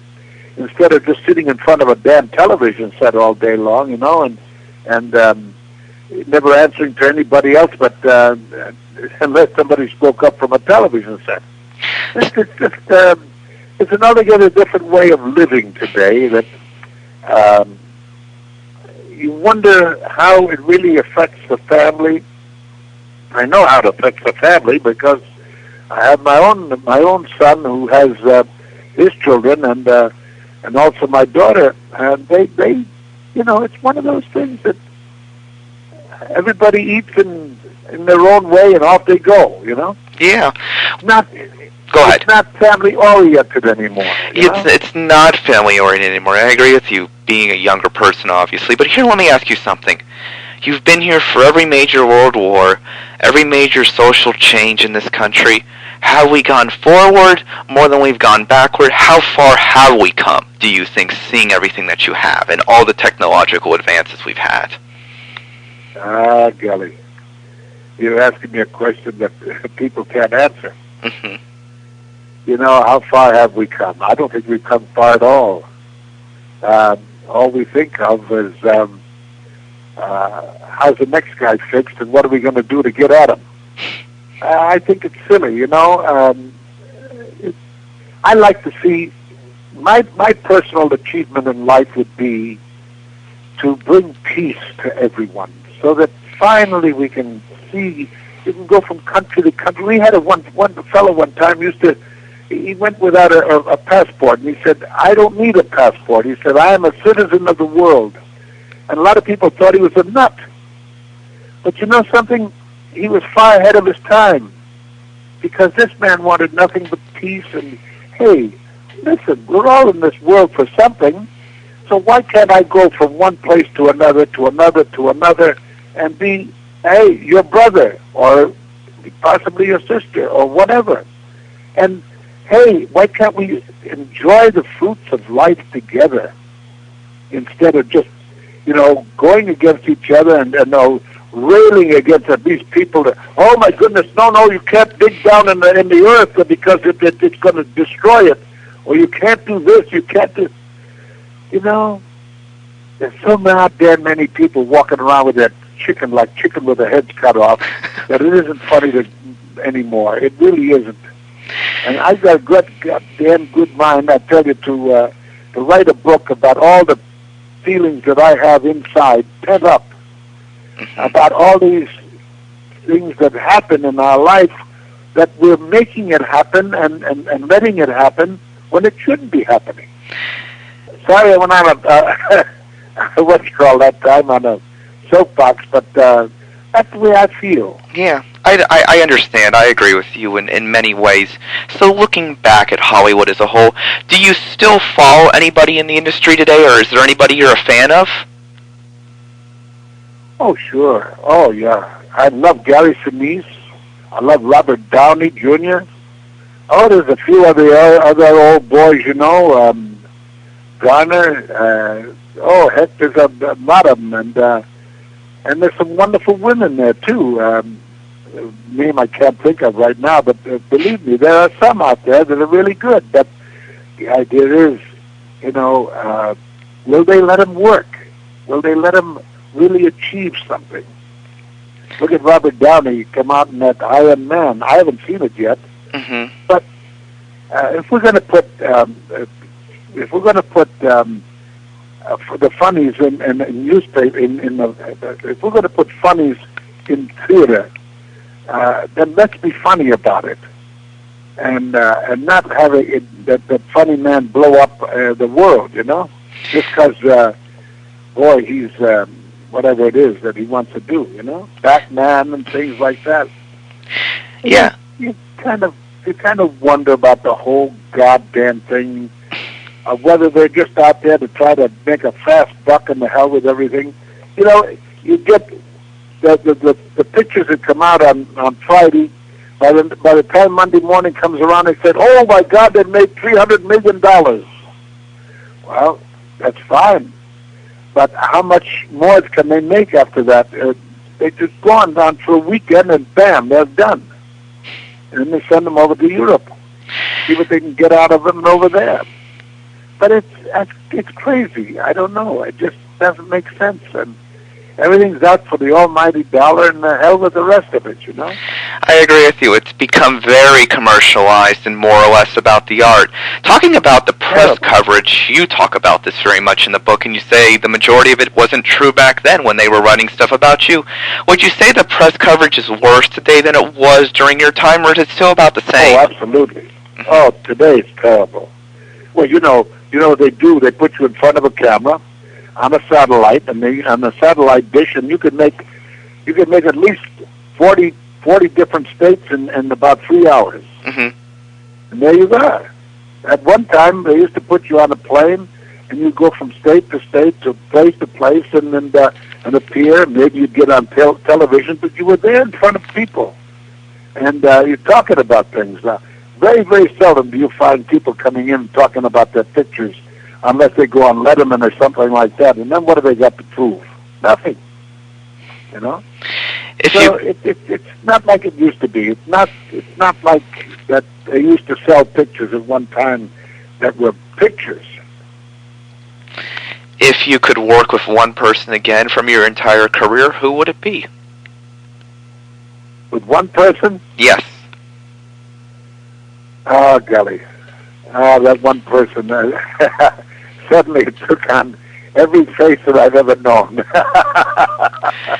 Well, then let me ask you then, is there any one in particular person that you miss the most that has passed over?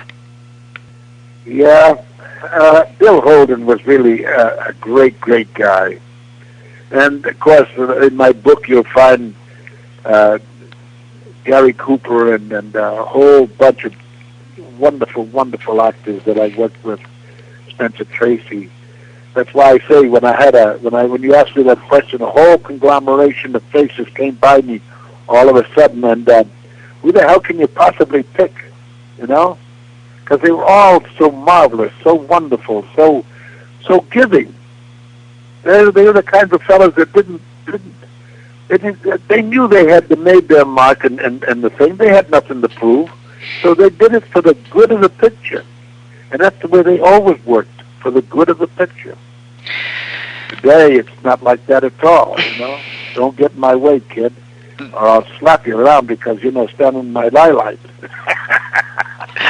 The book is called Ernie. It's available today. I'm glad you survived that earthquake that came by today as well. Definitely, Mr. Borgnine. Is there anything in particular you'd like to say, or any way that you'd like to be remembered when it's all said and done? Yeah, let's have peace. And I mean peace, P-E-A-C-E. Wouldn't it be wonderful? And as far as your career goes, how would you like to be remembered? I'd like to be remembered as my mother once said, you know, if you could make one person in the world happy or make them laugh in the span of 24 hours, you've achieved a great deal. And I think this is what I've gone by all my life, and this is what I still go by, because I feel that if we all made ourselves happy in one day, and somewhere along the line you brought a little fun into some person's life, wouldn't it be wonderful to say, hey, you know, today I talked to this fella and he made me happy. He made me feel good. That's what it's all about, at least to me. Ernest Borgnine, legendary actor, winner of the Oscar in 1955. The book is called Ernie, the autobiography. Thank you so much for your time today, and I wish you the best in the future. God bless you, and thank you very much. Believe me, it's been a pleasure. Up next is our 2009 CYInterview with Apple co-founder Steve Wozniak while he was on Dancing with the Stars. This is Chris Yannick, and you're on CYInterview.com, where we have brought you over 1,000 of the best and brightest names in news, sports, and entertainment. With me today, he is most responsible for his contributions to the personal computer, but over the last month, you got a chance to see him on the ABC hit show Dancing with the Stars. Apple co-founder Steve Wozniak, thank you so much for joining me today. How you doing? Oh, great. It's a great pleasure to be here. I'm back in L.A. again. I kind of live in L.A. for that TV show because I was so hectic. I didn't want to miss a day of training. Mm-hmm. And now I fell in love with it so much that I want to get back every Monday and Tuesday and watch the show live. Wow, well, you know, you made your debut on this reality show last year with Kathy Griffin, and I never thought I would see you on Dancing with the Stars, but I have to say, what did you learn about yourself from this whole entire experience? I learned a lot that, well, you know, it's something everybody learns in life occasionally, that, you know, when you're kind of forced into the water and you have to swim. This is what I did. I had never watched dancing. I had never watched the show. I didn't know what dancing was. I don't know how to do dancing. So when I agreed to do this, you know, and it took a lot of pressure to get me to say okay, but there were some good reasons behind it. You know, it was taking people who've never danced and teaching them and, you know, having a great good time and a lot of fun, and it wasn't anything to be embarrassed about. So then I jumped in and, wow, I found out, my God, this is not my thing. I can't look at somebody do a step and then copy it the way young kids that I've taught in the past could do. So, boy, it was very scary at first, and then I got to the point that, oh my gosh, I can actually get through a whole bunch of little steps that nobody like me has ever learned in their life, has never done, and I just got overjoyed. It was so wonderful to be able to float myself around a stage and do a bunch of little things, you know, and then you had to work on getting it perfect and not making a single mistake, and I just love it so much. Totally happy about it. Maybe we can all learn something from you in the sense that it's important to go outside your comfort zone, not be afraid, and try new things, maybe. Right. You said it. Overcome the fears and do something, you know, you work at hard, you know, and you're not really good at. And and the support of friends is very important. On this show, you know, fan support and fan votes helps. But, you know, and positive attitude.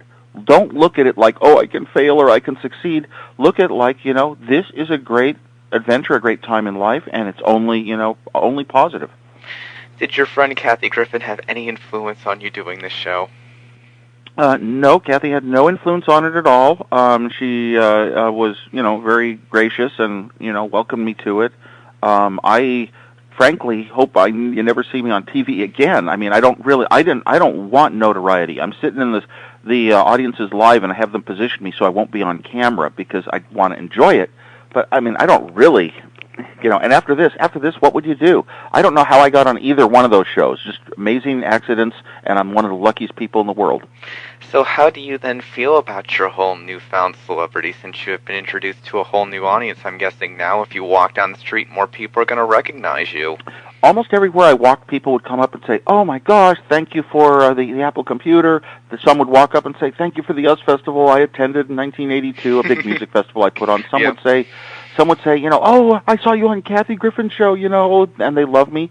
And now a lot of people come up, oh, we really loved you with your positive attitude, you know, we voted for you, you know, you were so happy. And so it's just, you know, it's just a new addition. and I'm used to it, and it's always polite. It's nice to talk to people and share stories and share, my feelings about it and my opinions, and I don't hold back. This show has given people other career opportunities. So here's the point. You say, well, I'm probably not going to do television again, but let's just play the game here. Let's say you were offered a chance to do some other kind of television project or maybe some other entertainment project. Would you be interested? They'd have to have a really good reason. In other words, I'm not interested off the bat, and it would have to be like the show means something to people. Something good. Like this show can tell other people, maybe you sit at your computer all day long in a chair, and you know what? You missed the chance to find out if you got up and just took some ballroom dance lessons. You might actually have a lot of fun. Even if you're lousy at it, you can have fun. So, if there was a show that somehow brought that sort of thing to people, I would do whatever I could to help the show. Let's put it that way. I would like to go back to my normal, quiet, almost recluse life. Maybe you're hoping that fellow, computer experts, geeks, nerds, whatever you want to call them, the polite comment to say is that maybe they need to go outside their comfort zone as well, and maybe that's what you were trying to show them. That's right. And, I had a spine injury about 5 years ago, and I hadn't exercised since then. I used to run a lot, a huge amount, and so I got into, pretty low exercise shape, and was so fun to be exercising again, 6 hours a day, dripping sweat. And it's just a fun thing, and I hope other people, through my joy, my happiness, they can discover that, maybe this is something worth doing. How much weight did you lose? I don't weigh myself. I just but I noticed that clothes don't fit. I went down 5.5 notches on my belt. Last night was difficult because I went back to the show and I haven't bought a new smaller suit, so my suit is about 5 inches too big, and my belt is 1 inch too short. It's on its last notch, so my pants kept falling down last night. As a matter of fact, during one of the dress rehearsals, it was a couple weeks ago for the tango, in the dress rehearsal, 5 times my pants were falling down. They saw my underwear, and I'd pull them up, and I didn't miss a single step with my feet. I got through the whole dance, but very funny. But you don't see the dress rehearsal, you only see the real thing. Well, I know that you had some injuries to your foot, and you had some other injuries during the show, so I have to say, how are you recovering? What's the diagnosis now for your health? The body heals. I'm recovering. I still have pain in my leg where the hamstring was. I have pain when I'm sleeping. I have pain when I'm sitting. But I'm not limping anymore. I got over the limping. As a matter of fact, I went on and had to do a show, and the night before, Sunday night, and I had to skip 2 days of practice. So my partner and I only got 1.5 days of practice that week, even though the host came on and told the television audience everyone had an even playing field with 5 days of practice. We didn't. And we choreographed the dance around steps where my right leg stayed in front of my left leg because that minimized my pain. And it was kind of a weak dance. We got the lowest score in 6 years, but I was able to do it. But boy, I'll tell you, if you watched me walk out to the car, oh my God, limp, limp, limp, limp. And ouch, on my face would go into, I would just wince at the pain. It was so bad. But we managed to do a dance. It's kind of like I couldn't walk, but I could dance. Well, speaking of your dance partner, Karina Smirnoff, did you ever think that this experience would bring you this close friendship that now, according to what the press says, you're going to be walking her down the aisle at her wedding? I hoped when we first met that we'd become good friends, but she was really enamored with my kind of quirky intelligence, both fake and real, and my little playfulness and my jokes and my unusualness, and she was open to that. She's a very creative person. One of the other dancers that dances with Steve-O, Lacey Schwimmer, she's like the same way too, and I was just so lucky to be paired with somebody that I was so compatible with, and we would just amuse each other with little jokes and pranks and tricks, and so yeah, I hope to walk her down the aisle. I mean, I went out to dinner last night with her and Max and her fiance, and what an incredible pair of people. Max is really into scientific and mathematical type things, and I have a lot of little unusual things. So yes. So we have a lot of fun joking over these things that are very unusual to know and hard to understand.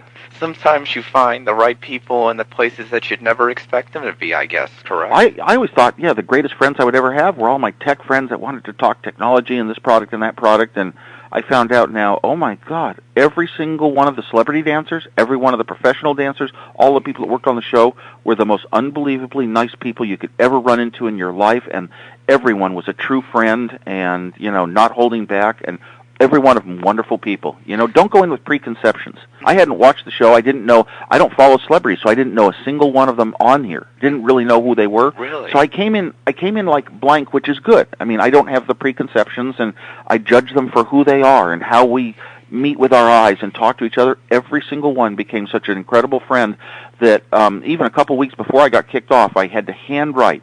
Like, I didn't want to do it on a computer. I wanted it to be real personal from me. Handwrite them 1-page, 2-page letters, just telling them what I saw in them that was so good for me and for the world and what they were, and it was just one of the most incredible times in my life. So what do you think you gave to the cast? Oh, I think I gave the cast lots of laughter, fun, good feelings, and just, the thing that, a really good, friendly person can have.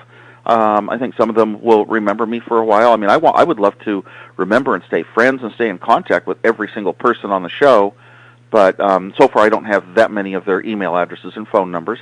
I go back to the shows and I see them, and oh my gosh, I get to go up and hug each one of them, the dancers and the professionals and the celebrities. They're such good friends now. I mean, we become such a tight community because we're all in this thing at the start. We are scared if we can even do it. Every one of us is scared whether we're going to totally screw up, and then so we cling together for support.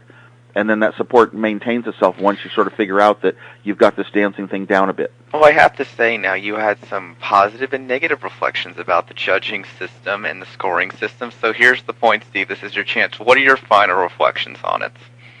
My final reflections on it are I trust it very much. There's at least a lot of the aspects of it are extremely honest. They might have a weird case where a celebrity says, I have to be taken off the show or I'm not coming back, and maybe they'll make sure that's the one that gets taken off. But aside from a rare case that anyone could understand, they have very good voting and safeguards in place as far as I can see. So I can't deny that. I mean, if I didn't get left on the show, I didn't have as many fans as a movie star maybe. In the last 5 to 6 years, we have seen technology go and continue to make so many amazing strides. What do you think is ahead? I get asked that all the time, and it's hard to comment on. I mean, I really am following a few areas. I'm following always faster processors, faster computers. What do you mean? Every time the computer gets faster, it doesn't seem to work any faster. Well, someday we're going to crack a barrier, maybe a few orders of magnitude faster than today. The computer's we're going to be able to really understand artificial intelligence, how to build something that is like a human brain, that actually has to learn the world, learn how to speak in another language, learn how to walk as a robot. Maybe we'll build things like that. And as a teacher, if the computer were a teacher to me, instead of presenting one problem after another in some funny little animations, it'll actually be a human being talking to me, noticing my facial expressions, noticing when I need a slight break, noticing when I'm kind of guessing at an answer, like a real human teacher. Looking for that. I'm also looking towards the 3D displays where you don't have to wear special glasses. You buy a computer, and it works just like today's computer, but it can also run some software and be 3D with very little additional cost. Steps are being taken to get closer to that.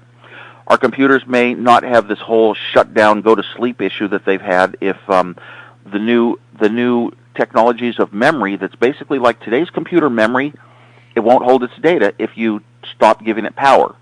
So your computer has to go into a special sleep mode and save everything that was in memory and bring it back.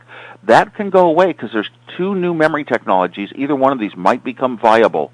One is called magnetic memories, and one's called memristors from Hewlett-Packard. And in both of them, you shut your computer down, you open it up, it's still on right where it was and took no power at all. Kind of like flash RAM. So, I like to follow a lot of these different technologies that, they start kind of at the atomic level, the low-level chip technology, and will they make it all the way into products that change our life? And on the list of the things that you still want to accomplish in your life, as far as maybe an inventor or creator, I'm sure you're probably always thinking about things. Well, let's see. The only goal I can really think of, specific goal, is I want to get 750,000 points on the original Game Boy Tetris someday. And it sounds funny, but it's actually a goal that will stick with me for my entire life, and I'll probably never do it. Other goals. Is there any other inventions you'd like to create, or any ideas or things that you think that society could benefit from? Maybe. I'm I am serving on advisory boards and boards of a few technology companies, and I actually have an official salaried role in one company that's doing some incredible speed up your server with flash RAMs instead of hard disks type of technology. And it's Fusion IO, and I'm their chief scientist.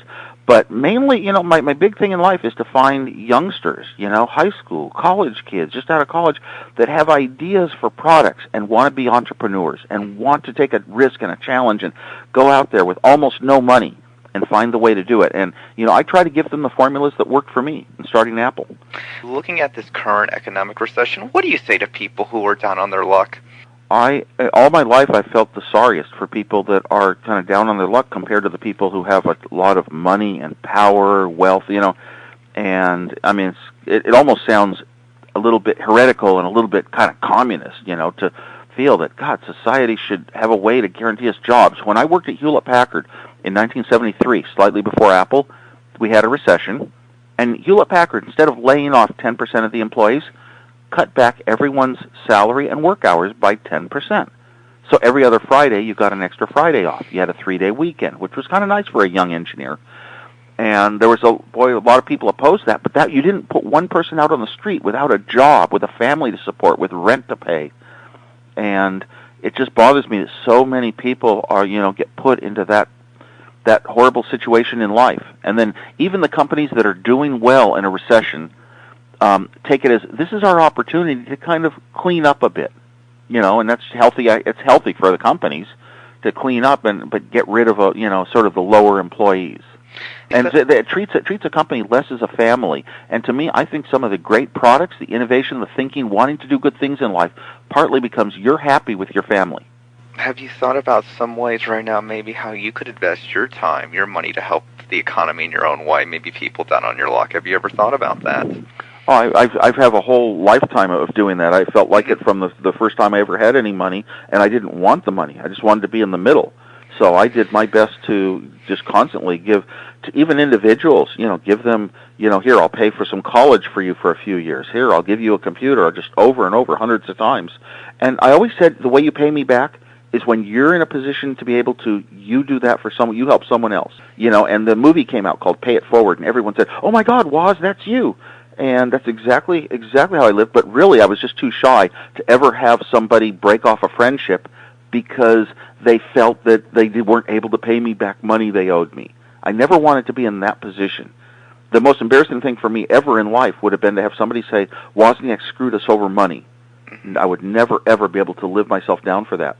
So I pretty much, you know, gave my money, my big money away to museums in San Jose and arts groups and individuals and things like that. And you know, so I don't have the huge big bucks that people think I do. In the story in your book, you talk about how you taught in your son's school a computer class for 10 years, and it was some of the happiest times in your life. And maybe that's the example that, you know, these experiences you share with people are more important than, you know, the fact of being worth billions of dollars.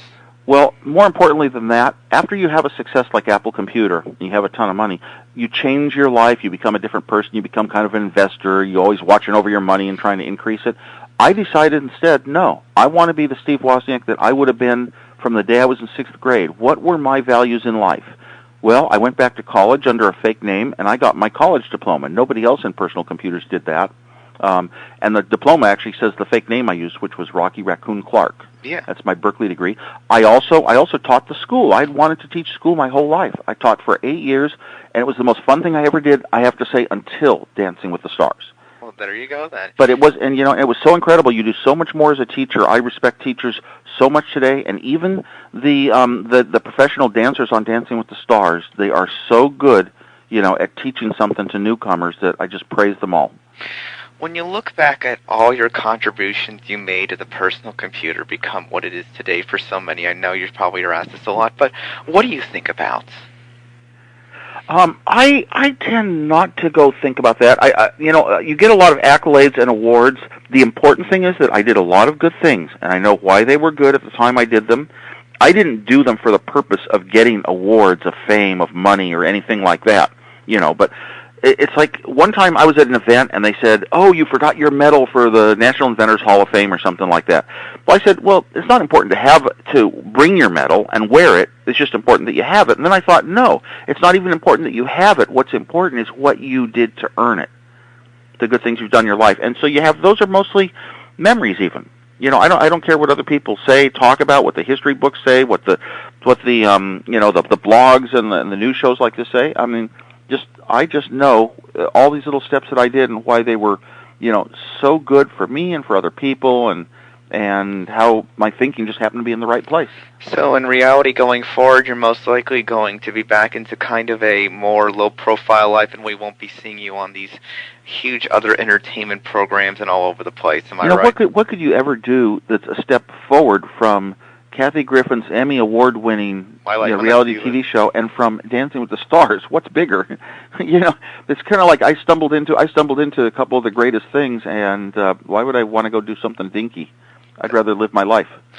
In closing, Steve Wozniak, thank you so much for your time today. I have to say, in closing, what do you think, looking forward at this world, where we are and what you've accomplished, and where we are right now, again, with this current economic recession? What do you hope for the country as we're going forward, and these businesses that represent these thousands of employees? The current economic state, not the recession, the state of our government does frighten me a bit, that there's going to be a lot worse times ahead for the next generations in this country. But then, when I see people like Karina and Max, my dance partner and her boyfriend, getting married, I just think, those people are so good. They make the world a better place, the earth a better place, and humans will always go forward. Steve, thank you for your time today. Okay, thanks very much. Up next is our 2008 CYInterview with actress and singer Tatyana Ali of Fresh Prince of Bel-Air fame. Chris Shandick here with you. I'd like to welcome my guest this time. She has a very diverse career. She's very well-rounded, very well-educated, and you might have remembered her many years ago, though, from the Fresh Prince of Bel-Air. Yes, Tatyana Ali, better known for her role as Ashley Banks. Thank you for joining me today. How are you doing? I'm good. I'm doing really well. Thanks for having me. Thanks, no problem. Well, we'll talk about everything that you've been up to recently in a minute, but how is life going? We haven't seen you as much in the mainstream in recent years. Yeah, life is going good. Yeah, it's going really good. I understand you're working on your latest CD that will release later this year, am I correct? Yes, exactly. It's called The Light. Can you tell me about it? Yeah, I'm working with a producer named Johnny J, and he's responsible for a lot of Tupac's music. And so it's like kind of hard-hitting, hip-hop-y. But the music is R&B, soul, pop.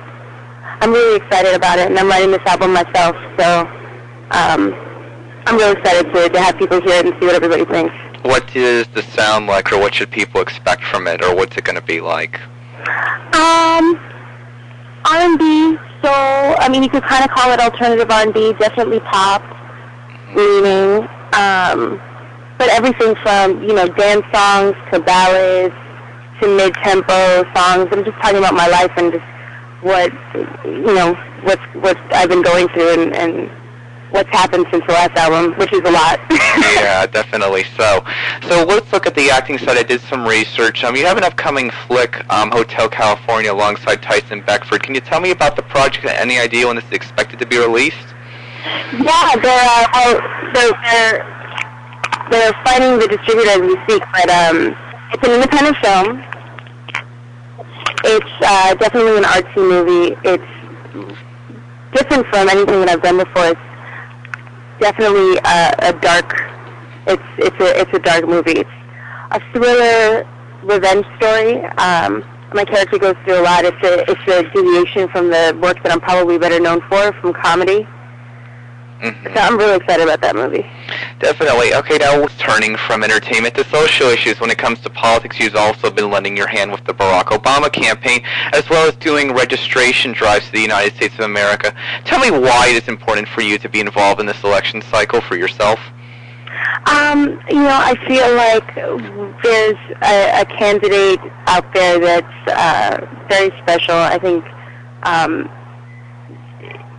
completely different from other candidates before. It's my first time volunteering in a campaign, and I got a chance to speak to him and to hear him speak in person and to hear his wife speak in person. And you get the vibe that they really actually want to help, that they're not just, career politicians. They're not just in it to win. They're in it to make things better. And especially with voter registration and for young people, I've been going to colleges all over the country. It's, my parents are immigrants. I'm the first generation born here. And it's an amazing blessing. It's an amazing freedom that we have here to be able to vote and be a part of the process. And I think, I think a lot of times we do get apathetic and we feel like we can't change anything, but it's so important for us to be involved in the system. Otherwise, you can't complain when things go wrong, Yeah, I agree with that, definitely. So how would you contextualize the campaign of Barack Obama so far? How do you mean? Just and to put into a context as somebody who's sitting back in this world as a normal individual, what would you could say about his candidacy overall? It's historic for a lot of reasons. He's very much a reformer. I think one thing that's incredible about his campaign is that it's so grassroots. When he graduated from Harvard Law School, at the top of his class, he could have gone anywhere he wanted to, making six figures, and instead he went to the south side of Chicago and was a civil rights organizer there.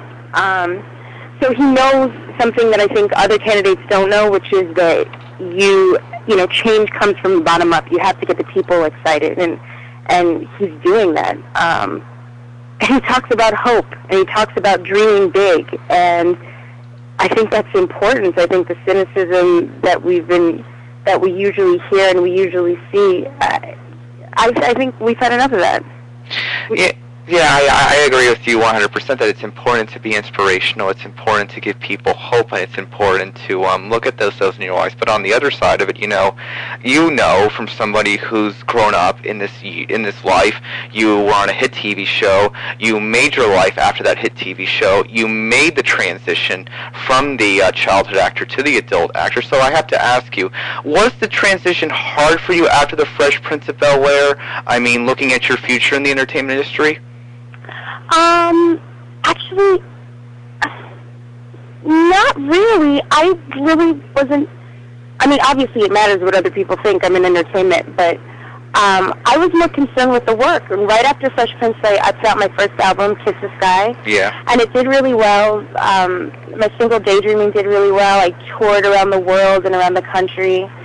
And then I decided to go to college. So I've been lucky. I've always worked, but that time that it seems that I kind of disappeared and took off was actually when I was in school. Yeah, well, the fact that you went and got a degree from Harvard after the show, did you decide that I was going to have those college years and I was going to have that social experience no matter what happened with my professional future after the TV show? Did you decide that that was what you were going to do anyways? Yeah, I did, because it's so important. It's something nobody can take away from you. And beyond that, it also, I don't know, when you really know yourself, and it kind of doesn't matter in life what jobs you get or what jobs you don't, or you feel like it's empowering. You feel like it's okay to go on your own path. So what do you think it was for you besides that made you keep it all together and avoid what many of these other child stars have gone through? Oh my gosh, my family, because they would not stand for that. I'd be locked up somewhere in my grandma's house. They would have sent me to Trinidad or to Panama for like a year, get it together. Yeah. No, it's definitely my parents. They don't, even though I was making money when I was young and I was working, I'm not treated any differently from my two little sisters. Mm-hmm. I still had chores to do when I got home.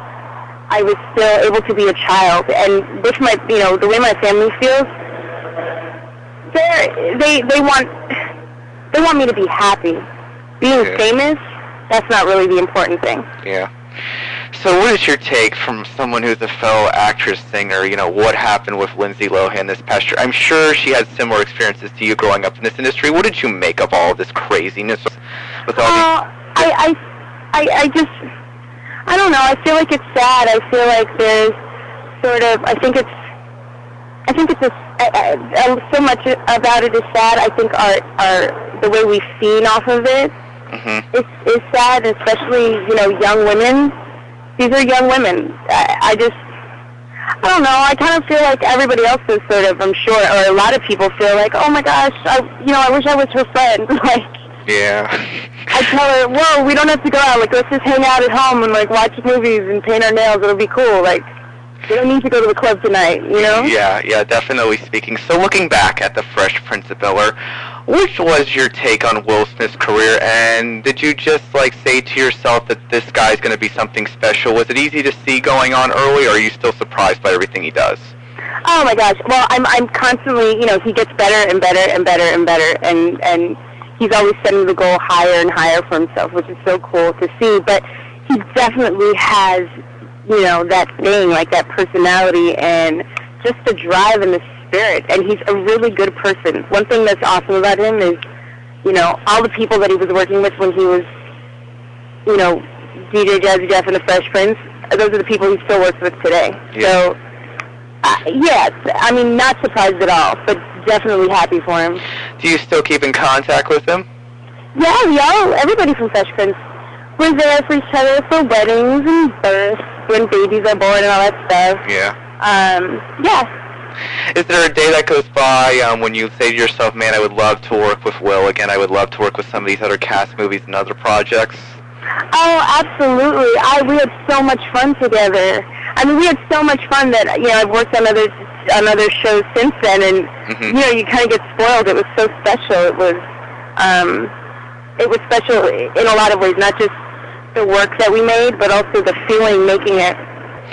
Okay, so here's my question to you. I've asked this of many other celebrities I've come across, athletes.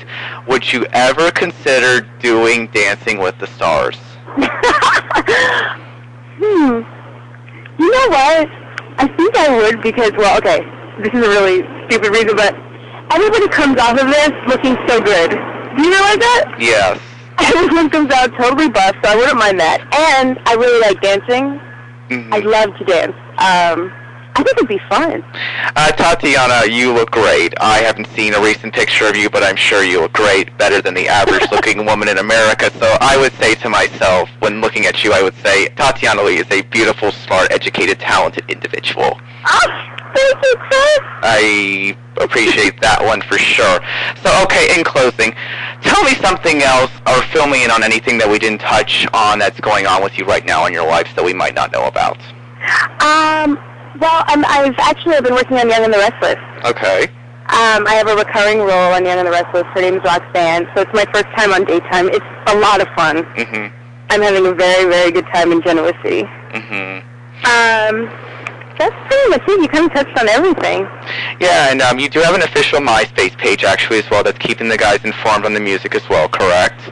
Yeah, I do. It's, my URL is Taty Ali, Tatyali, and there are a lot of MySpace sites that use my name, but mine isn't really a glossy picture. It's actually a picture of me and my sister, Anastasia, working at one of the campaign headquarters for Obama. So we're on phones. It's not, you know, an 8x10 or a sexy shot or anything like that. And you're continuing to go to the United States of America spreading voter awareness, and you're going to do this, I guess, through the whole general election cycle as well? Yeah, sure, I'd love to. I mean, I'm working as a surrogate for the campaign, so, I mean, I'm a volunteer. I also make phone calls and canvass neighborhoods and knock on doors, so anywhere they need me to go, I go. Okay, Tatyana, thank you so much for joining me today. We'll have to do this again very soon, and thanks for the interviews, and thanks for the memories, and it's good to see what's going on with you. Yeah, thanks, Chris. It's nice to meet you. And finally, our 2012 CYInterview with actress LisaRae McCoy. You're on CYInterview. This is Chris Yandak. She'll forever be known to many as Diamond in the cult movie The Players Club, but actress LisaRae McCoy's life has been full of many accomplishments and as well many ups and downs. The former First Lady of the Turks and Caicos stops by for a candid 25-minute CYInterview discussing many things from her life and career. This is Chris Yandak. Joining me today, we welcome to CYInterview a multi-talent woman in her own right, actress LisaRae McCoy. Thank you for joining me today. How you doing before we begin?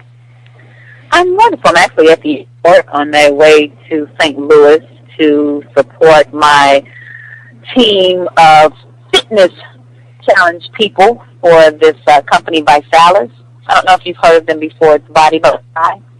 I'm doing a 90-day challenge with them, a 90-day fitness challenge with their products. And I'm probably on day 50-something now and have about maybe 20-something more days left. And I'm seeing results, and I'm getting happier and feeling good about my body and feeling good about, the education process of knowing what goes into eating healthy and being healthy and trying to lean out and tone up. It's actually hard work. Well, I think a lot of people would say that you've aged gracefully over the years and you still look fantastic, but you can always have some add-ons, I imagine. Always, because, I've never ate so much salad before in my life. But now I'm encouraged to find different salad places because I get bored quick with food, and I'm really a fat girl in a skinny girl's body. So I like food.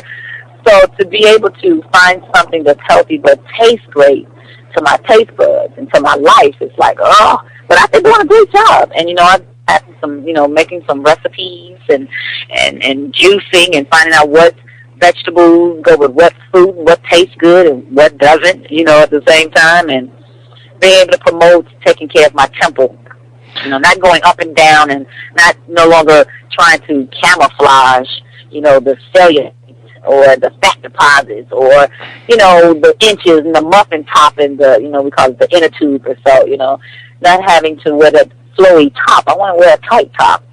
And, just give it to you. Part of butt naked dress to kill. What I've always enjoyed about you is this, unlike other people, you admit your faults, you admit your mistakes, you admit that sometimes you have to correct things. You're just an honest person, whether it's good or not. That's what I've always enjoyed about you. Oh, thank you. Yeah, I'm trying to learn. I'm trying to live right.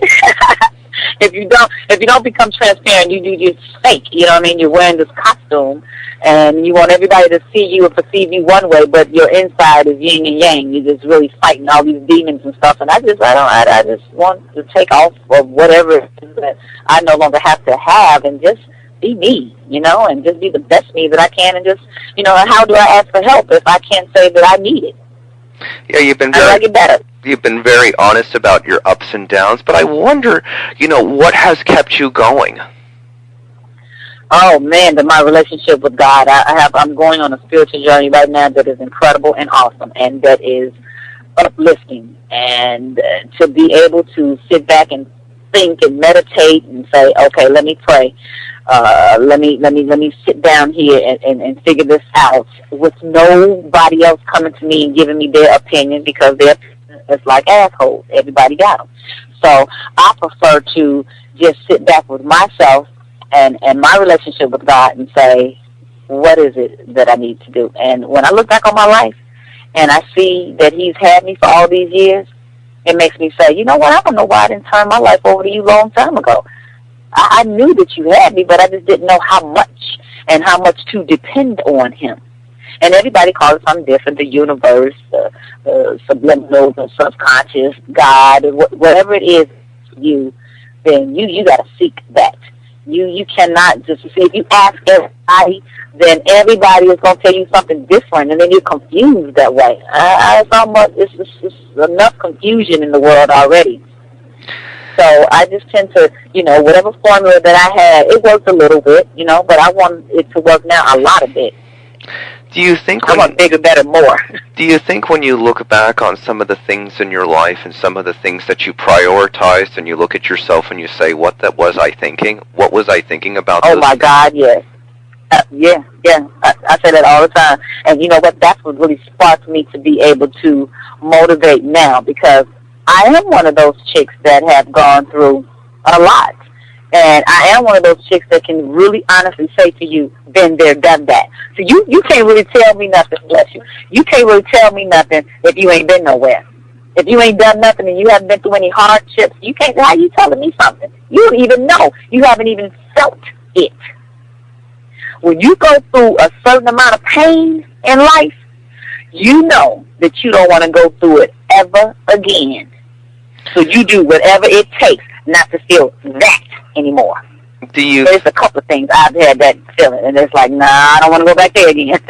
Do you think, before we move on to other subjects, that for you, when you end up in show business, you think it's one thing, and then when you end up in show business and around certain people, you realize it's another thing, and obviously it's not all so pretty. For you and those realizations, do you come to the realization now later in your life that, that many people that end up in show business prioritize the wrong things, and that's why they end up in these negative processes and periods of life, and they wonder why things went wrong? Yeah, sometimes, because, everything is glorified, you know what I mean? And, the light is shined on different things that make you feel like, hey, this is obtainable, come and get this. When, all you do know is that you want this, but you don't really know what it takes to get there. So you go through so many different ways of trying to figure out, how do I do it? And that's what's the important part, to keep your integrity. And to know that you're building strength, because, when you're getting anything in life, if it's hard, when you get it, you're like, whew, I did that. You appreciate it even much more than when it was just given to you. So that builds a lot of character with you. I would also say that, when I got into business, I thought it was, I didn't want to be a 9-to-5 kind of girl, but now I'm a 24/7 girl. And I have hours now that is ungodly type hours. It's like, well, where they do that at? Why am I still up and it's been 16 hours or whatever, And the makeup and the hair and the image and, it's to build you up, to tear you down kind of thing. And so now you just have to be okay with self. Because I was a victim of that. When I first did Players Club, I thought, oh, I got to look like Diamond to be recognized. I need long hair, I need the makeup, I need all that. And now I don't need any of that. It's no longer important to me. I'm prioritizing things totally different now, but it is because I've lived through it. I didn't I didn't step over it. I lived through it. Yeah, and then you come to those realizations, that who you are matters more than what other people think about you, in this image that really isn't you, and this unreality that people expect you to live up to. And it's to be strong, because we get more no's than yeses. We get more closed doors than open doors, And so that's messes with your self-esteem. It's like, am I good enough? They didn't want me. Well, what's wrong with me? Do I need to change? You go through all those different things. What? You're trying to get a job. You're trying to be accepted. You're trying to get put on. And it's not just the show business. It's everything. It's how you change your resume, even in the corporate world. Oh, this is what they want. This is what they're looking for. Oh, well, let me do this. Let me become this person. It's everywhere. It's everywhere in the world. So you have to build your own character. You have to be strong. Let's move along, because there's a lot of other things I want to talk with you about. But recently, of course, you put out this Barack Obama campaign ad that's reportedly already been viewed by more than 1 million people, and it says, of course, you got Obama's back. How did this whole thing come about, and why did you want to do it? Well, apart from me being a part of the kickoff educational tour in Philadelphia for the Obamas with our Secretary of State, Ernie Duncan, and Newt Gingrich, and the Reverend Al Sharpton, we were in Philly. And I was able to be a part of the team of going into that school and talking to a lot of kids and seeing what the problem is and giving them a voice on what they felt they needed to help them, further them along in their education process. And I was just like, out of having all those heavyweights that I just named, I was the only actress. And I was like, when I spoke, the kids was hanging on every word. But you know what that was from? It was because I was a TV personality. It was because I was LisaRae. It was because they were intrigued with the fact that I was this movie star. So for me, I knew that I had their attention. They automatically felt intimidated by seeing the other power players. And I was like, wow, you know what? That says a lot. Now you have to become relatable. You have to get down on their level to be able to give them someone that they feel like they can talk to. And that's the advantage that I had over the other 3 men that was, the other men that were there. So, the men that were there. So, it allowed me to use my voice in a way that I didn't know that I could. It really encouraged me and gave me a sense of it gave me a sense of pride, and I felt uplifted, like I got something here, you know, and it kept me searching for what that thing was. And so leaving that and being encouraged of having our first black president and being involved in that campaign, I said, you know, there's not a lot of people that are as excited this election as they were 4 years ago. And this man has to 4 more years to do this. And so we got to get him reelected. How do I do that? That was mixed and married with me wanting to secretly have this photo shoot of this artist do some body paint on me, or I wanted to do something with a tattoo, and I just want one for real because I already have one. I didn't want another one. And I said, but what would I do with a photo shoot with body paint, you know? And then I woke up one morning and I said, you know what? I can marry this idea with doing a portrait of Obama on my back and with an American flag, and the artist, I have to say his name, is Keenan Chapman, awesome brother that we found, and he said I could do that, and the whole process took like about 4 hours, you know, but it was 4 hours that was well worth it. I married that with my, I knew that part of Obama's campaign that I really stand for is the equal pay for women, the health care, and the education. And I didn't want to be a nurse. And I said, you know what, education is my thing with kids. And so I said, I want to be a teacher, and I want to sit in this classroom, and I'm going to say, this mama has Obama's back. You know, why don't you, kind of thing, and urge the people to vote and exercise their right to vote. And that's going to be my way of paying homage to the campaign, to Obama, to the presidency, and to voting. And it just, and when I tell you, it came out exactly how I wanted it to come out. Exactly. Before we get into a political topic here on something else on that horizon, obviously, I wonder if you feel like artists in general, because as you're talking about this and speaking, you know, alongside Al Sharpton and Newt Gingrich, among others, at this recent event that you mentioned, do you feel like that there are many artists who don't feel like that they can get into more serious topics in discussion, and that that's pretty much a one-dimensional world? And it seems like you're obviously trying to always expand your horizons. I am, and you know what? We do. We want to stay safe. You know what I mean? Because we know that we'd be attacked so much till this would be one other thing to be attacked on. And you know, politics is really sensitive. So, you know, when you state your opinion, you're a target for something else. But if you're not going to stand for something, you're going to fall for anything. And it is, for me, keeping my political ties that I had even when I was First Lady of Turks and Caicos. I was able to mingle with so many people in so many different countries and in the world till I was like, you know what? I have all of this under my belt. What am I really going to do with it? What am I going to stand for? What is my legacy going to be? Yes, I'm successful, but how do I help? How do I motivate people?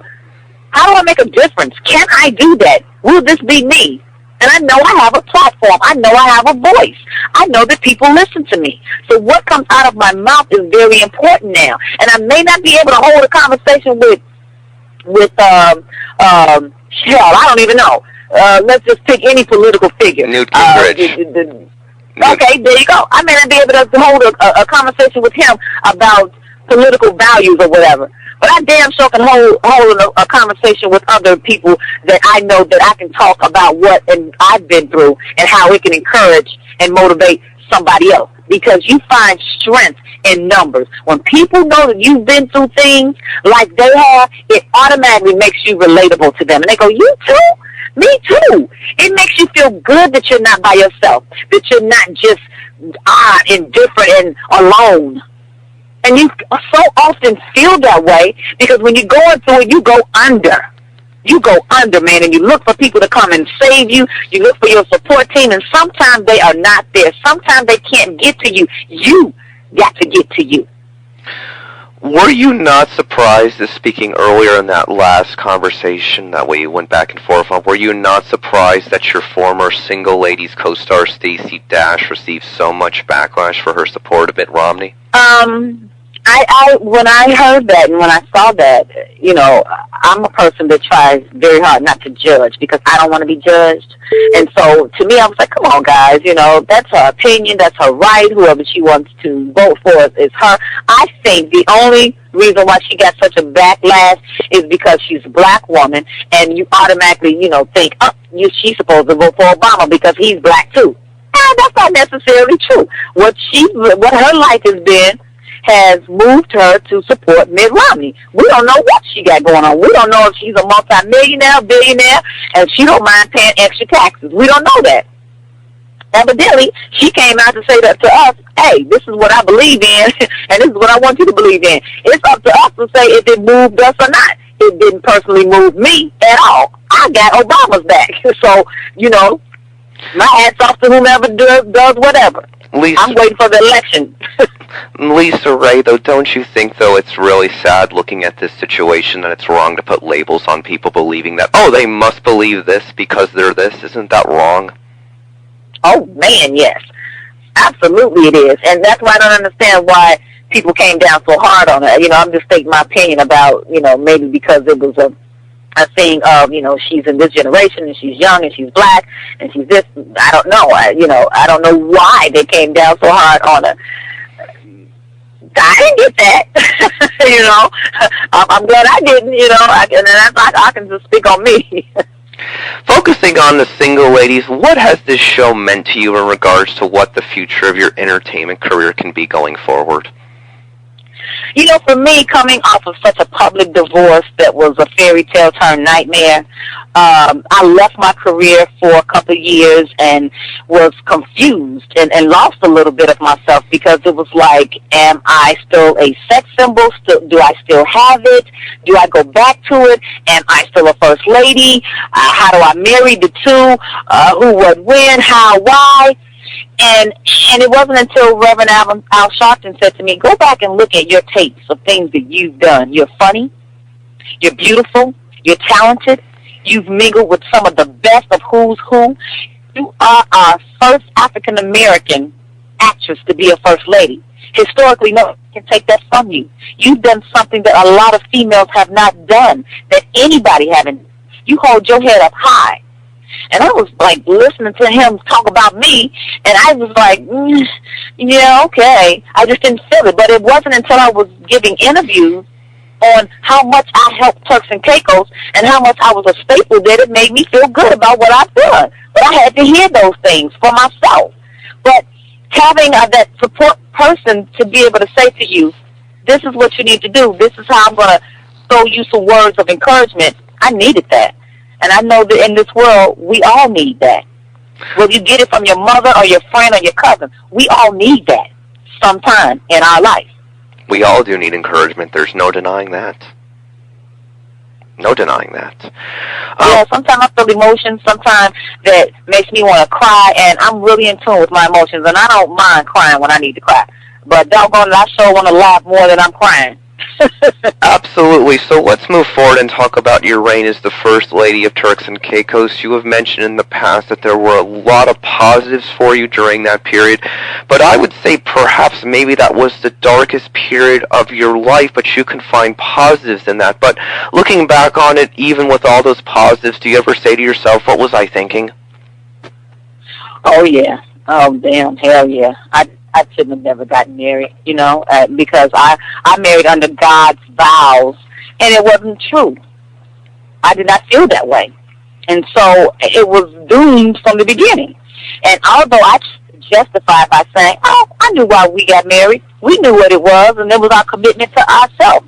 We still got married under those same vows in which people hold sacred. And we did not. We were dating in our marriage, and that was our agreement. And although I was dating him before we agreed to get married, and there was definitely a chemistry there and definitely a love there, but I wasn't in love. I wasn't. We were dating to get to that point. That was backwards. And I had to accept that and had to accept my responsibility in what it is that I did. I know one damn thing. When I get ready to do it next time, I'm damn sure going to do it right. Did you feel like you never fit in as the First Lady of Turks and Caicos? I felt like that being an American in a foreign place for me was like, wow, I have so much more to learn than the average woman, or if he would have married an island woman. I did feel that. I did feel also the benefit, though, of being an actress, which helped me with my first lady reign, because a lot of times that we'd be going somewhere and I'd be supporting my then husband, and I would be prepped on the way to the charity or the benefit on what it was we were going and what it was I was doing and what I was supposed to say. So if I had been an actress, I wouldn't have been able to pull it off for real. But there was a benefit of their first lady being LisaRae as well, because who else could say that, Who else, what other first lady looked like me? I've never met none. Did you feel like you were giving up some of yourself? Yep, I sure did.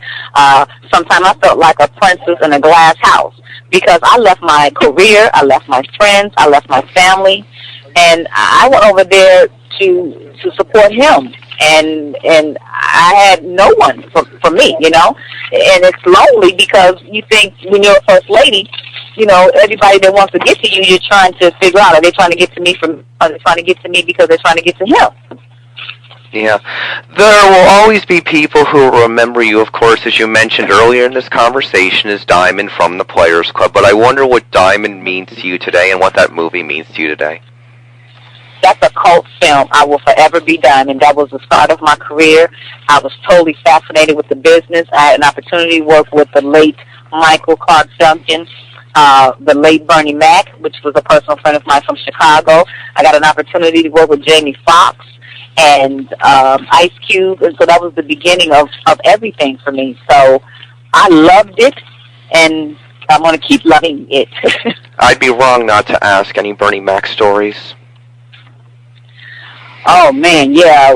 Back in Chicago, there was a place called Cotton Club that, even the models used to do fashion shows, the comedians used to do shows there, and singers. They had a jazz band in the front and everything, and every time Bernie Mac would be doing a show, he would come up with the Robin Harris voice, and he was like, I'm going to be a star one day. I'm going to be doing this someplace else. And at the time, I was modeling, so we both wanted to do something. I just didn't know at the time what I wanted to be, and I came out to L.A. before he did. And he called me. He said, I'm coming out there, sis. I'm coming out there. I'm ready. And I was like, okay, come on out. And he actually ended up doing, the Kings of Comedy and then having his show. And then we were actually on the same lot, which was CBS Radford together. And I would go over to his set, and he was like, I told you so. I told you. And I was like, yes, look at us. We are in Hollywood. And so, by the time his thing came, I actually came to Chicago to see him and to do the Bud Billiken Parade. And while I was in the Bud Billiken Parade, they asked me how did I feel about the passing of Bernie Mac, and I said, no, don't say that, because I'm actually on my way to the hospital to see him right after this parade. Don't make him dead yet. Don't do that. And they said, no, you must, you hadn't heard that he was pronounced dead about an hour ago, and that hurt me because I wasn't able to say goodbye to my friend. Thank you for sharing that. 3 more. That was very touching. Would LisaRae ever do Dancing with the Stars? I would love to, and I can't wait for them to ask me. So that is a yes. And then what I'd love to know in closing is that it just seems like 2 more, but, it just seems like from the gossip world, which, I always take with a grain of salt, and I think most of the time, obviously, loves to print half-truths, but it just seems like you seem to get a lot of hate from the African-American gossip world, and I wonder why you think that is. I think half of that is my fault, because I've only let them in on what I felt that I had, which was, when I first started in this business, I used what I had, which was my outer shell, and I promoted that. Now it's my business to be able to promote the inner shell, the heart and the mind. So there's more to me to come. LisaRae McCoy, thank you so much for joining me. The final question always is what do you want people to know about you that we don't? Yeah, that question. that's a big question. Is that I'm trying to reach and teach and share with compassion and love. Well said. Thank you so much for joining me today. Please hang on with me, and thank you so much for this great conversation. I love people who are honest and upfront, and I will always give you that. Thank you. For CYInterview, I'm Chris Yandek. Thank you for watching. If you like this video, look in our description below for other Best of CYInterview volumes. I'm Chris Yandek for CYInterview here in Las Vegas. I'll see you in the next one.